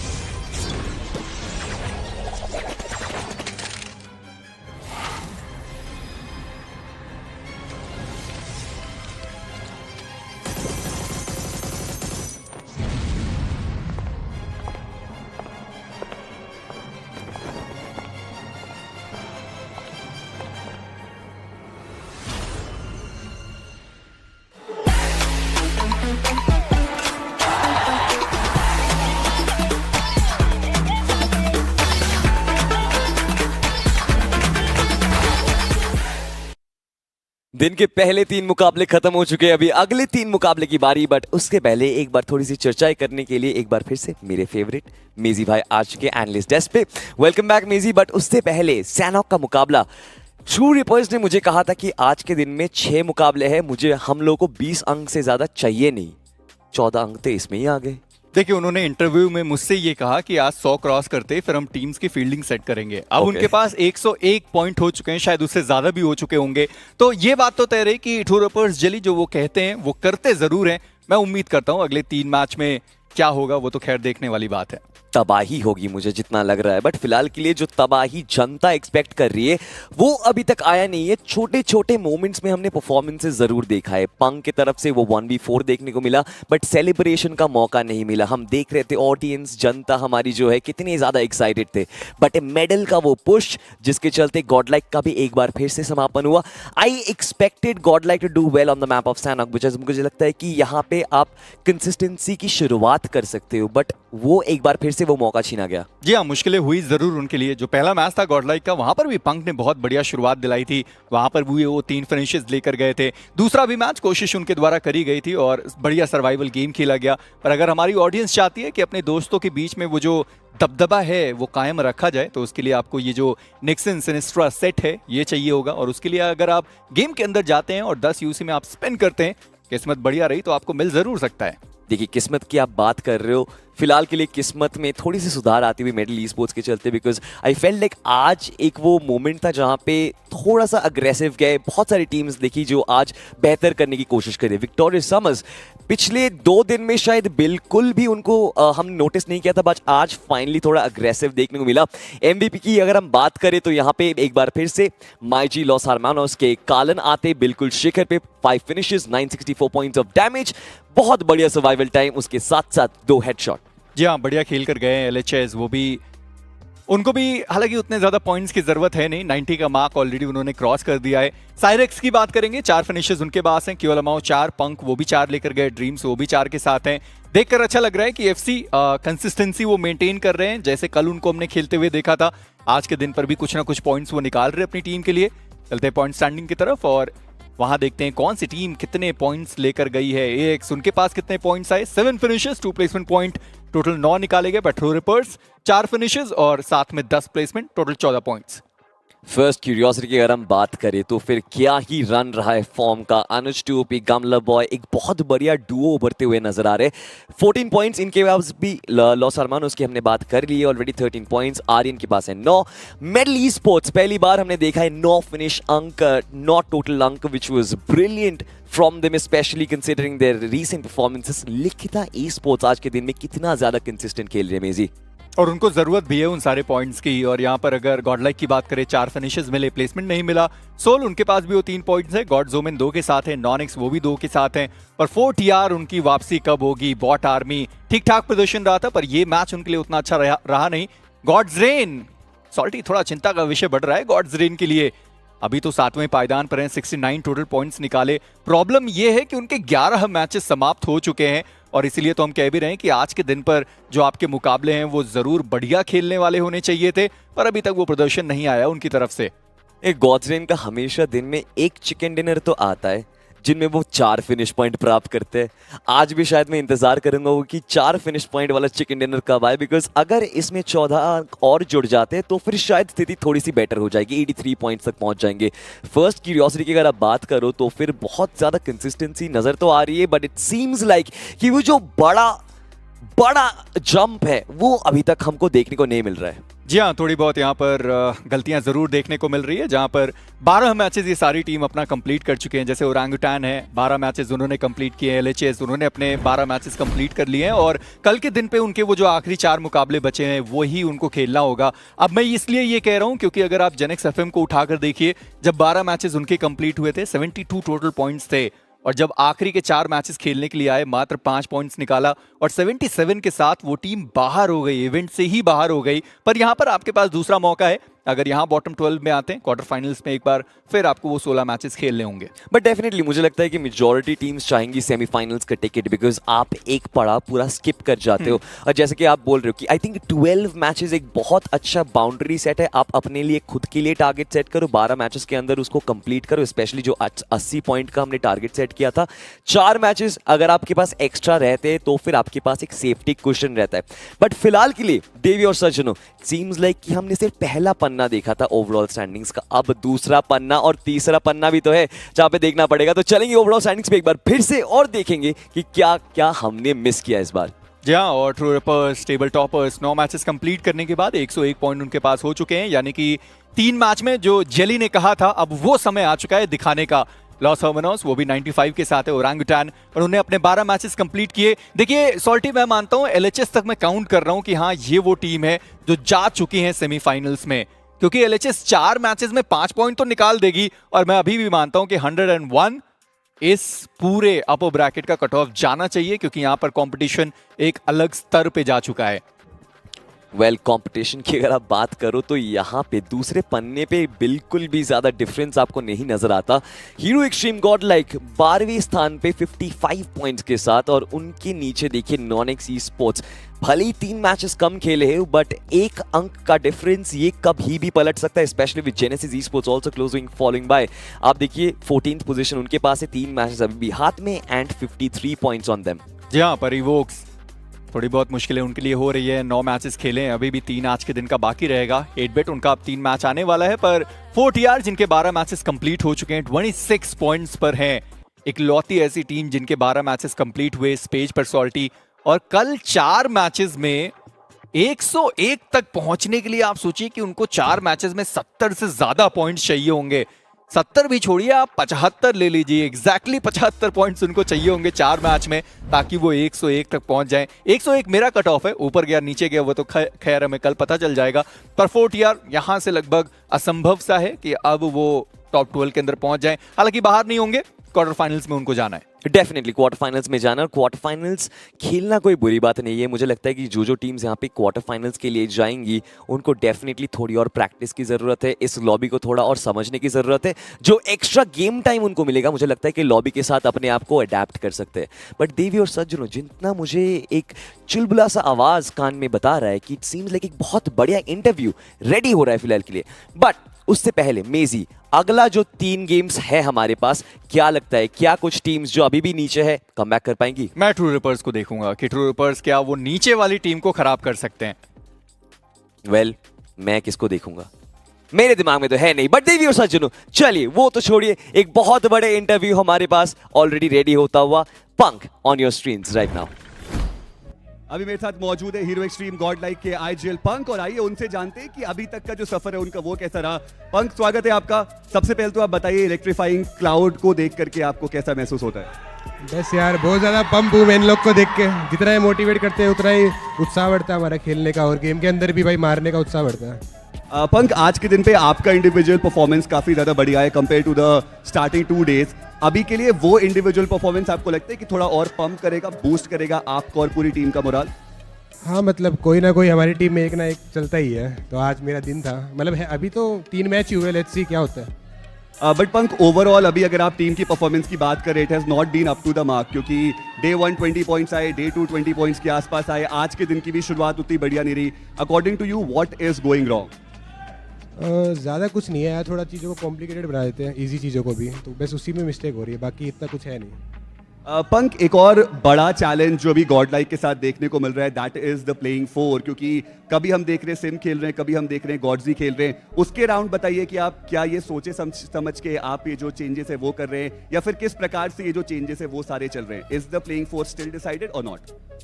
Playing 4 decided तो है, लेकिन हमने कल meeting वगैरह भी करी थी already, coach साहब और नूब हम सब ने, तो उसी के अकॉर्डिंग प्री प्लान है। मतलब ऐसा नहीं है कि अभी इंस्टेंट डिसाइड कर रहे हैं कि ये करना है हमको, लाइक सारी चीज़ें प्री प्लान ही है। चलिए, अभी 3 मुकाबले और बचे हुए। Next up is the map of Sanhok. क्या स्ट्रैटेजीज, क्या कुछ अलग, क्या एक्सपेक्टेशंस जनता रख सकती है अगले 3 मुकाबलों से? जनता की एक्सपेक्टेशन तो हाई रहती है, उस हिसाब से हमें परफॉर्म भी करना है, तो hope for the CD. All the very best for the matches. Thank you. तो आप प्लीज जाकर के अपनी जगह ले लीजिए। तो ये है पंख जिन्होंने बोला है कि अभी 3 मुकाबले बचे हुए हैं और वहां पे कोशिश की जाएगी एक चिकन डिनर निकालने की, लेकिन अभी के लिए जैसा हमने देखा है कि मैचेस उतने ज्यादा उम्दा नहीं जा रहे। क्या अगले सैनहॉक से वो कमबैक जो है उसकी तैयारी रहने वाली है? जानने के लिए देर किस बात की, चलेंगे सीधे हम मैप की तरफ और उससे पहले चलते सीधे कास्टर्स की तरफ। Johnny, to be honest, with the games being going, honestly speaking, I'm quite surprised with a few teams' performances, right? Likitha Esports is also one of them, and since it's my first game on the panel, I'm so excited to see Likitha Esports pretty much dominate the games as well. But yeah, speaking of the teams inside of this upcoming group, we've also got Soul, Godlike once again playing in the Spectrum. And speaking of Soul, I mean, this team is on a different level. Getting a 31 bomber like that, it was insane. Exactly. That game of Miramar was absolutely berserk, but then Sanhok TrueRippers becomes another team to hit that 100-point marker, 101 points on the board. And as you mentioned, it's your first game on the panel today. What are your thoughts on him? You have talked about Los Hermanos, you've talked about Likitha Esports, you've talked about Soul, Los Hermanos also. They are in the top 3, having played 12 of the matches. What are your thoughts on them? I mean, today has been incredible. 3 matches consistent throughout. Los Hermanos, as you mentioned, right? You pretty much just answered your own question. Los Hermanos has been doing incredibly well. They started things off with a massive chicken dinner. And what else do you want, right? Los Hermanos, that's what they've all been banking up on. Yeah. If you remember, even the day 1 of the upper brackets, Los Hermanos started things off with an absolute bang. Yeah, we did see a bit of that dip on the day 2. But now in the day 3, once again, the curve back up. And we know players like Colin, they're over there. Even Zyrex, he just amps up the firepower so much. But what about Victor Sumus and Medal, man? Victor Sumus in particular have turned things around in a brilliant manner. And luckily for them, they have more matches to play today. I know, right? For Victor Sumus, yes, things are looking bright, but I would not like to say anything just yet. There are still a lot of matches to go, and they still need to make a lot of climbing the overall standings happen. So for Victor Sumus, I just hope we're able to see that consistency, and that's what Victor Sumus has been struggling with. Yes, definitely. I mean, we haven't seen them have good matches back-to-back, but today feels a little bit different. The first 2 games was a phenomenal run.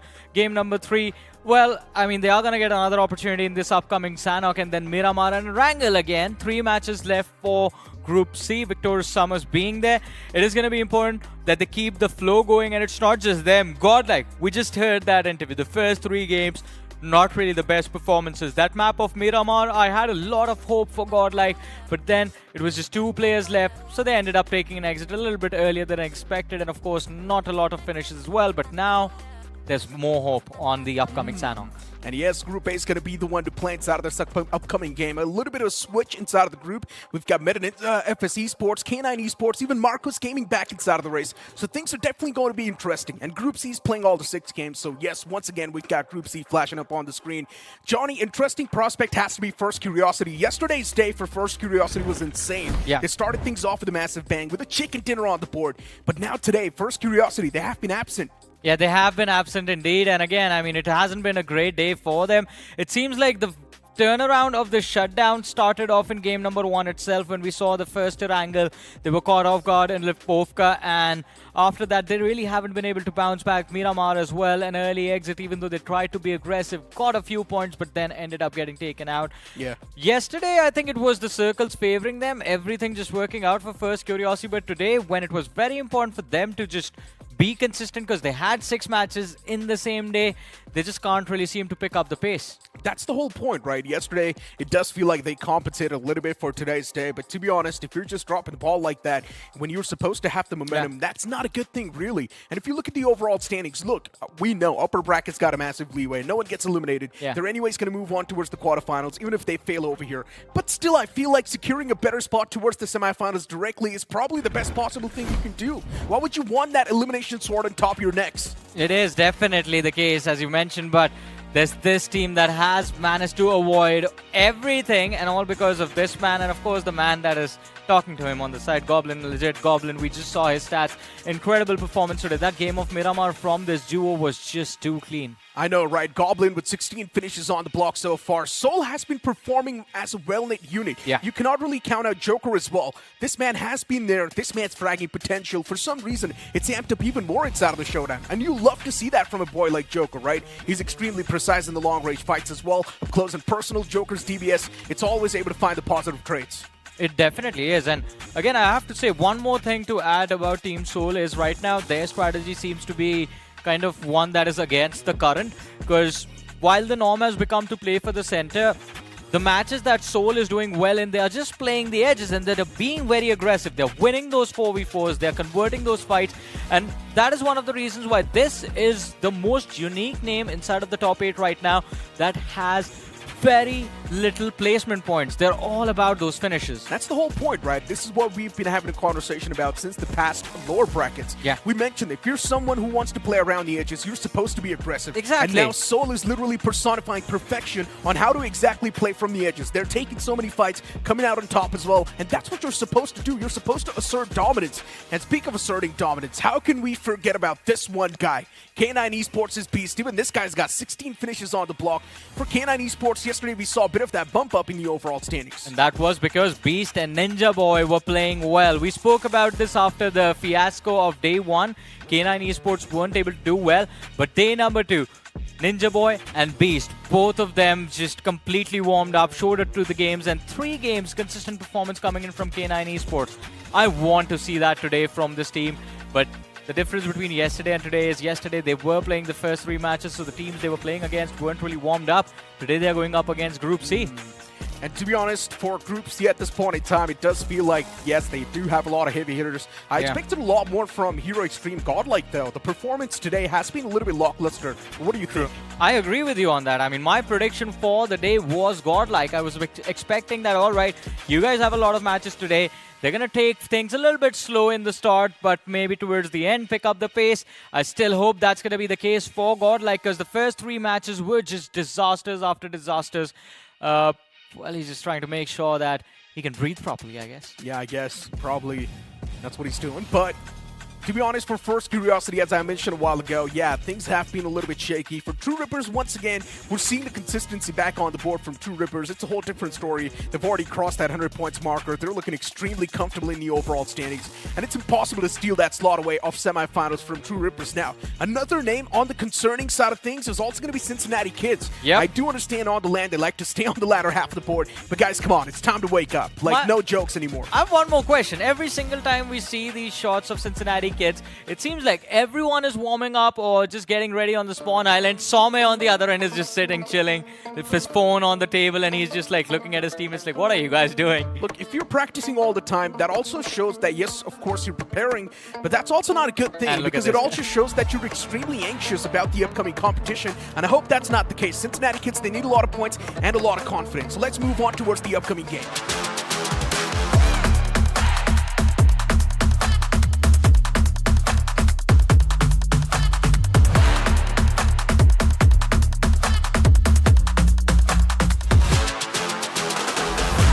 Plane's going to be in the skies, this time starting all the way from the northern side towards the southern side. This plane fly path, once again dividing the map into 2 equal halves. It's going to be quite forgiving, and that too, it's the map of Sanhok, so it's not really going to be that difference maker.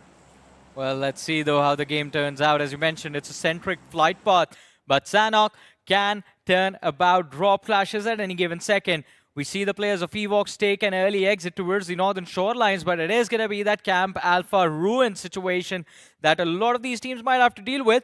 And of course, Boot Camp, all right, I think it's just going to be First Curiosity. They're going to be left uncontested in Boot Camp. Johnny, we pretty much had a conversation about every single team other than Team AX. This is another name that has fumbled up after that day 1. That is true. AX was doing so good on the day 1 itself. Day 2 conversion wasn't too great. Day 3 as well. So far, it's been lackluster. I'm not exactly sure what's going on with AX. Well, I'm not sure about that either, because as you mentioned, I mean, today, not really a great day for them. And again, this is another team from Group C. All of that advantage, all of the opening that was created because of their performance, amazing performance on day 1 has just shifted away. But let's not forget, the numbers on the board were put when this team started on Sanhok. Maybe this time around as well, they can turn things around from here on out. On the other end of things, it seems like TrueRippers not off to the great start of this game. They have one of their men knocked out, and it's all thanks to NoNx Esports. Pretty much. Looking at the zone as well, shifting a little bit towards the top left. You've also got FS Esports around the block, right next to Hotin. NoNx Esports as well, pretty much around that same fray.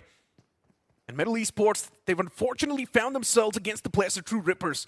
This is going to be a tough pill to swallow for NoNx Esports, but for TrueRippers, this might just be a day with destiny. A team that's already ruling the charts, doing extremely good, now up against a team that's currently at the bottom of the board. And for Metal Esports, if they do end up winning this fight, just imagine the amount of confidence boost this team's going to have. Oh, of course. I mean, this could be the start of the comeback of Metal Esports. A thing that we have been hoping for a long time, because this lineup is actually pretty brilliant. Termi, he has been in a good form recently. But TrueRippers somehow managing to recover. Not a single player lost. Hydro brought back into a fighting position, and Metal Esports slowly and steadily are just looking to take control of Camp Bravo. I personally think if Metal Esports gets around 60 points at the end of today's day, and they get around 40 points tomorrow, Metal Esports is going to crack inside of that top 12 easily. I agree. I mean, they need 10 points per match in the next 3 games. Yeah. And I do believe they can do it. Yeah. It's a team with a lot of potential. Yes, they need to be even more aggressive. That's a whole different story. And looking at Metal Esports, that's what they're doing exactly. All the 4 players moving in tandem, clearing buildings after buildings. And for TrueRippers, there's the storm approaching them. They can be truly ripped out of this game if Metal Esports, they find a bit of that line of sight. Or maybe it can also be vice versa. Even Metal Esports can be on the receiving side. But I'm pretty sure at this point, Metal Esports is done being on the receiving end. They want to be the one to inflict that pain and hurt. Let's see how much pain is going to be inflicted on TrueRippers. I think right now both the teams also might have a little bit of concern about the play zone itself, since both of them are towards the eastern edges of the map, towards the northeastern quadrant to be a little bit more precise, and we have a circle split between the 3 islands towards the west. Majority of the teams already taking control of the shorelines of Ruins, of the shorelines around Boot Camp, and of course the Camp Alpha shorelines as well, so that they can hunt for finishes during the mid-game stages while people try or struggle to cross over. Team AX though, they start off from Ruins, although their backlines now compromised by Soul. Yeah, and Soul, the position they've got, it definitely does seem quite deadly. Should be able to find a few easy strikes if they do take the battle well. But let's see. So far, a slow and steady start to this fight. Team X, they already had an elimination point converted against the players of First Curiosity. Another bad start for First Curiosity. How are they losing out on individual players like that? It feels like they're just like their name, Too Curious. I mean, but we all know curiosity is the reason the cat got finished. You know what the complete saying is, right? Yeah. What? Curiosity finished the cat. Yeah. And satisfaction brought it back. There's a second part to it. No, I didn't know about the second part. It's just like the rabbit and the turtle story, right? Yeah. There's also a second part to it. In the second part, the turtle actually, the rabbit actually wins. That's what I mean to say. But yeah, Genesis Esports. 3 players next to each other. In quite a dicey spot. One man's knocked out. They want to get the rest back up. Get him back inside of the vehicle, and now here comes the rescue operation. I'm not a big fan of what Genesis Esports is thinking. But luckily enough for them, Reckoning Esports, they haven't really made the pounce yet. So maybe they can easily scoop the players back to safety, and they've done it perfectly.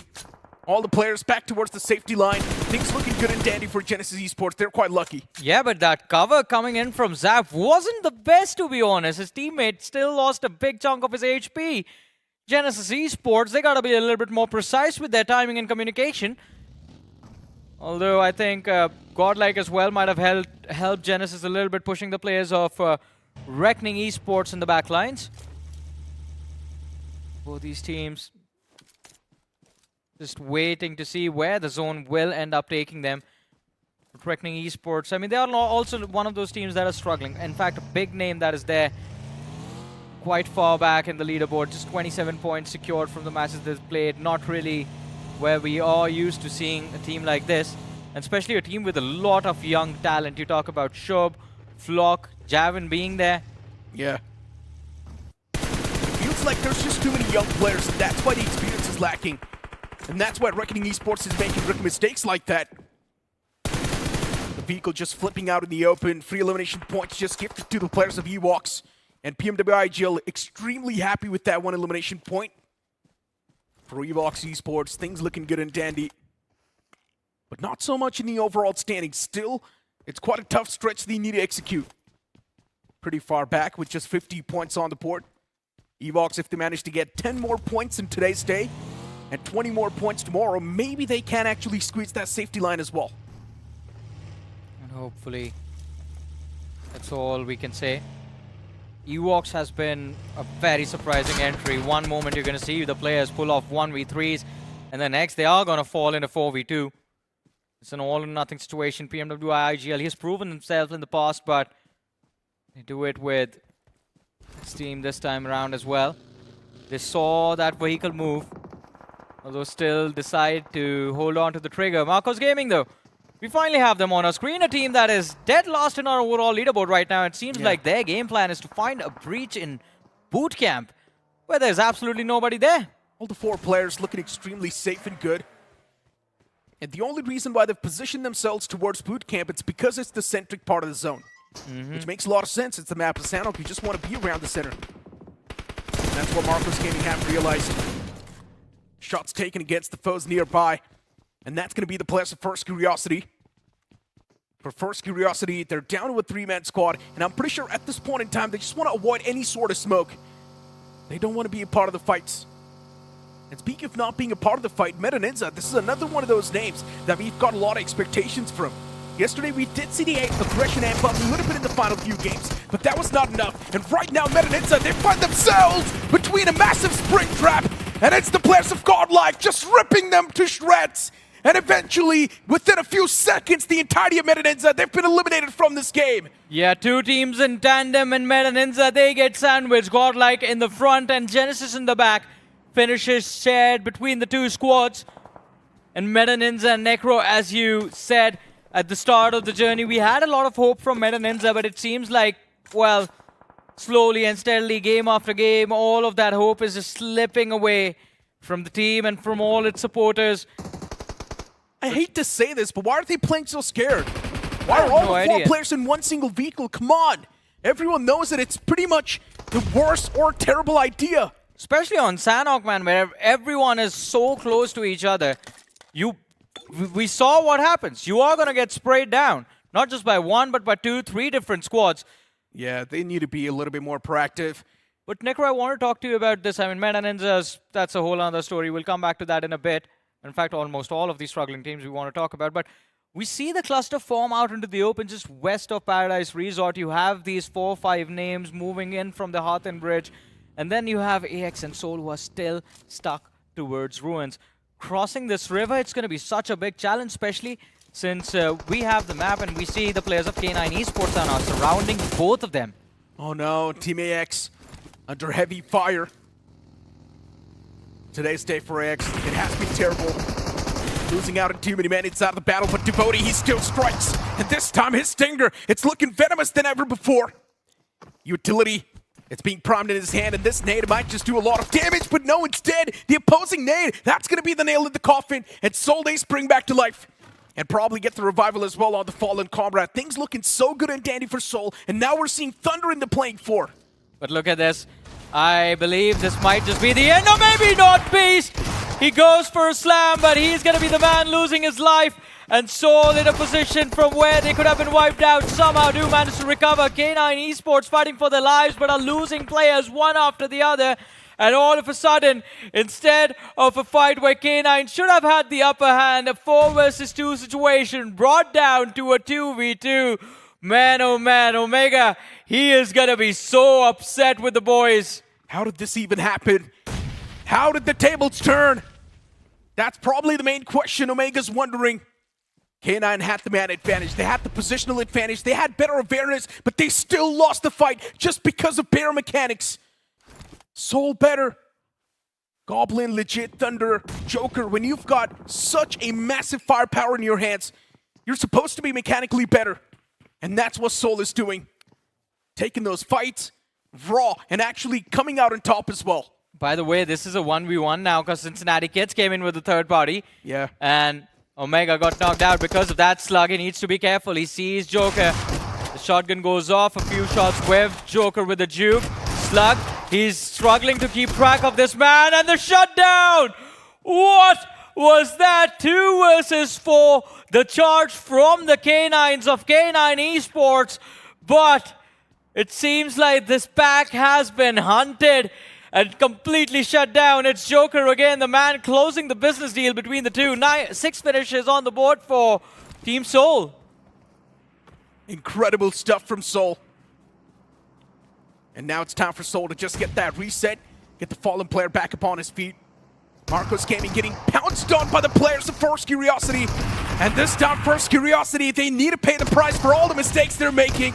Marcos Gaming Wizard in the back lines, he's cooking up a nade. And this nade, it might just be the best cook.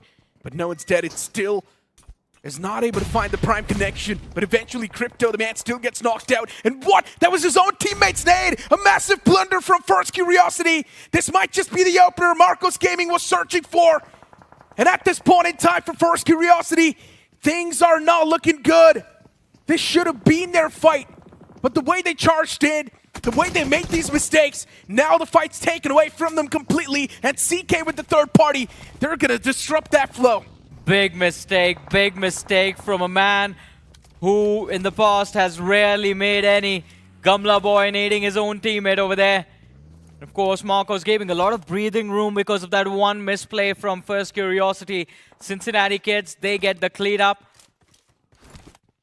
Although next fight underway could be Marcos Gaming against the players of CK. Both the teams in a decent spot in the circle. But hey, Paradise Resort. There's EVOX, there's Medal, there's FS, there is Reckoning Esports. All around this Paradise Resort. And Medal Esports, they have to be extremely cautious with how they kick things off in this engagement. A lot of teams around the northern side. As you mentioned, 4 teams next to each other. And there can also be an instant third party the moment a fight happens. But having a look at the replay on how exactly the fight between Seoul and K9 Esports unfolded, K9 Esports definitely made a lot of rookie mistakes. And especially against a man like Joker, who's in a red-hot form, you cannot afford that. I missed it, man. That was a 1v3, by the way. Yeah, insane stuff from Joker. And this is what I've been mentioning, right? Yeah, Legit has been performing good. Even Goblin has been doing good, but Joker has been the most consistent performer. Even on day one, we saw some crazy highlights, and right now as well, Joker is able to bring in those highlights. I love the fact that over in one place there was Omega who was concerned, on the other Goblin was just smiling, but Victorious Summers, they get a reason to smile themselves as they pick off 2 individuals, the last 2 survivors of Team Seoul shut down. 6 eliminations for Seoul as they take an exit on 12th position. But hey, today has been an incredible day for them. They still have 2 more matches left, and I think if they keep playing like this, they're going to cross that 100-point marker very easy. I mean, if you've noticed, Seoul's literally playing without an IGL. Oh, yeah.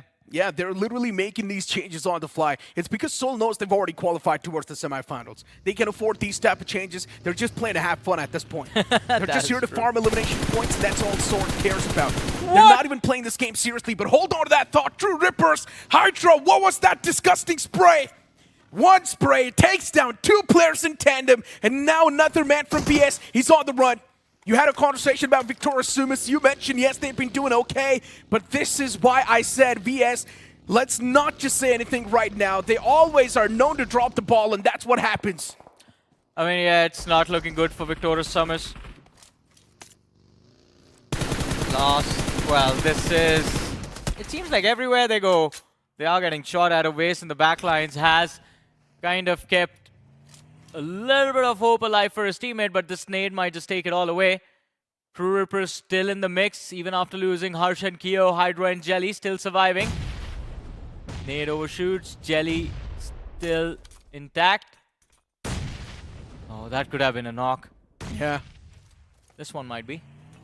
Oh, TrueRippers barely surviving on the skin of the teeth. Another nade tossed out, and this is going to be on the money. Jelly's knocked out. Victorious Sumus, they're here to get the revenge.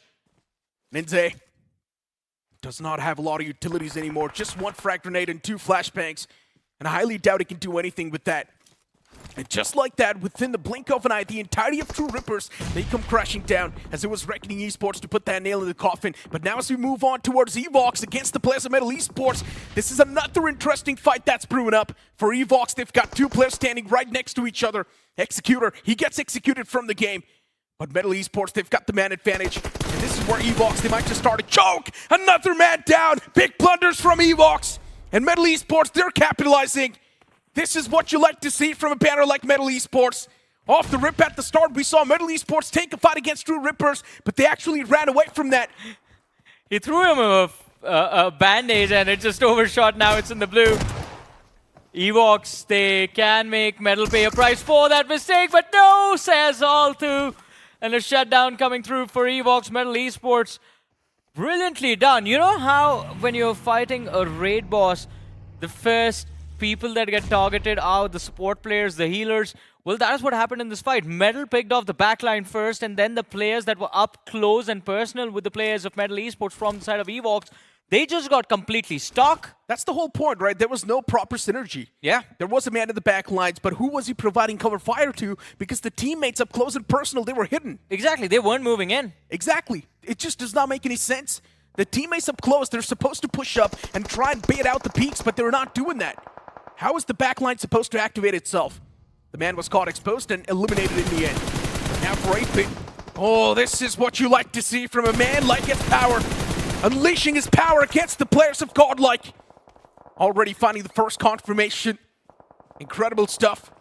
And look at the elimination feed. Metal Esports once again popping off, but this time they're getting popped actually by the players of FS Esports and Genesis. They in tandem take shots against Metal Esports, and Metal Esports is not able to stand a chance. Yeah, we knew there was a big cluster up towards Paradise Resort, and survival was going to be extremely dire for everyone. And Metal Esports, well, they might have won a fight a few moments ago against EVOX. Genesis has numbers, and FS has the element of surprise. GodX. Termi is extremely low, 1 nade, and that finish is going to be his. Although Termi, before eventually getting taken out, does pick up one player from the side of Genesis, and then GodX with the finish confirmation. 2 finishes for FS Esports as they find a break inside of the top 8 of this match. But Necro, right now, it seems like out of everyone, it is 8-bit who have managed to hold on to their numbers. This team is still there with all 4 players intact. But in terms of positioning, Cincinnati Kids and Genesis have the much better approach. Oh no, the utilities tossed out. They might just hamper the performance. And look at Godlike in quite a bad spot. The players getting picked off slowly and steadily, and Godlike, now they can start to feel the wrath of the lobby. And this one's not too good. Punk is knocked out. Admino is knocked out. Jonathan, the only man standing, and he needs to get the revival back up. Does he have enough time? That's my question. Helmet's on the verge, being completely warded off, so he cannot even head inside of a fight just like that. He needs to get the revivals back up. But soon, even the Blues going to be on the move. All that pressure on top of Godlike, and they're on the verge of crumbling down. Jonathan back in the blue, and he will be eliminated by the play zone itself. Godlike, another flop performance. What was that play, though, towards the end?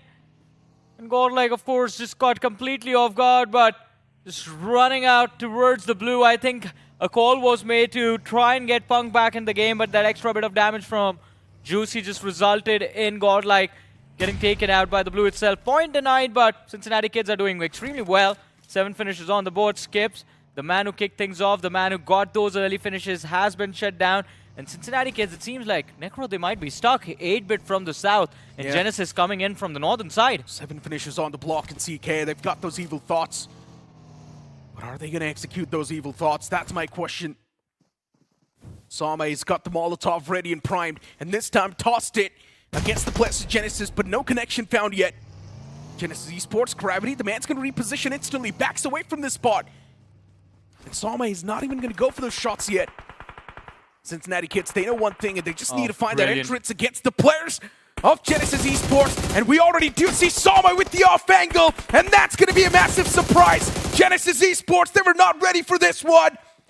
And luckily enough for Cincinnati Kids, they're also being held by a team on the opposite fray. So Same, for him, he can just devour an entirety of CK within a flash. Up close and personal with the DBS, and this time Same, he will be struck. But Genesis Esports still on the verge of being eliminated from this game, and it will be Zaref to put the players of Genesis Esports out of their misery. I mean, finally we see double-digit finishes for Cincinnati Kids, but 8-bit now has the upper hand. They have the numbers, and they close things out without breaking a sweat. 4 players still left for 8-bit, and now it's an easy job to secure the chicken dinner. Reckoning. They have cover, but not enough bodies to commit to try and stop 8-bit. And now it is, by the way, Victoria Sumus, they make it to the top 3. I know, right? How? I thought they were taken out a while back. That passive gameplay, sometimes being the snake is probably the best thing you can do. And yeah, this guy was the final man standing, and he knew that's probably going to be the best possible way to survive. And that's what he's doing. Just snaking on the grass, hoping that no one's going to be laying their eyes on top of him. And luckily enough for him, he's actually going to make it out alive as well. But no, he does not get the confirmation. That's a little bit of an unfortunate luck. But look at Samraj, now man's out in the open. He's trying to pre-fire, but it's not going to get anything done. And that will be the players of 8BIT come out on top in that scenario. Solid stuff. Yeah, finally a turnaround coming through for 8BIT. We saw them get extremely frustrated a few days ago because of the lack of performance, but now they turn things around. A nice little chicken dinner to kick things off as the Sanhok is secured by 8BIT. We see the smiles on the faces of the players, but Necro, I mean, there are a few individuals in this team that are just better than everyone else, and that man is S-Power. But my point is, 8BIT does not really have a lot of finishes in the bag. It's just going to be 15 points in the overall tally. How many points did 8BIT have before this? Do you know? No, but they were in the second page. I think they were in the bottom 5 or something. So I still believe it's not going to be enough. 15 points is not enough. 8BIT needs a major catapult. Yeah, these 15 points is, of course, going to put them in a decent spot. But at this point in time, decent's not enough. Look at the cutoff. It's amping up so massively. I mean, yeah, it is going up by quite a lot. But 8BIT, then again, I mean, is a very interesting team. We know they'd like to take their time. I mean, who would have thought this team was going to come back together again? And the last time these 4 players were there, they ended up lifting a trophy. Yeah, I mean, we know, of course, this team's got a massive legacy. Samraj, S-Power, Aquanox.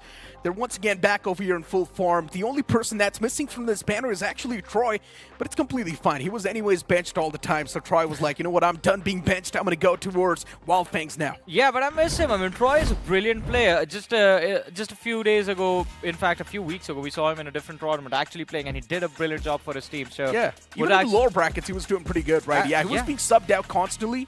But Troy's still a fantastic player. Nothing taken away from him. Hey, if we go down that Moneyball team building route, right, where you build a playing 4 just based on their performance and nothing else, no roles, you do not take which playstyle fits who, which team this man is going to be a good addition for. You just build up players based on their ability to grab finishes consistently.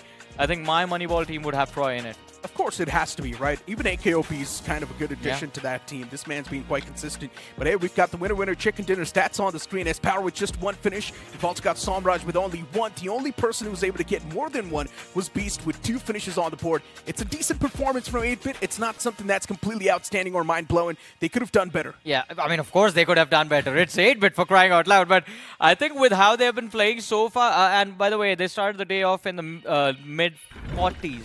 In terms of the total points. So with how the journey has been for 8BIT so far, I think this is still good. At least we get to see some signs of life before the last day of upper bracket round 1. The crazy part is this has been the best day for 8BIT so far inside the upper brackets, right? We saw day 1 from 8BIT completely absent. We did not even see them get that screen time. Day 2, the same stuff repeats once again. But on day 3, they've still got a few more games to go. So at least for 8BIT, they're off to a great start in the final 3 games. I just hope that they're able to continue this momentum in the upcoming games as well. Hope is all we have for 8BIT right now. And they have 2 more matches left. Hopefully they can be consistent today and give us a reason to celebrate for them and along with them.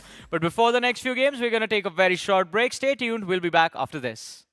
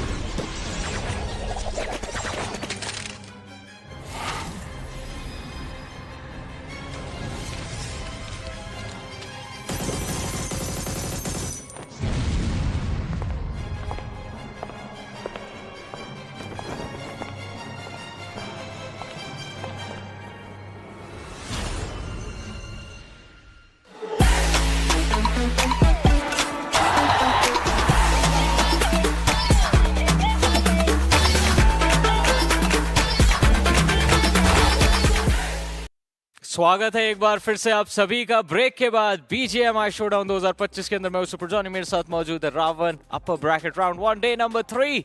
आज के दिन के 4 matches खत्म हो गए Ravan. Finally हमको 8 bit का एक अच्छा परफॉर्मेंस देखने को मिल रहा है। खुश होंगे और वो खुशियां हमने देखा भी जिस तरीके से चिकन डिनर के बाद सोमराज बहुत कम मुस्कुराते हैं, लेकिन यहाँ पे बाकी सारे प्लेयर्स ने एक काम अच्छा किया कि चिकन डिनर निकाला, लेकिन एक काम में थोड़े से पीछे रह गए, वो फिनिशेस। बट स्टिल एक अच्छे चिकन डिनर के बाद हम मानते हैं कि आने वाले मैचेस में उस मोमेंटम के साथ आप फिनिशेस के लिए भी जा सकते हो। I agree with that, because I mean अभी बस वही चीज है 8 बिट के लिए कि पिछले कुछ दिनों में हम परफॉर्मेंस देख तो रहे थे, लेकिन इंडिविजुअल्स की तरफ से देख रहे थे, वो टीम प्ले जो था ना वो नजर नहीं आ रहा था। आज पहली बार है जहाँ पे एज अ टीम ये टीम जो है अच्छा खेल रही है। और अगर आपको अपने अच्छे परफॉर्मेंस को थोड़ा सा स्वैग का तड़का भी लगाना है तो ये जो ड्रेवियन एक्स सूट है इसको आप चेकआउट कर सकते हैं। मात्र 10 यूसी में आप अपने दिन की पहली स्पिन कर सकते हैं, और अगर किस्मत ने साथ दिया तो आपको ये सूट 10 यूसी में भी मिल सकता है। देखिए जॉनी, मैं वही बोलना चाह रहा था कि मुझे आपके लक पे थोड़ा ज्यादा भरोसा है, तो मैं चाहूंगा मेरे लिए आप स्पिन करें। आप मेरे साथ रहे तो आपको पता है कितने बुरे दिन चल रहे हैं मेरे। कोई बात नहीं, बट स्टिल मेरे लिए तो आप हमेशा लकी साबित हुए हो, तो इसीलिए मैं बोलना चाह रहा हूँ कि आप मेरे लिए स्पिन कर दीजिएगा। 10 यूसी मैं आपको दे दूंगा। जी ठीक है, आप 10 यूसी दे दीजिए, फिर उसके बाद हम स्पिन की बात करेंगे। बट फिलहाल टीम्स की बातचीत पे वापस आते हैं। बिकॉज चलिए 8 बिट की तो हमने डिस्कशन कर ली, गॉडलाइक उनके बारे में भी डिस्कशन करते हैं। मैच से पहले सैनॉक से जस्ट पहले एक इंटरव्यू हुआ था, एंकी भाई जो थे उन्होंने पंक के साथ बात करने का मौका मिला। एंड अभी भी उम्मीद थी कि आखिरी के जो 3 मैचेस है उसमें थोड़ा टर्न अराउंड देखने को मिले। सैनॉक की परफॉर्मेंस से आप सैटिस्फाइड हो क्या? क्योंकि मैं तो नहीं हूँ। मैं तो बिल्कुल भी नहीं हूँ। मैं बहुत कम ही इस तरीके के बात कुछ टीम्स के लिए लेके आता हूँ, और मैं गॉडलाइक के लिए रखना चाहूंगा क्योंकि क्लोज फाइट ठीक है, आप हार रहे हो, 1 पॉइंट में बनता है, बट यहाँ पे मिड रेंज की बैटल थी। 2 प्लेयर्स मिड रेंज से गिर गए, जॉनथन प्ले जोन के बाहर से वो आने का प्रयास और इनिशियल वो डैमेज, और इसके कारण वो एलिमिनेशन हमें देखने को मिला। बट ये खिलाड़ी सिंसिनाटी किड्स, जिस तरीके का फॉर्म इनका भी चल रहा था, एक बेहतर मुकाबला जिसमें स्किप्स 4 सोलो फिनिशर्स निकाले अपनी टीम के लिए। जी बिल्कुल, सिप्स का परफॉर्मेंस और ओवरऑल सीके का परफॉर्मेंस इस गेम में अच्छा था। डबल डिजिट फिनिशेस पे ये टीम बाहर गई है। बट जोकर नजर आएंगे सोल की तरफ से टॉप 5 प्लेयर्स में। जेरेफ रहेंगे सीके की तरफ से, Altu from medal and hydro from true rippers is also there. Point standings हमारे इस मैच नंबर 16 की, जहां पे 8 बिट जिन्होंने चिकन डिनर निकाला फाइनली काफी समय बाद, 15 पॉइंट्स इनके पास नजर आते। सिंसिनाटी किड्स विद 14 पॉइंट्स, वो फिनिशेस जिस हिसाब से निकाले काफी लाजवाब।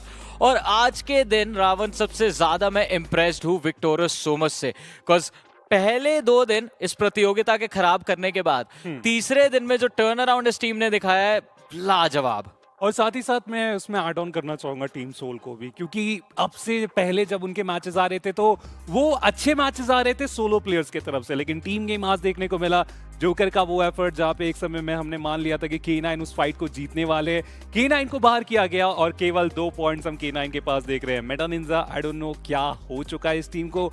रिसेंट कुछ इवेंट में हमने देखा था कि वो एक व्हीकल से रोटेट करना कितना भारी पड़ा था, और एक बार फिर से उस चीज को उन्होंने इस सैनॉक में दोहराया। भाई नेक्रो जो है हमारे, वो फ्रस्ट्रेट हो गए थे उस मोमेंट को देख के, कहते कितनी बार मना किया है सैनॉक पे एक गाड़ी में 4 प्लेयर मत घुमा कीजिए, आप फिर भी वही कर रहे हैं। लेकिन चलिए गलतियां कर करके ही सीखते हैं। होपफुली मेटा निंजा ये सीख जल्दी समझ जाए। बट फिलहाल ओवरऑल स्टैंडिंग्स हमारे सामने, सैनॉक के बाद एफएस की एंट्री टॉप 8 के अंदर। बाकी जो टीम्स है वो कहीं ना कहीं स्टेबिलिटी गेन कर चुकी है।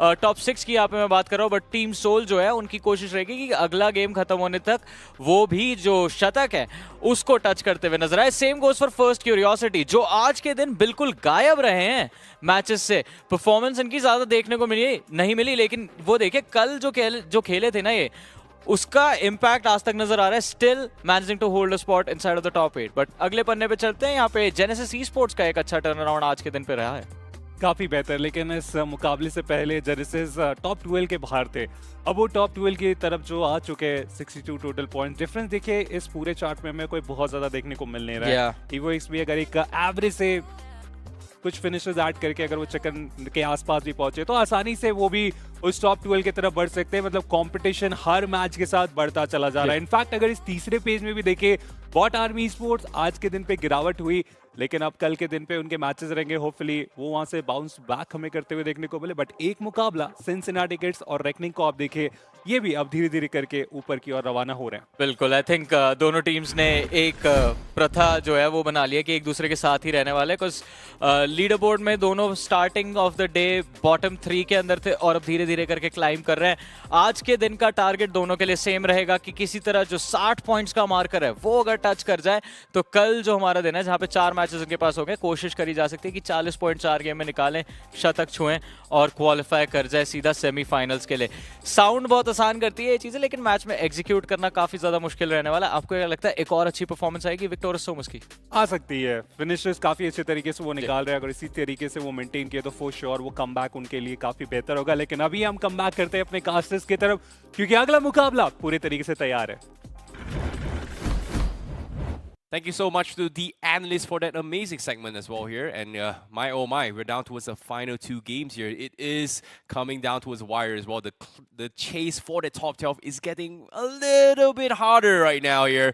My name is ICBaby12. Joining me is Salty as we take you through the English commentary here for BMSD 2025. And this upcoming map is going to be a very, very important one here, because now, right now, at the borderline of the gatekeeping spot here, I saw just now was Hero, Xtreme, Godlike, and the difference is barely 1 to 2 points, and I'm very, very concerned for Godlike fans. To be honest, I think majority of the fans are going to be concerned, considering that the big performance that they are looking out for is still not there. It's in the bag in terms of average numbers. 10 games played, around 60 points, 6 points every single game, but they need much more than that, especially the expectations of the army of followers. Jonathan fans, Godlike fans who've traveled so far. I spoke with a couple of them.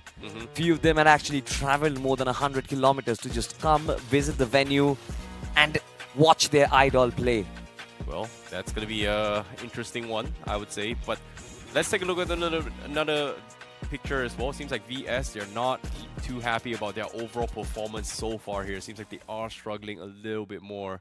And of course, well, a retired player. Hopefully one day we'll see him back in action, but still, whether or not if Seoul is going to get him on board is going to be the question there. I mean, definitely not in this playing lineup, man. This playing lineup is solid. You look at Joker's focus, you look at legit Goblin, everyone is ready for the matchup of Miramar, ladies and gentlemen.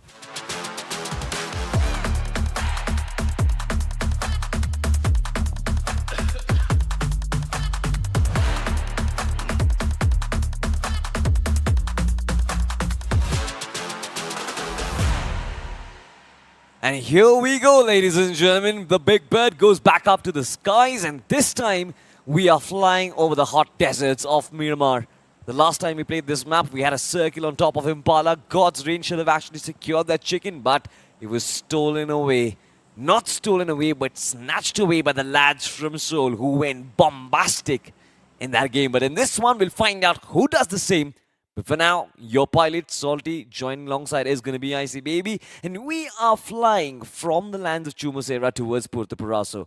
A very southern tilted flight path, I see, which will force these teams to break open into fights, even if they drop in for those intermediate vehicles. Yeah, all things considered, I'm not a big fan of this flight path. But seeing how today the circle shift has been a little bit awkward, especially in Miramar game so far, are we going to see that one circle again that where almost what 50% of it was inside the water itself here right from the get-go, and a game where Seoul was able to rack up 21 finishes and a chicken dinner? That is just impressive here. But all things considered here, Seoul seems like they are going to be heading down towards the Ruins and Trailer Park, or maybe even El Pozo there, a very, very early drop path. Circle hasn't exactly shown, but we do see a couple of teams down towards Los Leones, Cincinnati Kids, as well as Genesis and also Reckoning, all heading towards that vicinity. But the circle seems to be shifting onto Los Leones, so we are going to be seeing our first urban warfare today itself. So things are going to get very, very crowded real quickly. Enemies in every single angle needs to be checked, and that is going to be a very tricky situation. And I'm curious to see how Cincinnati Kids is going to try to take advantage of this situation right now. Now, Cincinnati Kids recently struck performance, but talk about a team who had recently struck gold as well has to be Team 8-Bit, because with that chicken in the last game, I think finally this team has found form. A little bit of momentum to actually go ahead with at the start of the game. Should be able to continue that. I mean, quite comfortable around the regions of El Pozo. They do have Team Soul traveling right next to them. Will be looking to aim the lands of La Cabrera, but that would be so problematic for Soul. Imagine this. You go to La Cabrera to loot and then you come back once again for the Southern Circle. Just takes away so much time in traveling to and fro. Well, I agree with the hassle, but considering how the terrain is for this particular circle, it's still better than the earlier Miramar circle, okay? Yeah, At true least that. it's still doable. So Yeah. I think they should be able to manage in that vicinity. But I like that you actually brought up 8-bit, who did really, really well. Because the substitution of Beast coming into the picture there, I was a little bit concerned. But based on the winner-winner chicken performance, and also Equinox showing some signs of respect to Beast here, it feels like 8-bit have finally fixed things that they have been trying to do for the past few days, and you can see the steps and initiative for 8-bit to do so. Hopefully they are going to be able to retain their top 12 position. But now a team that needs some sort of fixing from K9 Esports. We saw signs of life yesterday. Today has been not a great run for them. Average. Let's just Pretty put it average, that way. I would say. 60 points, currently around the mid-pack once again. We talked about Godlike Esports. They were also in the mix around that same vicinity, so they will be fighting for in between the tickets to the semi-finals and the quarterfinals. Not a very good position where you would want to be in. Thankfully for all the teams in the upper brackets, no elimination being there, so that is one good thing. But on other news, ladies and gentlemen, Team Aryan, I think today has again been another average showing for this lineup as well. In the first 2 days, they were going extremely explosive. And now look at this, talk about explosive. It is K9 Esports who explode into warfare. Just absolutely devouring 2 players from Aryan given the opportunity. And now they've also secured a vehicle for themselves. That is so unlucky of Team AX. They weren't expecting a rush coming from K9, but them being aggressive, that is huge. Meanwhile, another major fight is about to happen as well. Metal Esports seems to me they had one straggler running away all by himself. Gets hunted down by Marcos Gaming. They lose Nodi in a little bit, but he was going to be picked up very easily, so he's going to be okay. Meanwhile, Metal, they have to prepare for some sort of company here. San Martin is being contested right now. Aimbot and also Venom is going to be playing on the sides here to try and get an off angle to try and choke them out, but it is going to be very tricky to do so, considering that it's not inside the zone, so they have to wrap things up quickly in that fight. Yeah, I kind of feel for both Marcus Gaming and Metal Esports because it seems like both these two teams at the bottom of this particular lobby, they're going to be fighting for that quarterfinals, and it's not a bad thing to actually play the quarterfinals, but the only problem, or rather the only issue which will be there is going to be a fatigue because you play back to back to back to back. Yeah. There is nothing stopping you, and if you actually make it through, then again you'll have to adapt to the lobby of the semi-finals, which is going to be such a tough task for all the IGLs. Yeah, that's going to be, now that you mentioned it as well, playing back-to-back sounds really, really tough on them as well, especially when they need time to actually prepare for the next games as well. Like, whoever is going to be in the bottom 12 has, like, what, barely a couple of hours at night just because they need sleep and prepare themselves for the next day to play against the lower brackets teams. And the low bracket teams are just given 4 days' time's worth of research material to figure them out. So that's going to be a big problem, but eventually it's something that they have to go through as well, because to compete in the international levels, these are the bare minimum commitments that you need to go through here, I would say. But speaking of commitments right now, Genesis now hard committing down south there. They are going to be playing outside of Los Hermanos. Doesn't really want to crash into the city itself, but here Xtreme Godlike, looks like they are stumbling in towards a boot camp, or in this case, a camp spot coming from VS. I'm not sure where exactly Admino is, but Pong did go down early on in this fight. But now look at this. The one random nade coming in from Mafia is going to find Gods. Jonathan, the only player who is still standing, might actually land a nade here. He does it. Goes ahead with Dugan. Wait, what? He finishes things off. Godlike. They win the fight, and Jonathan with the 3 finishes secures not just a team fight, but also both of his comrades who will get picked up. This is a fight to save the day for Godlike, and again the man does it. Oh my goodness, you can see the excitement on Jonathan's face, but at the same time, that was a very, very well needed morale booster here coming for Hiroshima Godlike and of course to the fans themselves. Meanwhile, now from the perspective of 8-Bit, we do see a little bit of run in here as 8-Bit is looking to try and go on a hunt against Marcos Gaming.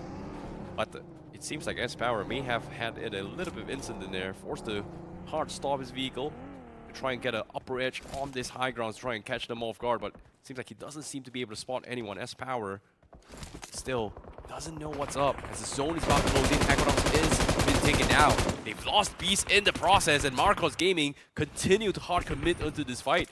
8-Bit, they're scrambling for fights here. And while this is happening, third parties from Seoul, Joker in particular, is looking to capitalize on this fight. And Thunder was able to find Somraj as well. So that means S-Power is all by himself here in this fight. S-Power, where exactly will he find the angle from? Noddy again, just absolutely lost in transition. Look at this, S-Power from the high grounds, knew he had to disengage. Does have the S12K to work with, but that was a 1v2, which was way beyond his league. Now, once again, being able to reset, I guess there will be an opportunity for him to clean up this fight, but he has lost 2 comrades already. So that is such an insurmountable task on his shoulders. To win this, gets a little bit of time, spams the shotgun and takes away his life, snatches it away. S-Power looking for more success. He finds everyone. 3 finishes already for this lad. Needs to find the last one also. There is Goblin from Team Seoul, and if S-Power is aware about it, I guess he will take measures to not be in his line of sight because nades must be following his route any moment now. Yeah, he's in a lot of trouble as well. So they know that he's all by himself. S-Power has nothing else but to just fight for his dear lives, farm as many finish as he can. Is going to be the way to go. This is going to be a battle of the Titans here. S-Power. Will he get his 1v1? Is going to be the question here. Goblin's really close. He sees them. Gets a couple pre-fires in, looking for the pump shot, but misses the connection. Joker has been spotted out, but he needs to do those 1v1s. But he loses his fight. Gets out-juked by Goblin. And that is going to be 8-Bit that gets taken out. And Seoul was able to reap those rewards. That's a lot of resources here. It's been a long time we've seen anybody stand in front of an S12K and actually come out on strong. This was the UMP Goblin bringing back those old memories with the jiggle and the spray down. That was beautiful. And look at the arguments that is going on. Team 8-Bit, they are in the red. And of course, they certainly are in a lot of red in terms of overall standings as well. Yeah, even Marcos Gaming was also scrambling as well. They just don't understand what happened. They were just getting caught mid-rotation for absolutely no reason. S-Power is just fuming. He's got the nice off angle, but wasn't sure how his teammates got knocked just like that.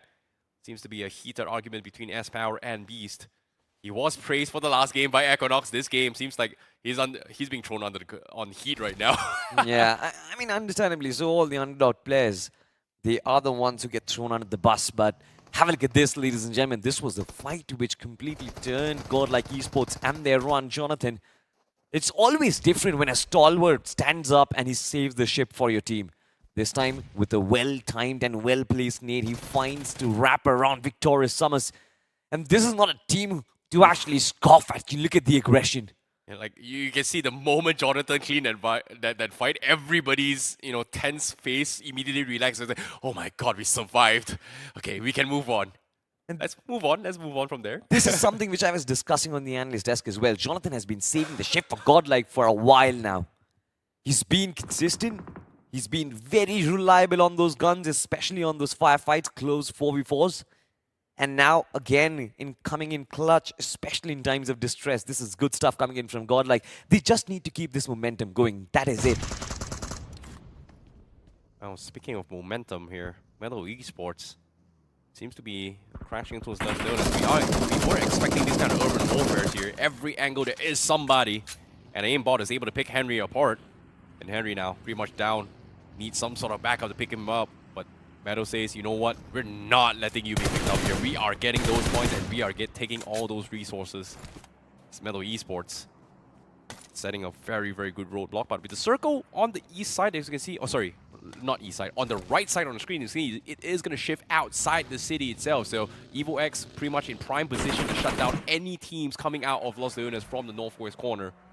And on screen, we have TrueRippers gatekeeping Meta NINZA, which in this case has lost 2 players outside the zone. Talking about Men and NINZA, it's always been the case where there are few loose stranglers around that team. Always keeps on falling, especially in very unfortunate situations. Have a look at this though. Godlike, it seems like Gods has been struck. Has been struck quite hard, and K9 Esports might be looking on the prowl. Slug in the mix of things. It seems like K9 Esports are looking to engage first. Of course, will be targeted by Punk. Spray downs coming through. The vehicle just goes and he changes his seat and sprays him down with the shotgun. That is brilliantly done. Godlike Esports once again in times of distress. This time, the charge comes in from K9 Esports. Nades do come flying in. Omega in the close quarters. There is another man who has been knocked down. A lot of responsibility on Jonathan and the shoulders of Admino this time. Of course, I think Admino will be the one to be in the front lines. Needs to stop the ambush from coming, but K9 Esports are also a little hesitant. Yeah, it's just not worth it. Zone is moving in. K9, they've gotten one scrappy fight. They've got 1 point. It's time to get out. Zone is closing in, and it's time to rotate away. Seems like Godlike, they will be forced to waste a lot of time until K9 moves out, or in this case, whether or not Hero Xtreme Godlike decides that they are in the clear. But it seems like K9, they reposition, try and gatekeep them even more. Jonathan was able to spot out Beast on the horizon, but just doesn't want to take the risk here as K9 slowly edges away into the zone and hope that Hero Xtreme Godlike bleeds out to the zone and burn resources from there. So K9 definitely playing the smarter approach right now. They cannot let them off the hook. As you can see, every single time Hero Xtreme Godlike tries to make a move, K9 is there to keep some sort of pressure in. But as soon as shots come from behind, guess what? They've got to relieve those pressure because EVOX is also thinking of third-partying this from afar.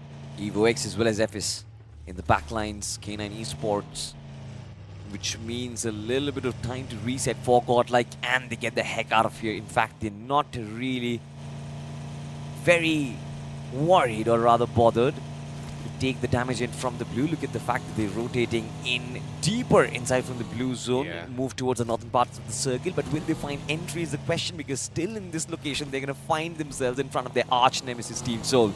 Yeah, they need to find an easier entry point here. It just makes a lot more sense for them to actually re-rotate in. Unfortunately to say, the choice, or in this case, the place they are choosing in is congested by a lot of teams. As you can see on the screen on the right side, we've got Soul, we've got FS, we've got TrueRippers. Hero Xtreme Godlike, they are going to be in for a lot of pain. Only thing they can do right now is lay low and wait for the right opportunity to strike. Or unless Joker makes a mistake and runs into them.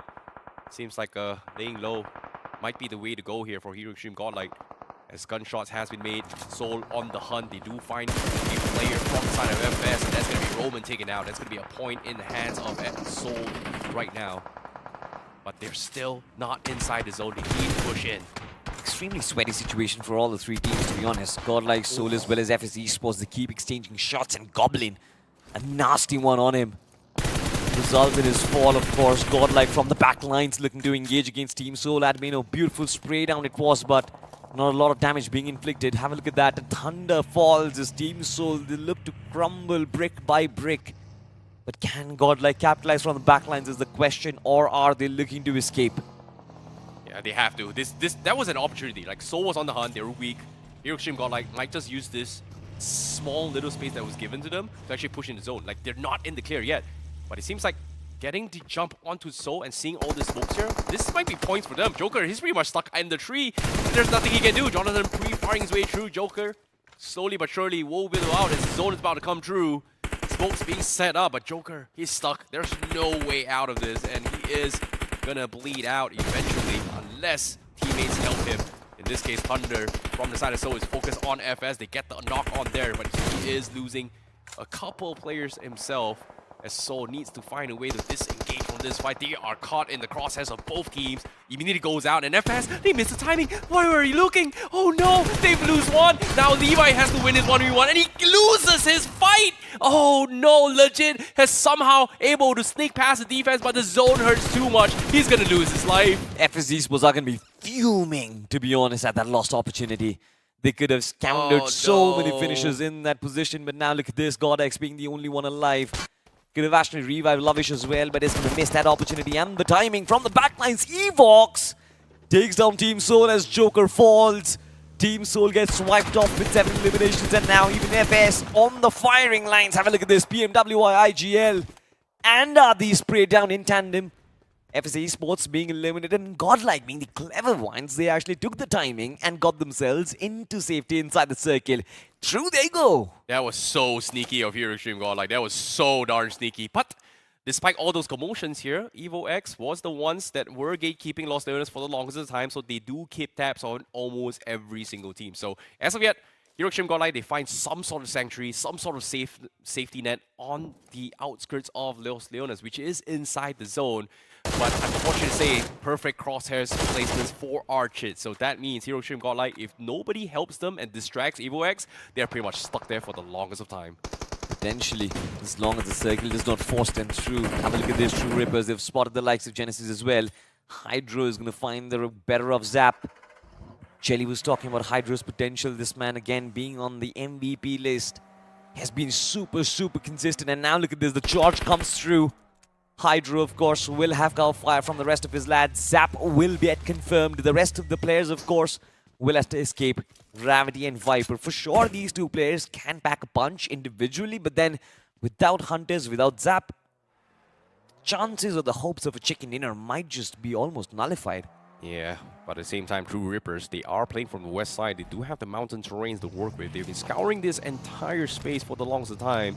They have to make sure that every single nook and cranny is in their control before they decide to join the party of control on towards the teams coming in from Los Hermanos. But here, Godlike, they try to make an attempt, but unfortunately was sprayed down, and Executor finds one more. Here, Godlike down towards the last two players, and they have to push into zone as well.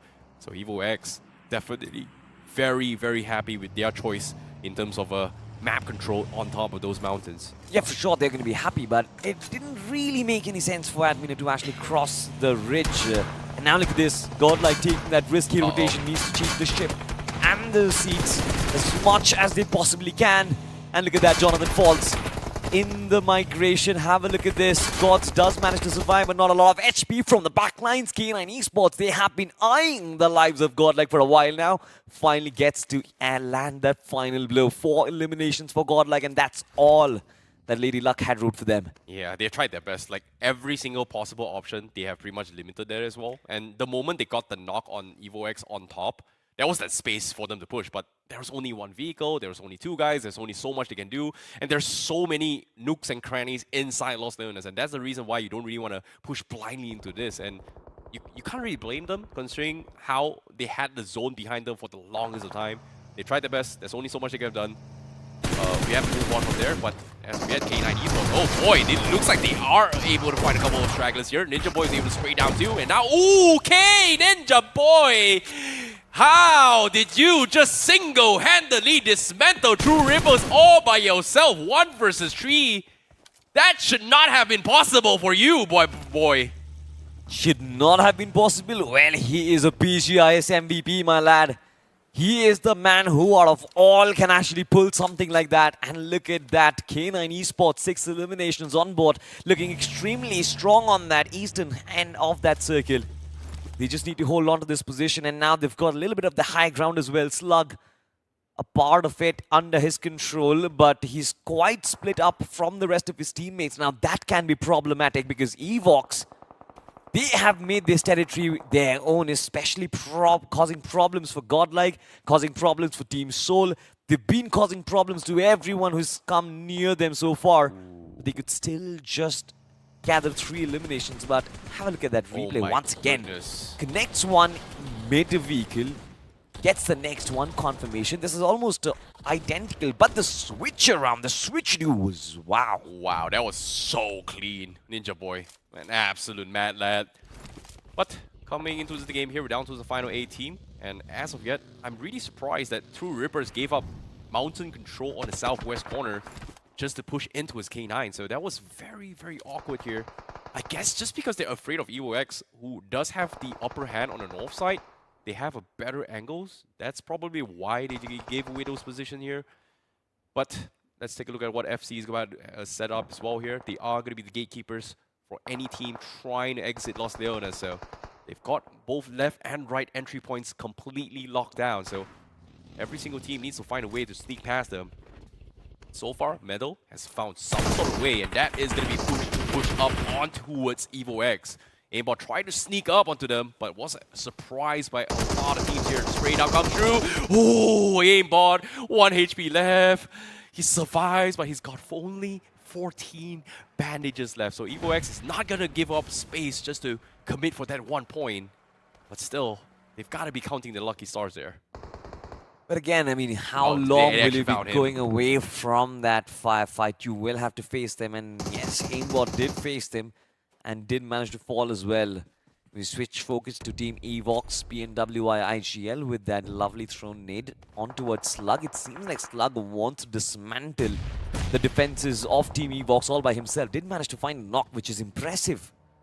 But the question is, can this overwhelming numbers advantage for Team EVOX result in their victory, or will we see a clutch performance coming in from K9 once again?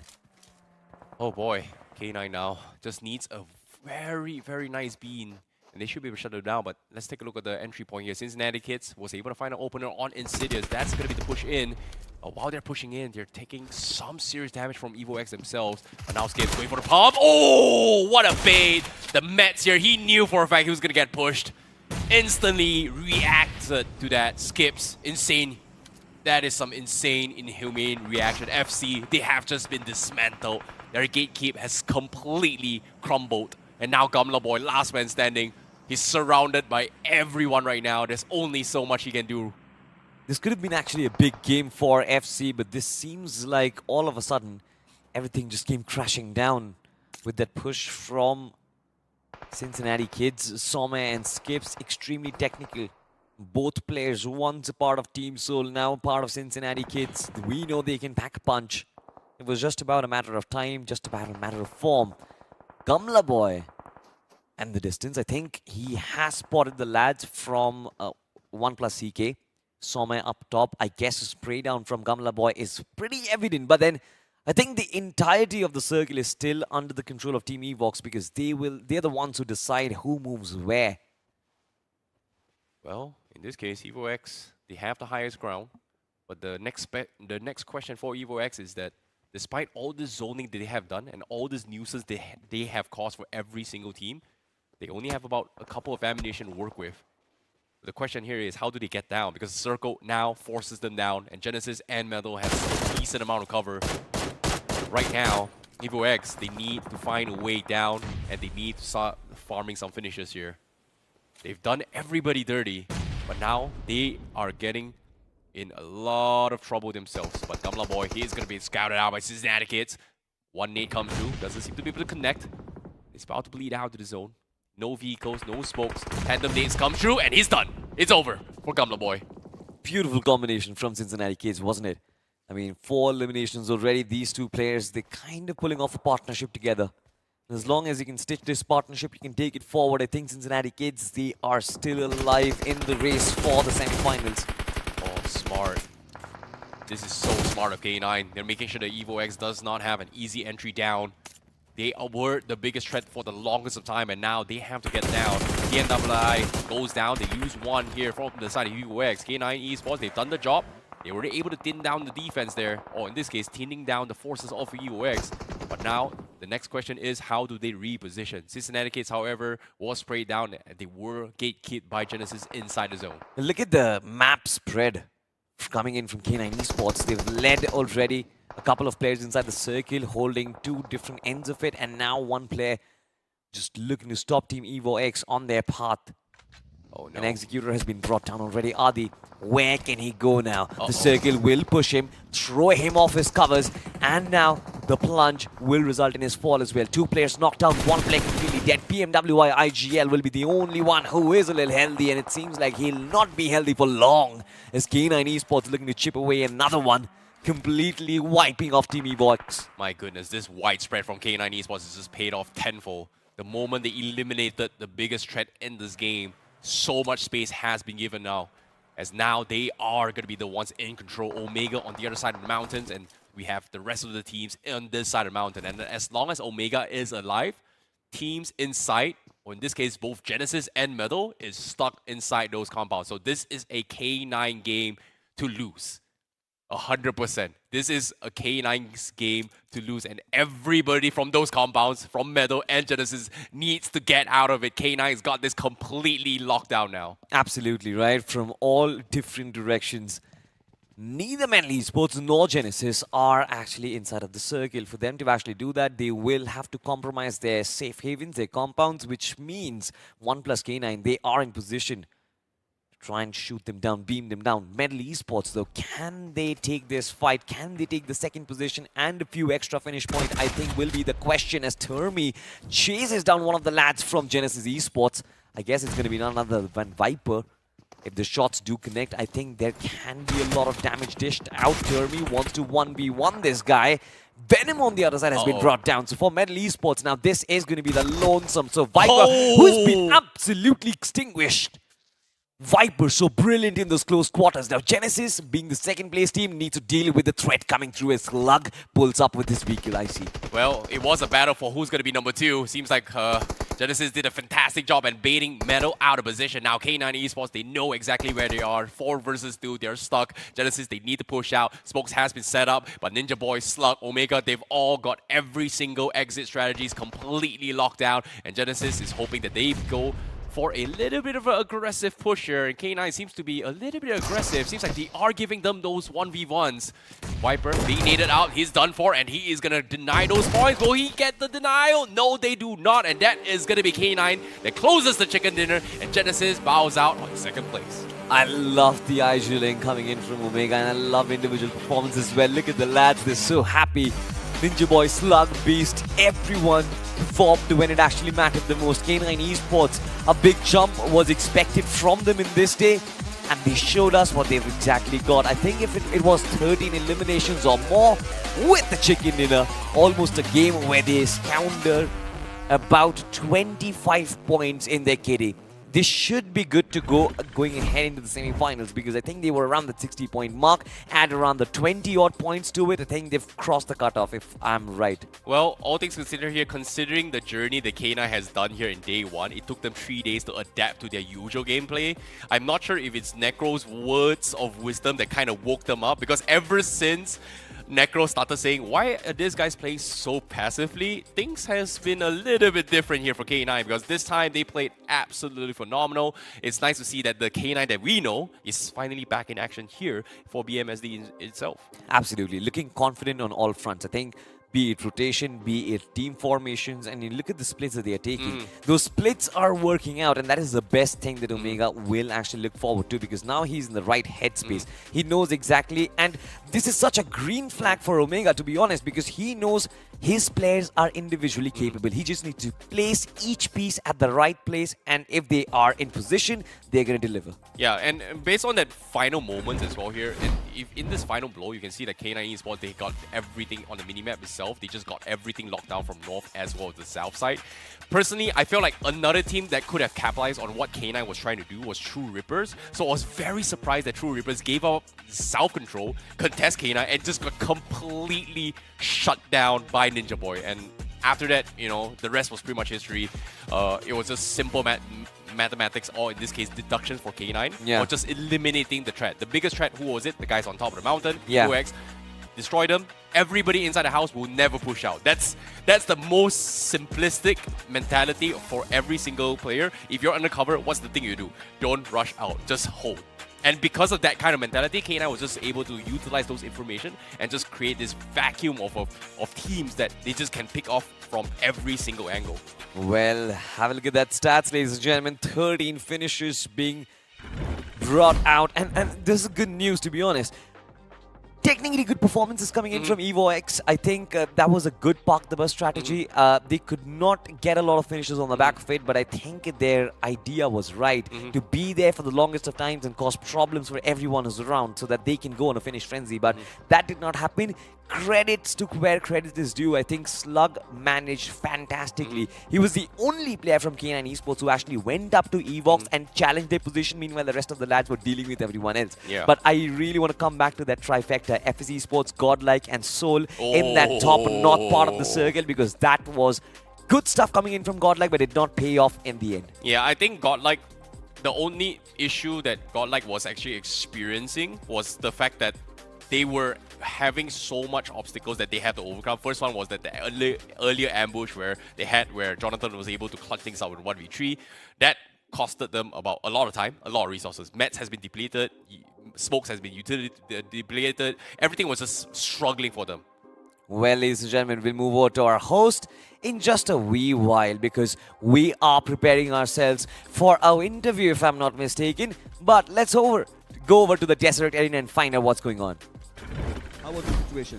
कुछ नहीं चल रहा था, वो लोग दूर से आते देखे, मैंने गोली मारी, वो पैनिक हो गए, इधर उधर कहीं भी दो बंदों ने गाड़ी ठोक दी अपने में ही, फिर मैंने एक मिराडो में नॉक दिया, मुझे पता ही नहीं चला मिराडो में एक और है, उसको भी नॉक दिया, फिर पीछे पता नहीं कौन था, कूप वाला शायद जली भाई थे, उन्होंने मेरे पे कम से कम 4-5 शॉटगन चोक करी है, उनको मैंने घूम के मार दिया। ओके ठीक है, आई थिंक पूरी स्टोरी हमें समझ में आ गई कि एग्जैक्टली क्या हुआ है। बट ओमेगा, मैं आपसे भी ये चीज़ समझना चाहता हूँ, एक बढ़िया फॉर्म के बाद आप इस टूर्नामेंट के अंदर आए हैं। इससे पिछला जो टूर्नामेंट था वो आपके लिए बेहतर गया, यहाँ पे इतना समय क्यों लग गया चिकन डिनर आने में?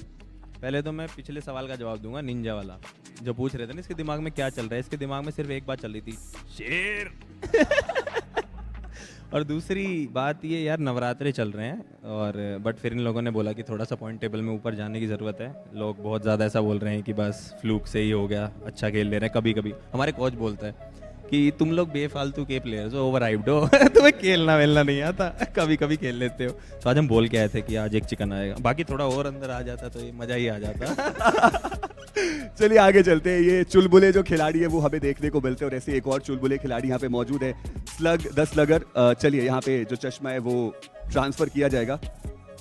क्या बात है, काफी बढ़िया। आप बताइए इस चिकन डिनर के पीछे क्या पूरा स्ट्रैटेजी था? आज सोच के आए थे आप कि नंबर ऑफ मैचेस बढ़िया हैं तो फिर एक बढ़िया वापसी होने वाली है, और कल के दिन पे क्या स्ट्रैटेजी डिस्कस हुई आज स्टार्ट होने से पहले? ये सब तो हम नहीं सोचते, हमारे कोच बताते रहते हैं कि सालों ऐसे खेलते रहे तो तुम्हारी मौत जल्दी है मेरे हाथों। तो हम लोग यही चीज़ को वो करते रहते हैं, रिमाइंडर कि हमें कोच से गाली नहीं खानी है और कोच का एप्रिसिएशन चाहिए, बस इसीलिए हमने चिकन निकाला। बाकी हर बार ऐसा ही रहता है कि लीग स्टेज तक हम कोच और के सांसें यहाँ तक लेके आ ही जाते हैं। क्या बात है। चलिए अब हम बीच से भी थोड़ी बात कर लेते हैं। ये थोड़े शांत लग रहे हैं, चुलबुलों के बीच में थोड़े शांत खिलाड़ी हैं। बीस्ट, ये चिकन डिनर कितना मीन करता है आपको? क्योंकि अभी इस चिकन डिनर के बाद ओवरऑल स्टैंडिंग्स में एक बढ़िया मुकाम आपने हासिल किया है, पर अभी भी थोड़े और पॉइंट्स चाहिए होंगे कट ऑफ तक पहुंचने के लिए। मतलब खेलने में तो ऐसे एकदम मज़ा आ रहा है, एकदम मेरे को तो लॉबी बहुत इजी लग रही है वैसे, सच बताऊं तो। वैसे फ़ोन पे भी हाथ बैठा पड़ा है, सब हम कुछ ऐसा सोच के नहीं जाते, बस बंदे दिखते हैं, मारते रहते हैं, चिकन आ जाता है, तो क्वालिफाई तो पक्का हो जाएंगे और होपफुली जीत भी जाएंगे। All the very best. और जी हाँ, ये है K9 destruction in game, destruction out of the game, और ये प्लेयर्स पूरी तरीके से पंप नजर आ रहे हैं। पर आज के दिन पे अभी बचता है एक मुकाबला, और कौन करेगा उस पे कमबैक जानने के लिए चलेंगे मुकाबले पे, पर पहले एक छोटा सा break.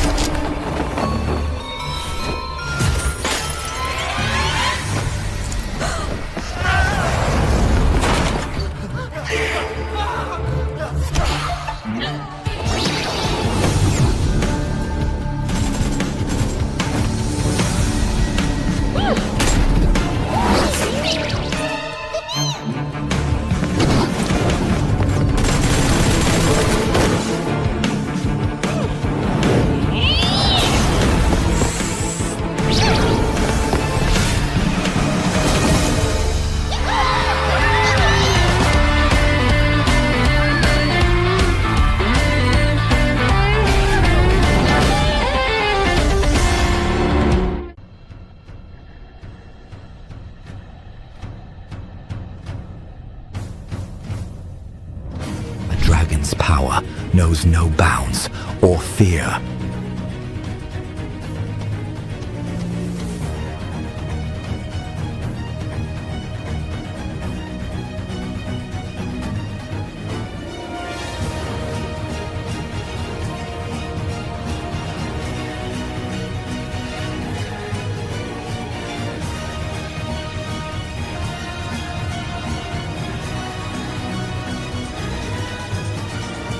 Ready to wield it? Fight with the dragon's might.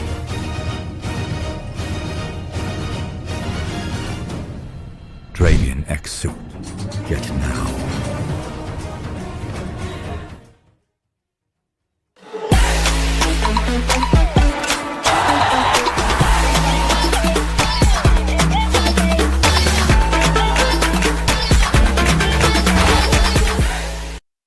Break के बाद आप सभी का एक बार फिर से स्वागत है। एक इनक्रेडिबल मिरामार का मुकाबला हमने देखा और मुझे लगता है कि उससे भी इनक्रेडिबल हमने एक इंटरव्यू भी देखा। वैसे नेक्रो, आपका भी स्वागत है एनालिस्ट डेस्क पे। It was a great interview. What do you think about that? I mean, the man was saying the lobby's quite easy for him and he's just over here to have fun, fragging out as well. But that's not what it was showcasing before today's date, right? K9 Esports was struggling on the last page. But yeah, on today's day, K9 Esports, they've just turned the tides, now looking pretty good in the overall standings, and that's a good thing for them. But for teams like Genesis Esports, even this was supposed to be a bounce back game. For Metal Esports, they're still pretty far back, but they're doing it slowly and steadily. देखिए, slow and steady might win you the race, but अगर आपको भी race जीतनी है Nixon सिनिस्ट्रा set पाने के लिए, तो simple सा कार्य आपको करना है। रोज आपको एक 10 यूसी में स्पिन मिलता है, जो पहला स्पिन होता है 10 यूसी का होता है। रोज एक स्पिन करते रहो, क्या पता आपकी भी किस्मत अच्छी हो और आपको भी ये अमेजिंग सूट मिल जाए। बट अभी के लिए वापस याद करते हैं और बात करते हैं इस इंटरव्यू के बारे में। There's one line that I loved a lot, and वो ये थी कि यार हमारा कोच हमको कहते रहते हैं कि भाई हम तुम्हें खेलना वेलना कुछ नहीं आता, तुक्के लग जाते हैं तुमसे, and I love that. But अभी के लिए MVP की तरफ चलते हैं और देखते हैं वो कौन सा एक खिलाड़ी है जिन्होंने सबसे बेहतर प्रदर्शन किया मिरामार के इस मुकाबले में। And who else यार, it is Ninja Boy, 5 finishes, 806 का डैमेज, 3 नॉक दिए। He's a very good player जो वापसी कर रहे हैं अपनी फॉर्म में। The main playmaker for K9 Esports. Then you've also got Beast right there with 5 finishes as well, and even Hydro from TrueRippers. It's not even a question. This man's always there in the MVP list. You've also got S-Power, Jonathan right next to each other. For Jonathan, he was able to get those 3 finishes in the initial clutch, but after that, for Hero Xtreme Godlike, the game was not looking too good. But let's move on towards the point standings of that previous particular game, and we do see K9 Esports' stats too. That's 23 points on the board. Absolutely insane performance. Then you've also got Genesis Esports with 9.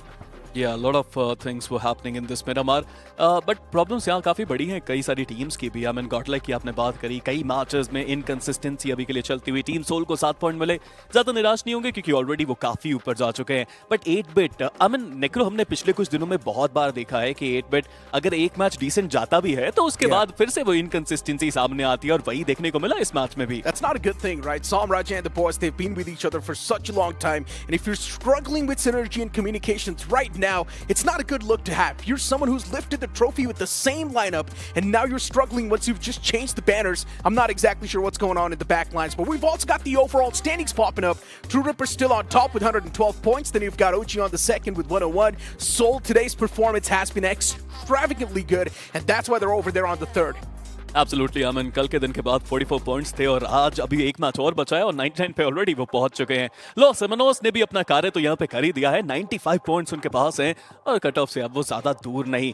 But genesis esports एक अच्छी छलांग लगाई है, 11 matches, mind you उन्होंने एक match कम खेला है God's rain और गॉड्स ओमन से, और वो ऑलरेडी उनके ऊपर जा चुके हैं। Team Aryan, I'm a little confused about Team Arden. Not a great day today for them. Just imagine, right? This team started things off on the 7th spot after the day 1.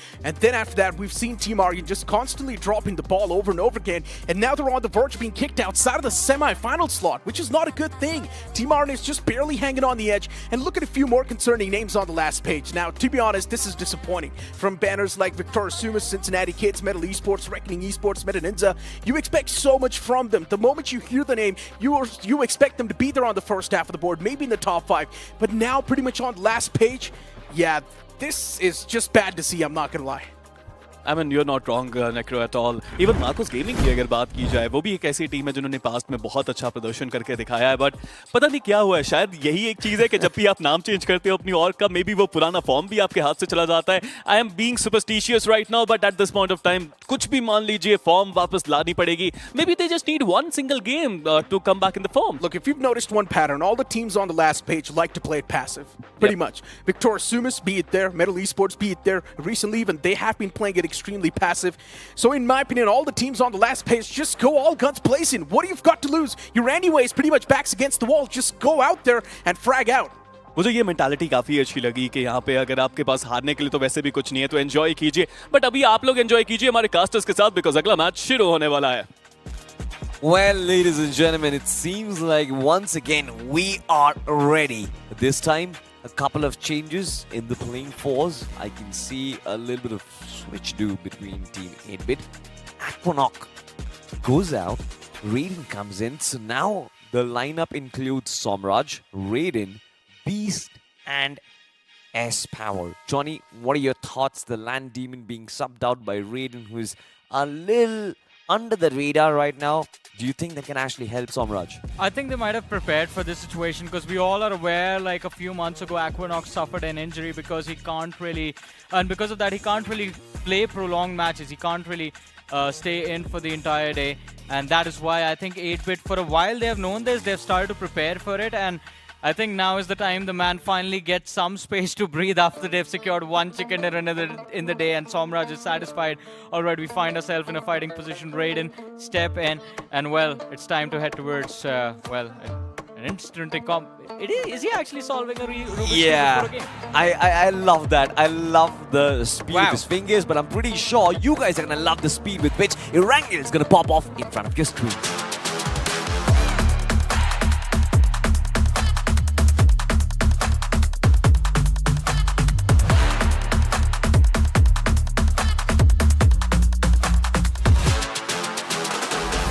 As the big bird flies high for one final time inside of day 3 upper brackets, ladies and gentlemen, it seems like we are going to be flying over the map of Erangel. Your pilot, Salty, led by co-captain Johnny, is here with me on the English panel, and we have got 64 warriors who are waiting to drop down into the battlegrounds. The flight path, of course, we've got to let our viewers know where we are flying at. We're starting from the regions of Quarry and we're moving in towards Novorupnoy.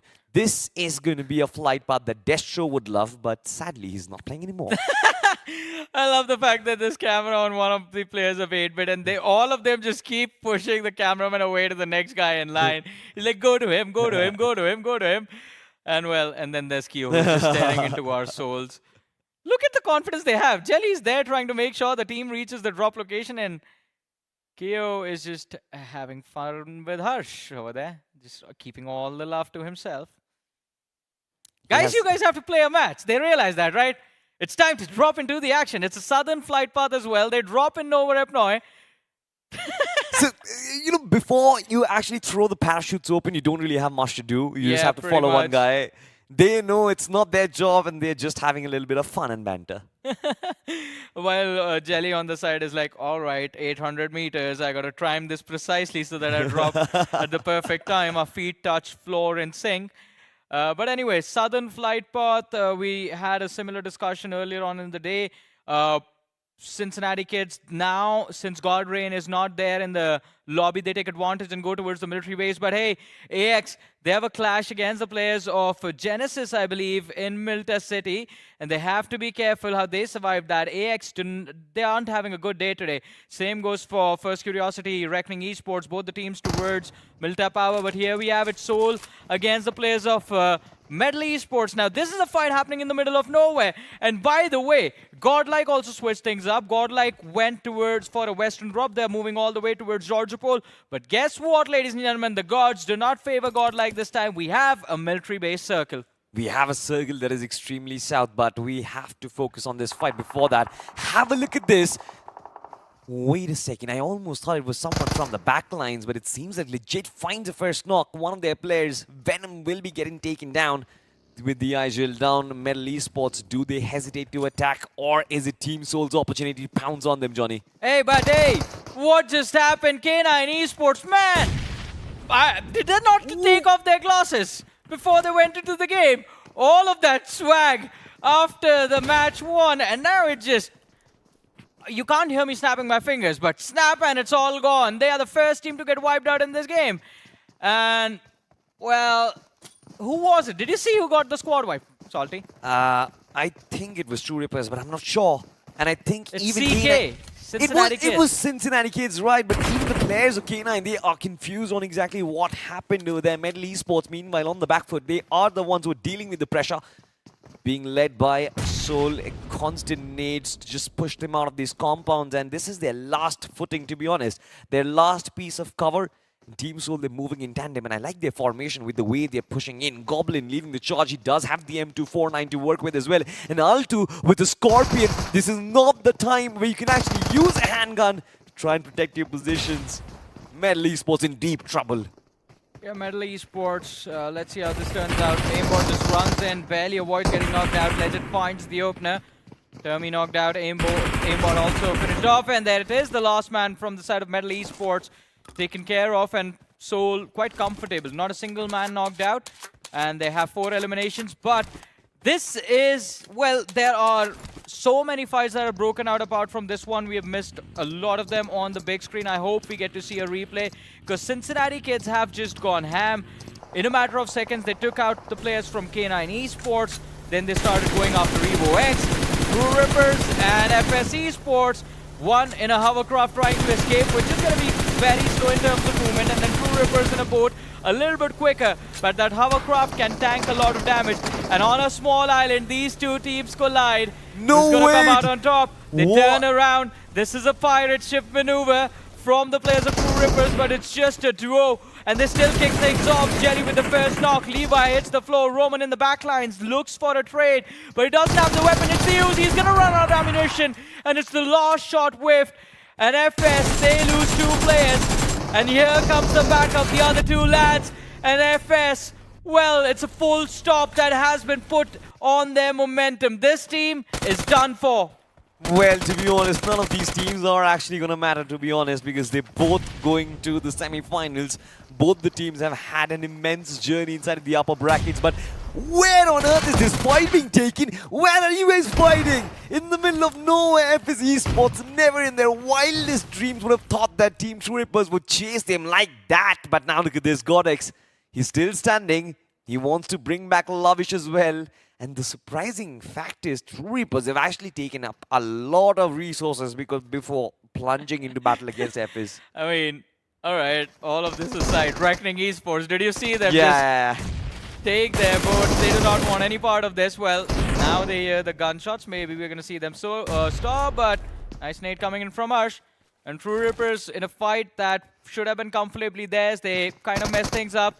Harsh again. The nade pin being pulled distracts and stops the revive. He wants that finish. He desperately wants that finish. Lover should be able to survive, but that nade delays Godx from moving in. Throw the molly. He's still going for yet another nade. I think he's just trying to bait him out from position. Godx, a little bit of chip damage on him as well. FS Esports, the last player standing, and so is the last player from TrueRippers. This has been a comedy of errors from either sides, but I like the sporting spirit from both of them. Neither of them backing away from a fight, but look at this, Cincinnati kids, a good bridge camp, which almost resulted in the blockade of Team 8-Bit Esports, but they managed to escape, which was an extremely close affair, Johnny. Yeah, I mean, Cincinnati kids, they have a tendency of doing this every single time we have a Southern Circle, and this time around, though, they have missed a lot of teams from moving forward. I mean, they did secure an early squad wipe onto the players of K9 Esports, but immediately after that, EVOX, once they finished off, everyone else escaped. Victorious Sumus somehow, very impressively, for a fact of matter, did avoid Cincinnati kids and have traded places. Now, Victorious Sumus is a team that controls the actual military base, the sea building. And Cincinnati kids, they are still well positioning themselves to cut off any rotations of any teams moving down south. And I want to discuss so much about this game, especially the early drop locations. That kind of changed everything. Was expecting a lot of fights. Then super early rotation coming from Victorious Sumus for Marcos Gaming. These are the teams that charge towards that military base very early on in the game. Right now we see the players of Genesis Esports crossing that Novorepnoi bridge. And because TrueRippers, they went to Novorepnoi and then went on to hunt down the players of FS. There is no one blocking that Novorepnoi bridge. Genesis Esports, they get free entry. They certainly get free entry, and they're deep into enemy territory because right up front will be the lads of Reckoning Esports. I think it was Flock who had taken that rotation away from TrueRippers and FS Esports, but this was a fight which was funny, to be honest. Look at the way the rest of the players from TrueRippers just come in and chase FS Esports for this fight. They had no business to be there, but they still just enjoy it for the heck of it. Yeah, I mean, Jelly did mention it at the start of the day, right? As soon as we cross a 100-point marker, we are going after a few names. To be fair, I think they crossed the 100-point marker very early on in the day, and I was waiting for TrueRippers and their shenanigans, but I think it is the last game when they finally make things happen. And it was a silly affair between both the two sides, to be honest. TrueRippers, they lose absolutely nothing because of getting wiped out early in this game. 117 points at the top of the leaderboard. The closest anyone is to them is going to be the side of Seoul, and they are 14 points behind them. So Yeah. they don't lose a lot, but they might have just ruined FS Esports' chances of having a turnaround from this last match of Erangel of the day. Turnaround? I don't really think FS Esports do need a turnaround as well, because 77 points on the block. Yes, for sure today momentum was completely halted for FS Esports, but I think one good game or potentially just average performances around the block tomorrow as well will just throttle FS Esports to the semi-finals. They've done brilliantly, especially in the first 2 days, but now look at this. Another fight which we were talking about, Cincinnati kids against K9 Esports, and Omega just explaining in the dynamics on how the push came and how in a flash all of them got swept back to the lobby. I mean, they just stepped into front of a firing squad. You saw the players of Cincinnati kids over there? That is a firing squad formation. And you can't really do much. One of the players from the side of K9 Esports got knocked out early. The other three tried to just rush through. Victorious Sumus, as we spoke about them, from the C building, they moved towards the southeast. Seems like a decent position, especially, again, because the second stage shift of the circle is down complete south. Best case scenario, I think a lot of the big names are expecting the circle to end on the southern hills of the military base, just north of the shoreline. Struggles of Victorious Sumus. The vehicle got stuck underneath a little bit of machinery over there, but have a look at this right now. Marcus Gaming will catch one of the players of Cincinnati kids off guard. That will be Soma, and all four players looking to just charge in at the crate. It kind of feels like how hungry the players of Marcus Gaming are, and they should be devoid of points, starved from potentially the ticket to the semi-finals, and now can they change their situation will be the question. Of course, at the end of today, all the teams will have played the 12 matches. Tomorrow, everyone plays 4 games. Do whatever you can. I have a question. What is it? Every single time Naughty makes a push, does he put his all chat on and scream at his opponents, "Here comes Naughty, Naughty"? I'm pretty sure he does that in classic matches, but if he does that in his competitive matches, then, well, I'm not sure if you're allowed to turn on your I don't all know, chat. man. But if that was the case, I think that would just be a free frag every single time, because your opponents would be annoyed, like, who is this guy? Naughty. Lame jokes, Johnny. I've got nothing to say about it. That's my middle name. Lame jokes, Johnny. Yeah. Oh, really? Well, talking about jokes, somebody's been joking about the entire day so far has been Team Seoul. They have just been playing as if the Battlegrounds are their playground, and they are actually faring pretty well about it. The map of Miramar, we saw the kind of devastation these guys left. It's still shaking from its ruins. Right up front, we've got Genesis Esports as Viper on top of this cliff. Huge advantage of height, to be honest, but if you talk about visibility, then not much. And I'm not even sure if the shots are going to connect at this range. Nah, I mean, it's too much distance. I love this observatory position. The only problem is if the circle doesn't move towards the eastern side of the military island, then you are basically screwed. Climbing down is a big challenge. Luckily for Genesis, everyone has pushed for the circle, so Genesis has free range to move down from the hill. One big option for them is to move down from the south. That way you can still move along the shorelines. But hey, here they show up, the players from the side of Team Seoul. And this is going to be a collision against the players of Genesis. Hunters kicking things off, takes down 2. Legit loses a tire as well. And Hunters seems to have struck a big blow on the players of Seoul. Does he have any backup with him? It's going to be a big question. Because I only see him on the map. All his other teammates kind of move towards the circle. One is taking a fight against the players of FC. First Curiosity. And now Zap is trying to move in from the flank. Hunters, he needs to survive for a few extra minutes, in fact. The first aid and the nade. Which one is going to trigger first? Oh, the nade just falls short. I don't know. I don't think the nade is even going to reach, to be honest. But this one was strikingly close, especially with Legit. Zap. But Zap, is he going to arrive in time is the question, because I think it's already a while that Team Soul has been in a position like this. Thunder and Joker, they're still bleeding out. In fact, there is nobody who will be able to save them. And watch this timing on Hunters. That is so brilliant. Knew exactly when Legit is going to cook up that nade, spots him out in the open and absolutely finishes him. And now the onus is going to be on Zap. Just moves inside of the hovercraft, tries to run him over, and Goblin, it seems like it's just child's play. He almost did as well. It was just a split second. And now the second attempt, Goblin gets in the car, man. Both these individuals just juking each other left, right, and center, in and out of vehicles. Just insane. But Goblin, you know why he's upset? He lost 3 teammates to 1 man. Hunters took out 3 players from the side of Team Soul. That's 75% of the team just gone to one guy. That is how good Hunters is. Just wants to remind Team Soul that once I was a part of it. I was once supposed to be your next star, but you did not decide to actually give me enough time. So now here I come, destroying your dreams. But it seems like Dreams is going to be the one to spoil Hunters. Dreams turning into a nightmare because Hunters has been knocked down. Zap is not positioned, but so is one from the back lines. Who is it going to be? It is going to be Viper, his long lost brother. Genesis Esports, this has been a good game so far. 6 eliminations, good teamwork all around the block. Next up will be targeting EVOX. At the distance, of course, Godlike, couple of shots being taken. But the ones on the receiving end will be Reckoning Esports, and their finishes will be chewed up by S-Power. Oh, this is going to be tough. All the players up front, I mean, they've moved towards the western edge, Godlike towards the northern edge.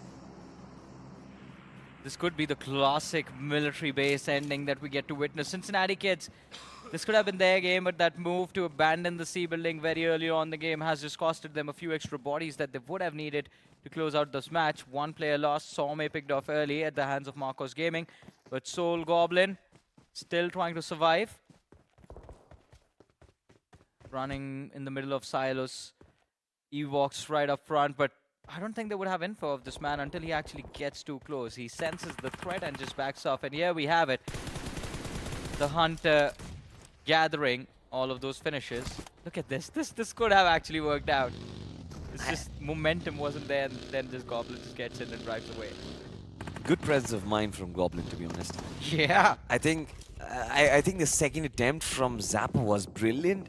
And the fact that Goblin did not try to get up and run away, instead just instantly embarked on the vehicle and just drove the heck out of there. That is good presence of mind, because had he tried to get up, I think in the midst of animation, the vehicle would have just run him over. Yeah, that is very true.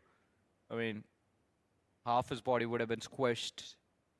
Not just half, the hovercraft is just too darn big. Yeah, I like it though. I mean, if you move it slow enough, you can provide a moving cover for your entire team.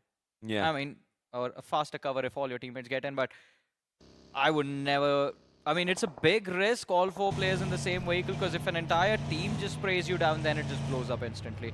But Genesis Esports, after a brilliant fight against the players of Seoul, this time they find themselves running into Team AX, and this one is not turning out as well. A few players were knocked, but they have been brought back. Zap still just being a distraction for the players of AX, while Viper wanted to heal up, and now he has his HP back.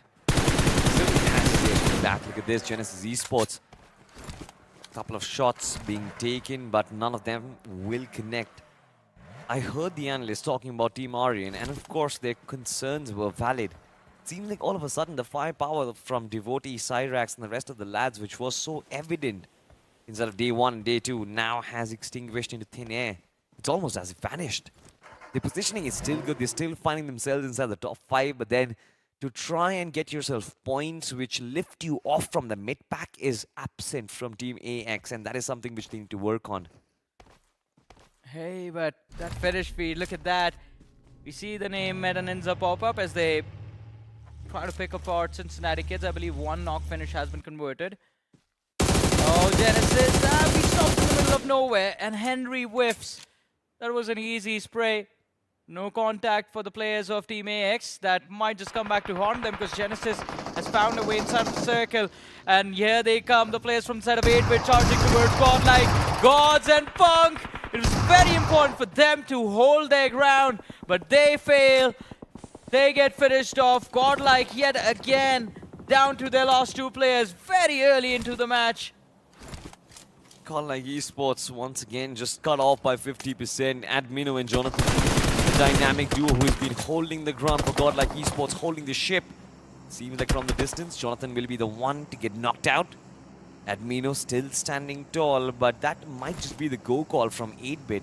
Because now not only do they have the numbers advantage, but they also have a very overwhelming time difference.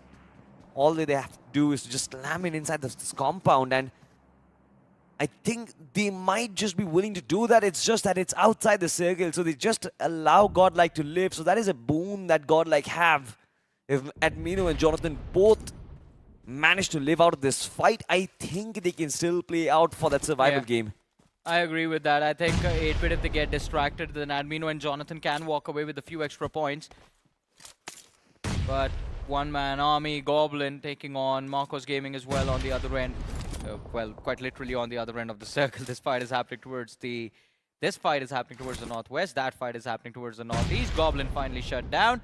Soul taking an exit on the 10th. And we're down to the top 9 teams. But Admino just now has lobbed a lot of util on his opponent.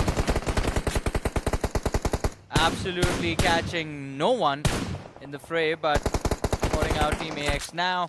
This Salty is just desperation for points. And I do not think this is going to work out for Godlike. We'll find out if it actually works out for Godlike or no. But for now, Team 8-bit for sure, they're not going to let it work out because Beast, he's been knocked out, but Team 8-bit in an extremely good position. They found themselves a ridge which will protect themselves from shots coming in from their backside.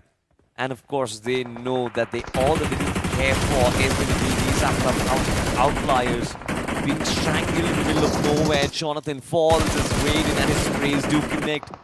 He's been engulfed, and now the only one who is left standing has to be Admino. And look at that, being electrocuted by the blue, not the best in positions where Godlike wants to be in.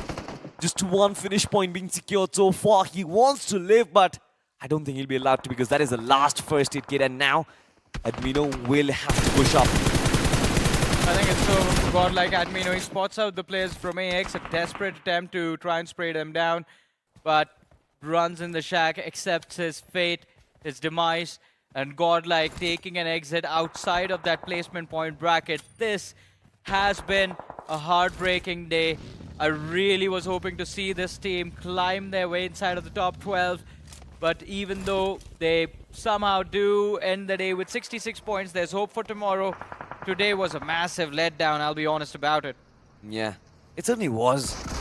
So has been for EVOX, to be honest, because when it comes to performances, they certainly do find themselves with good positions, but they don't really make use of it. Marcos Gaming this time invade their safe houses and completely finish them off. On towards other things, it seems like Team AX have led their charge against Team 8-bit. S-Power is down and out, and so is Raiden, but the rest of the lads, Beast and Somraj, still hold the ship.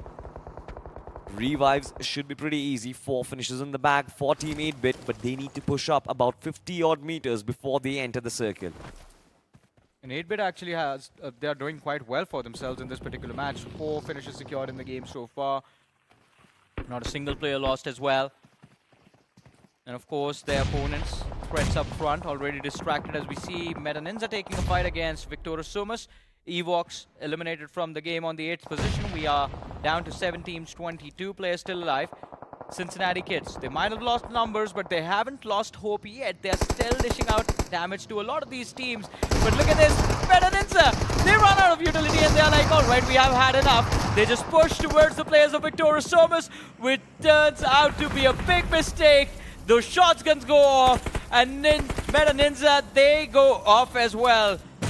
And in the sense that their gameplay just went off, they're back in the lobby, wiped out in a matter of seconds. Well, that has been the case for NINZA for a while now. They find themselves in positions where they can lead themselves to the final third of the game, but all of a sudden that aggression just gets absolutely neutralized when a team faces them. Their 4v4s have been questionable. They make questionable decisions as well, and that is the reason why it seems like NINZA have been struggling on the point standings. And now look at this, struggling for show as well, for teammate bit, because it seems like CK from the distance, they've been spraying and praying in 8-bit. The prayers have been answered. They've been sent packing to the lobby once again. Skips with 7 eliminations. CK have 10 already in their bag, Johnny. They are looking for a high fragging finish. Genesis Esports in the middle of nowhere. The wreckage of the airplanes will provide them some sort of cover, but the split between Gravity and the rest of the two lads, it's still not the best. Victorious Summers, numbers advantage, can definitely work in their favor, and the need from Skips. Add that one to the tally as he adds 8 to his collection. 11 finishes for Cincinnati Kids, and Skips is looking for more. But who will be his next target? I have no idea. I think the only thing that can stop this man is the lack of ammunition on him right now. Just 12 rounds left in the M4 and nothing in the back, but he finds a few. Is this going to be enough? About 57 rounds on Skip right now, 57 bullets in total. It's not enough to wipe out an entire team. Luckily for him, he has his teammate with him. Maybe the IGL and the Assaulter put together can pull off a miracle in this game. They do gain access to the western edge of the circle, and Cincinnati Kids will have an opportunity to kind of find an isolated fight against Gravity. If they win it, they gain more map control. And then Genesis Esports is going to be down in a ditch, because look at that, they are surrounded. VS closing in from the northern side. Then you have Marcos Gaming right behind you. But Vidkor Summers spoiled out. Before Gravity could do anything, he gets knocked out. Zap comes in with the trade Viper as well. Just instantly confirms the finish. Genesis down to their last 2 players as Marcos Gaming also charges for them.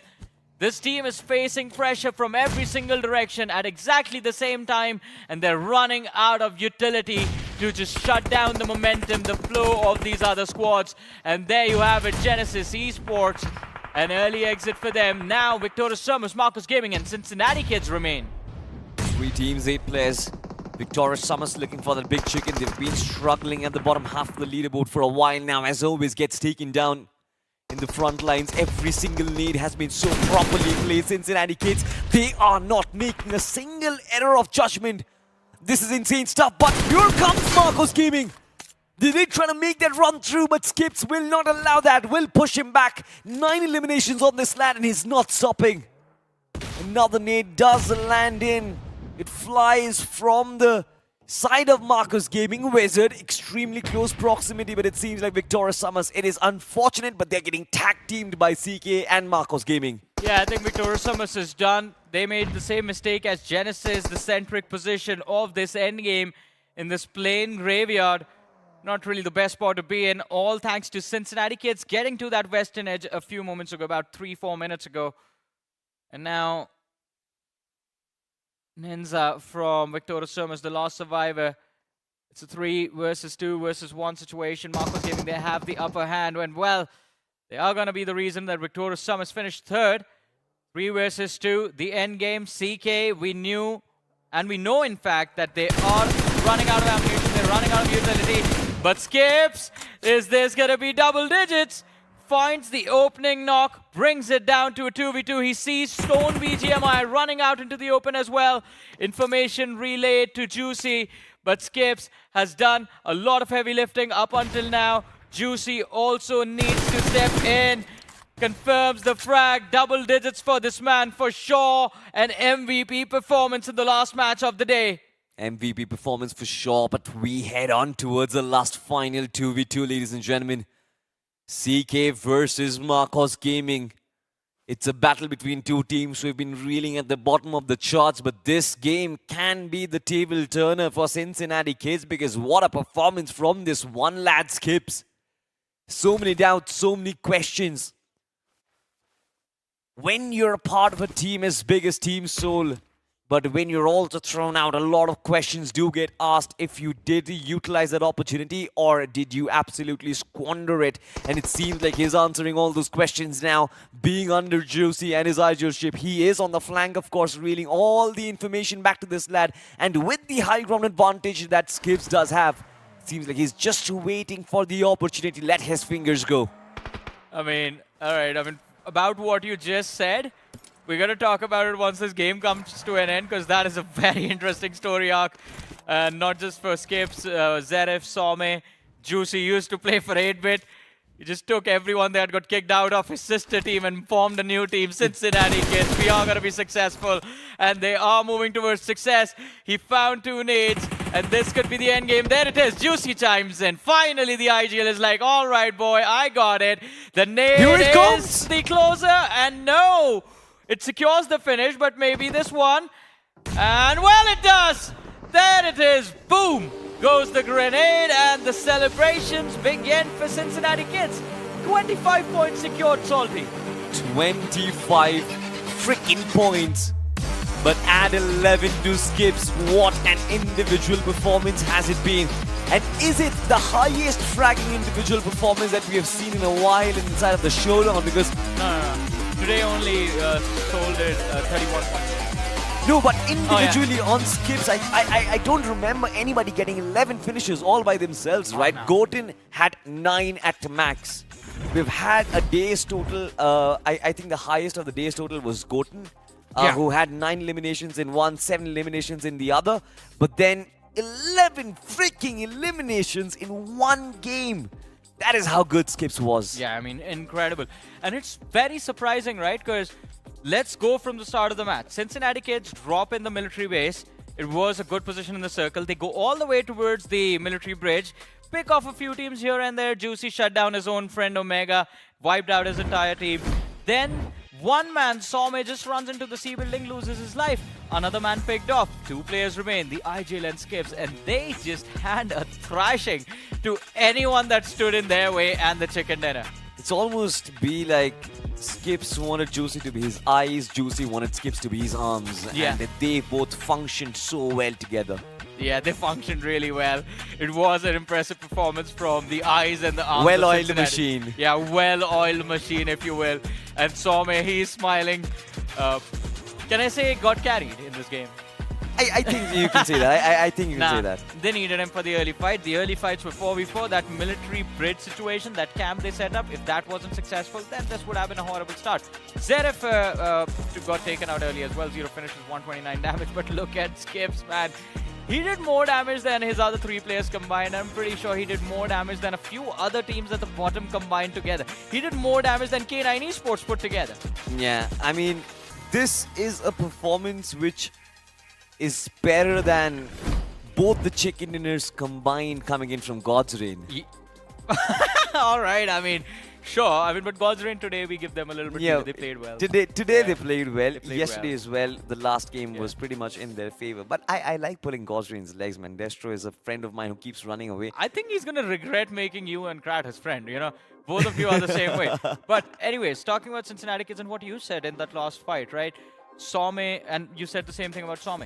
He went on to play for a big banner like Soul. Wasn't allowed a lot of playtime. Same thing happened to Skips. Same thing happened to Zeref. Although Juicy used to be the face of 8-bit at a certain point, I think he just realized, like, all right, you guys had all of this talent, but it was difficult to make it work. Let me try it for a second. And yes, Cincinnati Kids, they haven't been successful that much if you look at the bigger picture, but it's performances like this that give us a lot of hope and a reason we believe that this team has the potential to actually fight for the podium at the tournaments they play in. Potentially. And at one point, Juicy was actually doing that as well, very consistently. So Juicy definitely is capable of it. One more player who was actually in that same position was Hunters, the man who actually took down Team Zone. Yes. But, ladies and gentlemen, of course, it was a fantastic day overall. Such amazing action. But it's time for me and Johnny to sign out from the English desk. Over to the analysts. सच में comeback की शुरुआत तो आज करी दी है, लेकिन जाते जाते मुझे ये भी लगता है कि एक उम्मीद जागी है मार्कोस गेमिंग के लिए नेक्रो, बिकॉज फाइनली बहुत देर बाद कमबैक किया है, लेकिन कमबैक तो किया है, एक कॉन्फिडेंस बनेगा. May be they are not going to semifinals directly, may be quarter finals ही जाएंगे, लेकिन ये कॉन्फिडेंस कल के दिन में काम जरूर आएगा. It was definitely a needed game for Marcos Gaming, right? Looking at the overall standings as well, Marcos Gaming was on the last page, pretty much lingering around the last spot as well. So this game is definitely going to be a bit of a ray of hope, but to be honest, it's a bit too late for a ray of hope. Now they need massive games, back-to-back as well. Tomorrow, they've only got 4 games to play. which pretty much means the sword's on top of your neck. You're anyways going to move on towards the quarterfinals if you do not perform well enough tomorrow. And yeah, speaking of for Cincinnati kids, I'm really happy with this performance. But BGMI is a team game. Just one man getting the majority of the finished contribution and the remaining players not even close to that, that's a little bit concerning too. देखिए concerning जरूर है वो उनके लिए, but शुरुआत हो चुकी है। आज के 6 मैचेस में 52 पॉइंट्स लेके गए, 52, मतलब उन्होंने डिसेंट खेला। बट यू नो व्हाट, आप भी बहुत अच्छा खेल सकते हैं, वो भी स्टाइल में खेल सकते हैं। अगर आपके पास हो एक शानदार एक्सूट, ड्रेवियन एक्सूट गेम के अंदर आ चुका है, आप स्पिन कर सकते हैं। हर स्पिन जो पहला होगा आपके दिन का, वो 10 यूसी में कर सकते हैं आप। तो आप भी जाइए और इस क्रेजी एक्सूट को अपना बनाइए। बट जैसा कि हम बात कर रहे हैं, हाँ, एक प्लेयर ने बहुत अच्छा खेला। मे बी समटाइम्स यार एक ही प्लेयर चाहिए होता है पूरी टीम को फॉर्म में लाने के लिए, और वो सिंसिनाटी किड्स के लिए आज हुआ है। कल 4 मैचेस हर एक टीम के रहते हैं नेक्रो, कंपटीशन कल बहुत क्रेजी होगा। You've got a solid point over there, right? Just one man bringing the life back to the team. Yeah, that's more than enough majority of the times. But looking at Cincinnati kids' form overall through this tournament, generally speaking, yes, this is a good thing. We're finally seeing a good ray of hope from the side of Cincinnati kids. And in the future, tomorrow, as you mentioned, with just 4 games left for Cincinnati kids, still the task is quite Herculean. They need to get a lot of points on the board, and if they want to punish themselves, or at least push themselves around the top 12. Absolutely, but बहुत सारी ऐसी भी teams हैं जो कल शायद अलग तरीके की बीचमाई खेलती नजर आएंगी। टीम सोल अग्रेसिव जा सकती है, लॉस हर्मानोस कल हारने के लिए कुछ भी नहीं होगा। ऑलरेडी उनके पास पॉइंट्स बहुत सारे हैं, ओरांगुटान के पास पॉइंट्स बहुत सारे हैं, TrueRippers उन्होंने तो ऑलरेडी आज एक स्टेटमेंट भी दिया कि जैसे ही हमारे 100 अंक पार होंगे हम तो खुल के खेलेंगे, और वो आज देखने को मिला और कल तो और भी ज्यादा देखने को मिलेगा। Speaking of Seoul, today's day has to be theirs, right? The way they performed in that one game in Miramar, just getting consecutive finishes, and of course, probably the biggest game so far we've seen.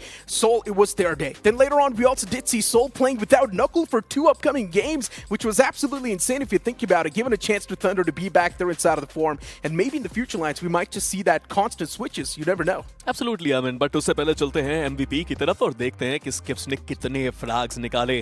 Finally एक comeback इस player का, और इस player के साथ इनकी team का 11 finishes एक ही मैच के अंदर, 1497 का damage. But Goblin not too far away, 4 finishes उन्होंने निकाले, और आज का दिन इनका भी बहुत अच्छा गया।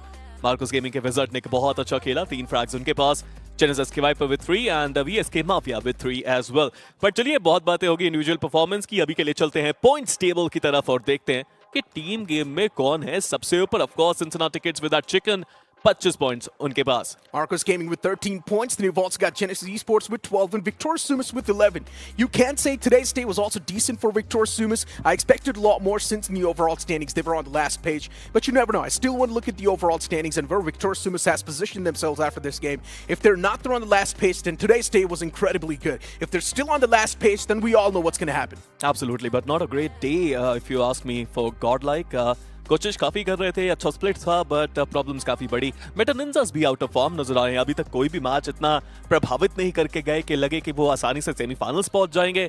आई थिंक हमने बहुत सारी बातें तो कर दी इस पॉइंट्स टेबल के बारे में, बट असली पॉइंट्स टेबल तो वो ओवरऑल स्टैंडिंग का पॉइंट्स टेबल है। चलिए चलते हैं ओवरऑल स्टैंडिंग की तरफ और देखते हैं कौन है सबसे ऊपर। Of course it's going to be TrueRippers, 117 अंकों के साथ 75 finishes, 42 position points. They have the balance. 3 chicken dinner भी उनके पास. Not even a doubt. They're doing extremely good. Then you've also got Sol on the second, OG on the third, Mighty Los Hermanos on the fourth. And First Curiosity, luckily enough, they haven't really lost that good spot yet in the overall standings. Yesterday, we saw a major performance coming in from First Curiosity. But today itself, we have seen a lackluster performance from them. But I just hope tomorrow we're going to see that consecutive games. And we talk about balance, right? Team Soul के पास 18 position के points है, K9 के पास 20 है। वो सिर्फ finishes में खेल रहे हैं और उतने ही काफी है उनके लिए। बट अभी के लिए 12th पोजीशन पे गॉड्रेन है, 70 का आंकड़ा छू लिया है कट ऑफ ने। कल एक दिन और हर टीम के पास बचे हैं 4 मैचेस, कुछ भी हो सकता है यहाँ पे। But Gods Reign not a great day for them as well. 3 chicken जरूर है उनके पास, बट अभी भी बसदार में फंसी हुई उनकी गाड़ी। FS Esports भी थोड़ा सा नीचे आए, बट टीम आर्यन फाइनली दिन खत्म होते होते 71 पॉइंट्स उनके पास। But Cincinnati kids, come on boys, एक अच्छा game, 52 points in a day, and they are so back in top 12. That is insane from CK. This is such a major catapult, and this team has also put up a major example for all the other teams, right? You just need one massive game, even if you're on the latter half of the board. Maybe for teams like Metal Esports tomorrow, if they get that 20 bomber, if they get that 25 bomber, even Metal Esports can instantly push themselves around that 12th spot. You've also got teams like NoNx, Victor Sumus. Yeah, Victor Sumus, we have seen a rise in the performance, but as I mentioned, they're still on the last page. Tomorrow, they've got a Herculean task to execute. जी हाँ, but अभी भी अगर देखा जाए तो difference कितना ही रह चुका है, 70 ही अभी कट ऑफ देख रहा है और मैं अभी का ही कट ऑफ देख रहा हूँ। उनके लिए टारगेट वो 11 पॉइंट्स का सबसे पहले मैच में रहेगा, उसके बाद उसको इंप्रूव करके 90 तक तो पहुंचना ही पड़ेगा, बिकॉज 90 के आसपास ही लग रहा है वो कट ऑफ यहाँ पे खत्म होते नजर आए। बट 40R अगेन एक नया दिन था, बट पुरानी कहानी उनकी तरफ से फिर से वही खराब प्रदर्शन। कल का दिन मे बी सिर्फ एक मोमेंटम बनाने के लिए हो, ताकि क्वार्टर फाइनल जब वो परसों खेले तब वहां पे मोमेंटम वो बना पाए। Let's hope that's the case, right? Because at this point, that's the only thing we can pretty much hope. But speaking of teams like NINZA, Reckoning Esports, what exactly is going on with them? NINZA is one of those teams that you expect to be the champions. Reckoning Esports is another one of those lineups that you expect to be in the top 5. But now they're completely lackluster on the opposite side of the spectrum. Absolutely Aman, कुछ तो उनको भी कल के दिन में करना पड़ेगा कमबैक करने के लिए। एंड इंस्पिरेशन वो सीके के साथ भी ले सकते हैं और इंस्पिरेशन वो स्किप्स की भी ले सकते हैं।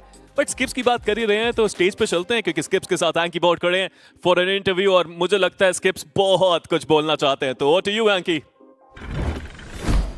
ऐसा कहते हैं कि रिकॉर्ड्स बनते हैं टूटने के लिए, और आज हमारे साथ ऐसी शख्स मौजूद हैं जिन्होंने रिकॉर्ड तोड़ा है अभी तक के BMSD 2025 में highest finishes in a single match, 11 finishes जो गए हैं सिंसिनाटी किड्स के स्किप्स के पास। स्किप्स, क्या चल रहा था भाई दिमाग में? बिकॉज कल का दिन अच्छा नहीं गया, day 1 was not that good, start आज के दिन का अच्छा नहीं था, 2-0 आपके जो मैचेस थे वो गए, फिर उसके बाद कैसे किया रिकवर और 11 फिनिशेस कैसे निकाले? हमारा कल डिस्कशन भी यही हुआ था कि अब खराबी चले गए मैचेस सारे डे 1 डे 2 के, तो आज 6 मैच है, मोमेंटम ज़्यादा बना सकते हैं, बाउंस बैक करने का देख रहे थे आज की क्वालिफाइंग के उसमें आ जाए, कंटेंशन में आ जाए। तो 3 मैच और ख़राबी चले गए थे आज के भी, तो उसके बाद ऑल आउट था, हमने डिसाइड करा था कि मार के खेलेंगे, जो होएगा एटलीस्ट मोमेंटम आ जाएगा फाइटिंग का। तो फिर वो सैनॉक का 4th मैच हुआ जिसमें हमने 12-13 किल मारे थे शायद, फिर उसके बाद फ्लो ही बन गया, उसके बाद मारते ही रहे। और ये मैच में तो समझा ही नहीं क्या हुआ, जब हम 2 मैन बचे उसके बाद से जो दिख रहा था उसको ही मारना स्टार्ट कर रहा था मैं। अग्रेशन वो बिल्कुल क्लियरली हमें देखने को मिला। But skips, apart from that, अभी इस मैच के बाद आपकी टीम टॉप 12 के अंदर पहुंची है, पर बिल्कुल बॉर्डर लाइन पे है। कल के दिन पे क्या आप ऐसा करने वाले हैं कि ये जो इनकंसिस्टेंसी अभी तक चली आ रही है ये हमें देखने को ना मिले, एक बेहतर स्टार्ट, क्या अलग स्ट्रैटेजी? हम मतलब क्वालिफाई का तो इतना सोचेंगे नहीं, बस ये सोचेंगे कि जो हमारी मिस्टेक्स है जो डे 1 डे 2 पे भी हुई है वही फिक्स कर दे, कि ये सेम मिस्टेक्स ना हो बेसिकली ये लास्ट दिन पे कल, एंड जो आज का मोमेंटम मिला है उसको कैरी फॉरवर्ड करेंगे कल के लिए। पर भाई मैं आपसे समझना चाहता हूँ कि आप आज सुबह उठ के क्या खा के आए थे भाई? 18 फिनिशेस आपने निकाले इन सारी मैचेस में, आज का दिन कैसे अलग था बाकी दिनों से? आपने कुछ ऐसा दृढ़ संकल्प लिया था कि आज तो मैं फिनिश निकालने ही वाला हूँ? What happened differently? खा के तो डे 1 और डे 2 की मार खाई थी, उसके बाद ही थोड़ा पंप मिल गया कि आज करना ही पड़ेगा कुछ ना कुछ, बस। चलिए, बहुत बहुत शुक्रिया हमारे साथ जुड़ने के लिए। आई रियली होप कि कल का दिन भी आपको उतना ही बढ़िया जाए। Thank you so much. तो ये है स्किप्स और उन्होंने बताया कि अब टीम के पास वो मोमेंटम आ चुका है, कॉन्फिडेंस आ चुका है और टॉप 12 में जगह बनी रहेगी। लेकिन कल के दिन पे क्या होगा? अनप्रिडिक्टेबिलिटी का वो पूरा दिन रहने वाला है और कल होगा द डे ऑफ डिसीजन। पता चलेगा कौन सी होंगी वो 12 टीम्स जो बढ़ेंगी आगे सीधे सेमीफाइनल्स में। जानने के लिए कल जरूर जुड़ेगा, बट आज के लिए बस इतना ही। मिलते हैं कल, तब तक के लिए अपना और अपनों का खूब सारा ख्याल रखिए। Tata, bye bye and take care.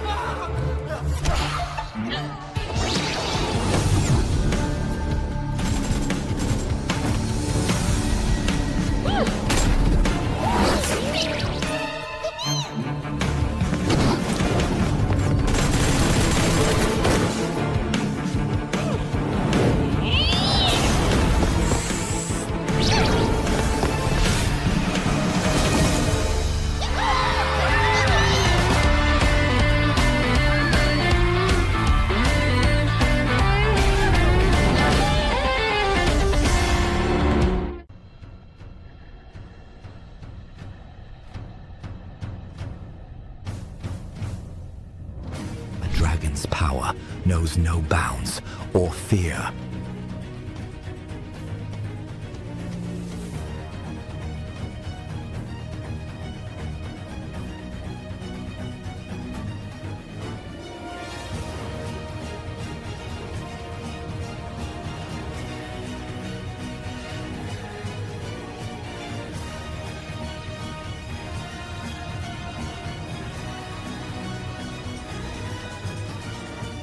Ready to wield it? Fight with the dragon's might.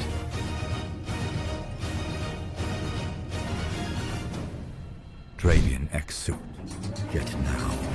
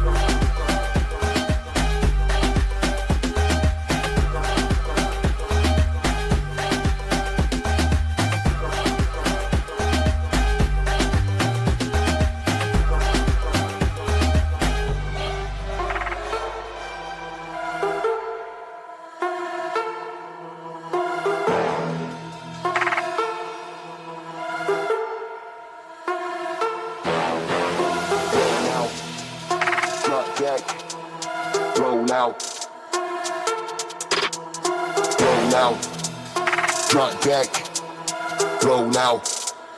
Forged colors got pig skin, roll out.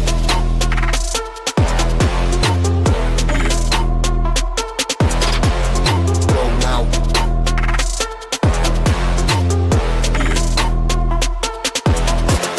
Roll out. Roll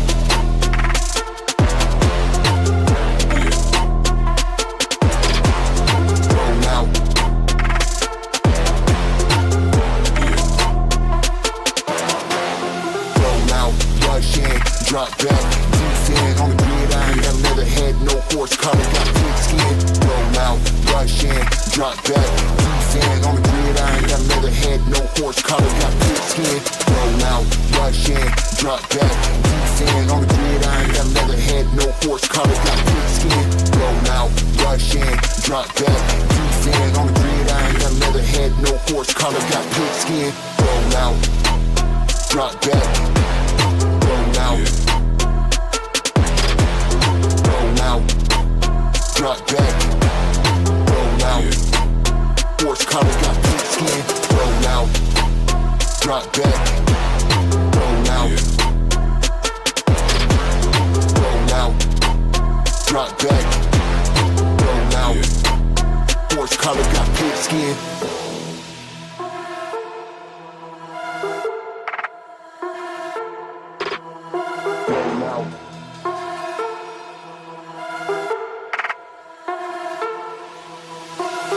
Out, drop back, roll out, drop back, roll out, horse color got pig skin, roll out, drop back, roll out, drop back, roll out, horse color got pig skin, roll out, drop back. Roll out, drop back, roll out, horse color got pig skin, roll out, rush in, drop back, defend on the gridiron, got another head, no horse color got pig skin, roll out, rush in, drop back, defend on the gridiron, got another head, no horse color got pig skin, roll out, rush in, drop back, defend on the gridiron, got another head, no horse color got pig skin, roll out, rush in, drop back, defend on the gridiron, got another head, no horse color got pig skin, roll out.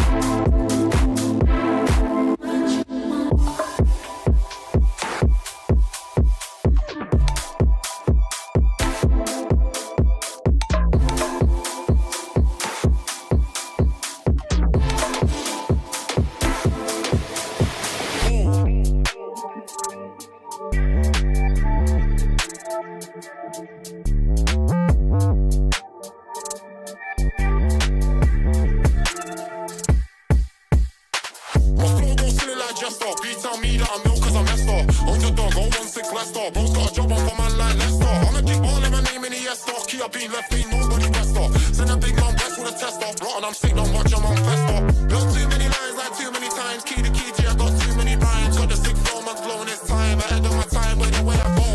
If you don't know about KWE, then I suggest that you get to know. I don't want no silver, blue boy, I want the gold.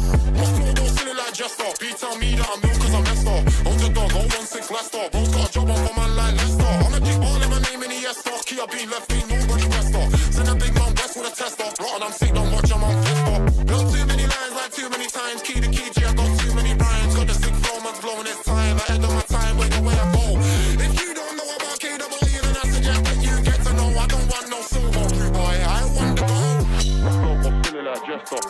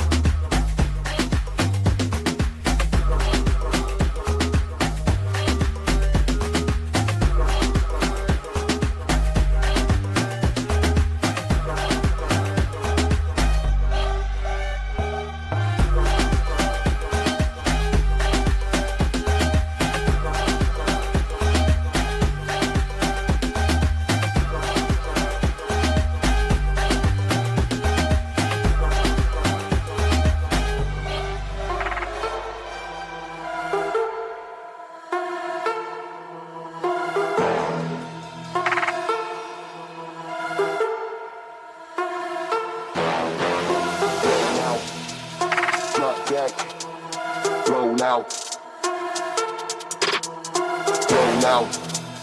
Drop back. Roll out. Forged collar got pink skin. Roll out.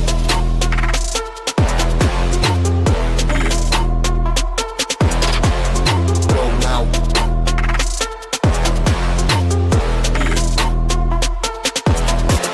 Roll out.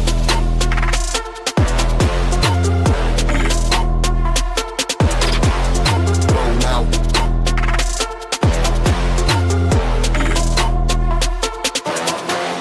Roll out. Rush in. Drop back. Defend on the gridiron. Got another head. No force collar got pink skin. Roll out. Rush in. Drop back. Defend on the gridiron. Got another head. No force collar got pink skin. Roll out. Rush in. Drop back. Defend on the gridiron. Got another head. No force collar got pink skin. Roll out. Rush in. Drop back. Defend on the gridiron. Got another head. No force collar got pink skin. Roll out. Drop back. Roll out. Roll out. Drop back. Roll out. Force collar got pink skin. Roll out. Drop back. Roll out. Roll out. Drop back. Roll out.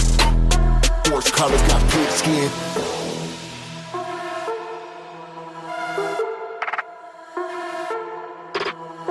Roll out.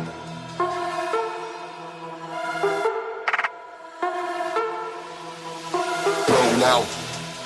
Drop back. Roll out. Roll out. Drop back. Roll out. Forged collar got pink skin. Roll out. Drop back. Roll out. Roll out. Drop back. Roll out. Forged collar got pink skin. Roll out. Drop back. Roll out. Roll out. Drop back. Roll out. Forged collar got pink skin. Roll out. Rush in. Drop back. Defend on the gridiron. Got another head. No force collar got pink skin. Roll out. Rush in. Drop back. Defend on the gridiron. Got another head. No force collar got pink skin. Roll out. Rush in. Drop back. Defend on the gridiron. Got another head. No force collar got pink skin. Roll out. Rush in. Drop back. Defend on the gridiron. Got another head. No force collar got pink skin. Roll out.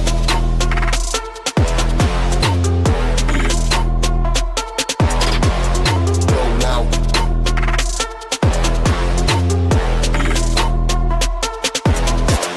Roll out.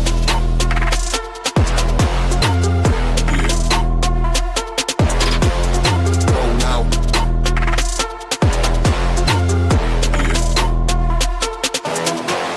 Roll out.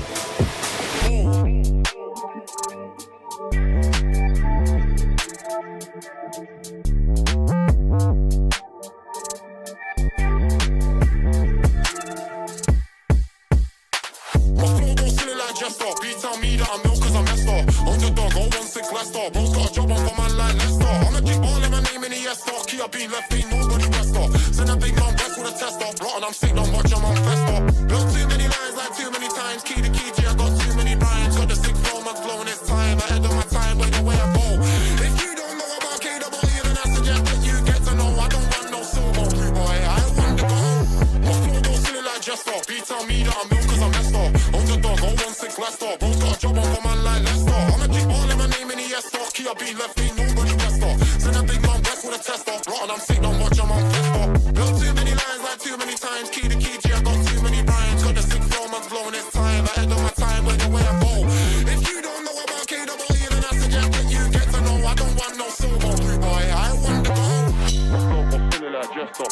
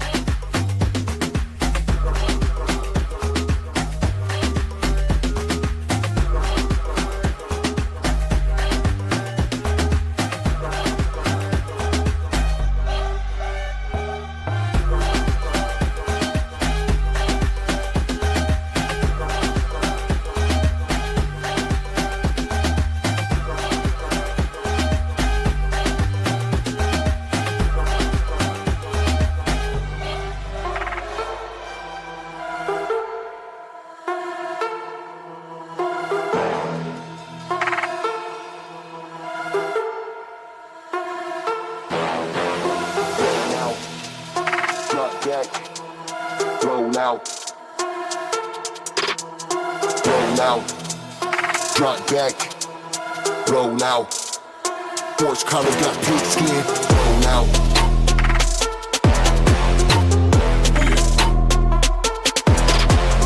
Roll out.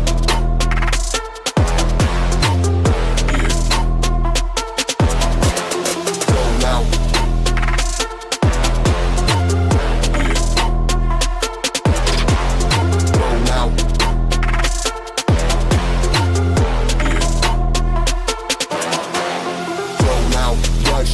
Drop back, defend on the gridiron, got leather head, no horse collar, got pink skin. Roll out, rush in, drop back, defend on the gridiron, got leather head, no horse collar, got pink skin.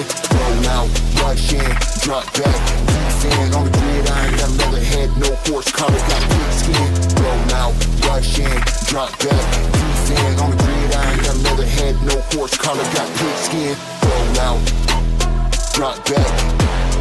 Roll out. Roll out. Drop back. Roll out. Horse collar got pink skin. Roll out. Drop back. Roll out. Roll out. Drop back. Roll out. Horse collar got pink skin.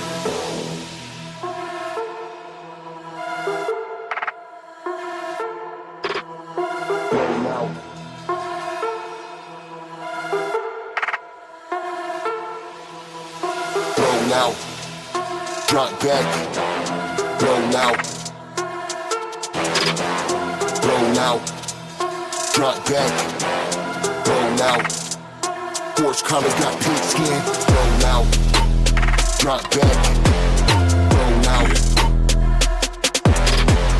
roll out, drop back, roll out, horse collar got pink skin, roll out, drop back. Roll out. Roll out. Drop back. Roll out. Horse collar got pink skin. Roll out. Rush in. Drop back. Defend on the gridiron. Got leather head. No horse collar got pink skin. Roll out. Rush in. Drop back. Defend on the gridiron. Got leather head. No horse collar got pink skin. Roll out. Rush in. Drop back. Defend on the gridiron. Got leather head. No horse collar got pink skin. Roll out. Rush in. Drop back. Defend on the gridiron. Got leather head. No horse collar got pink skin. Roll out.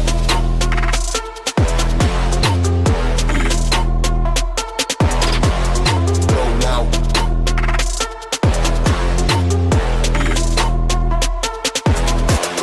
Roll out.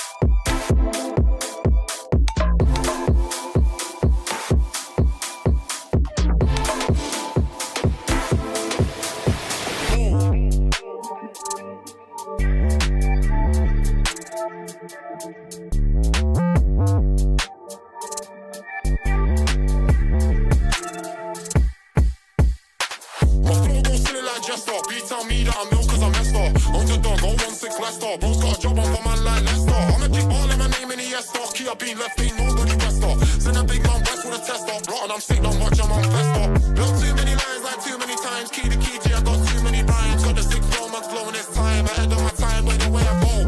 If you don't know about KWE, then I suggest that you get to know. I don't want no silver, rude boy, I want the gold.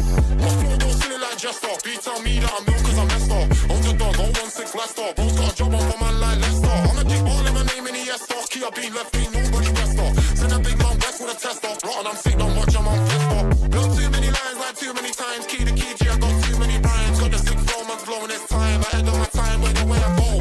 If you don't know about KWE, then I suggest that you get to know. I don't want no silver, rude boy, I want the gold.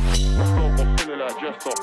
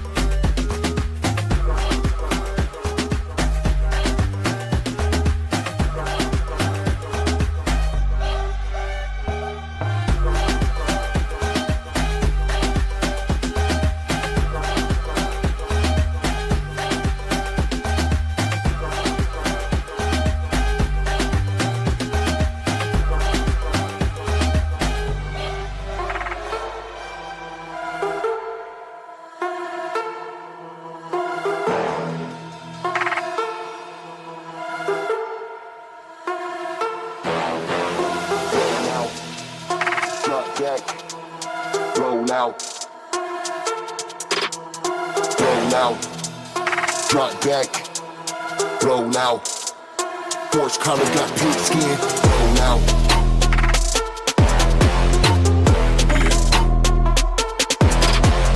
Roll out.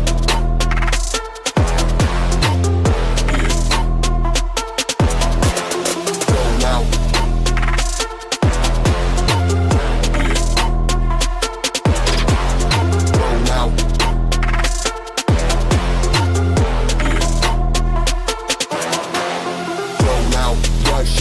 Drop back, defend on the gridiron, got leather head, no horse color, got pink skin. Roll out, rush in, drop back, defend on the gridiron, got leather head, no horse color, got pink skin. Roll out, rush in, drop back, defend on the gridiron, got leather head, no horse color, got pink skin. Roll out, rush in, drop back, defend on the gridiron, got leather head, no horse color, got pink skin. Roll out, drop back. Roll out. Roll out. Drop back. Roll out. Forged color got pink skin. Roll out. Drop back. Roll out. Roll out. Drop back. Roll out. Forged color got pink skin.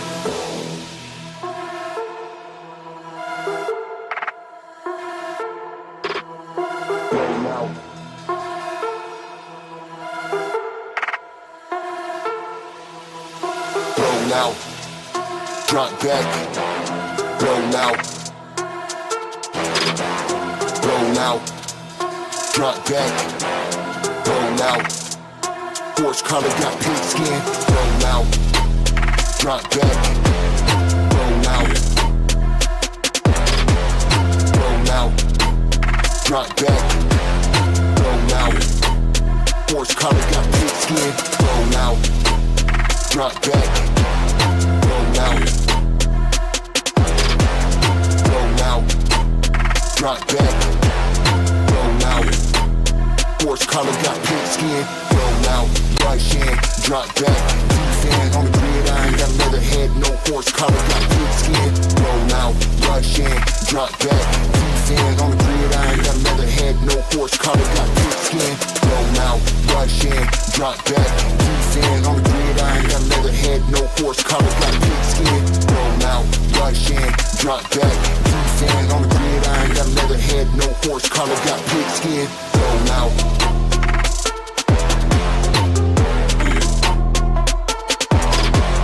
Roll out.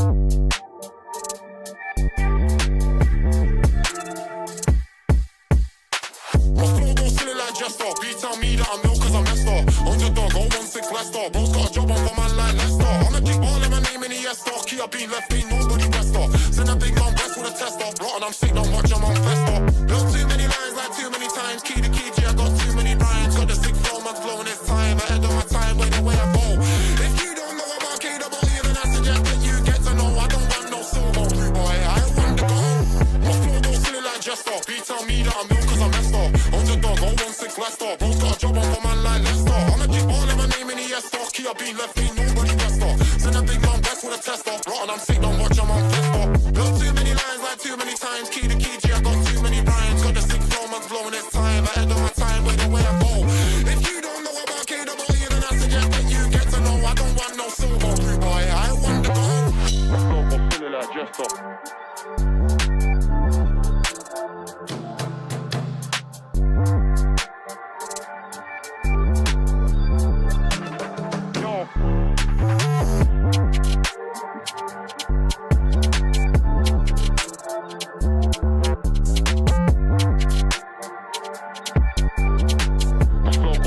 Just up.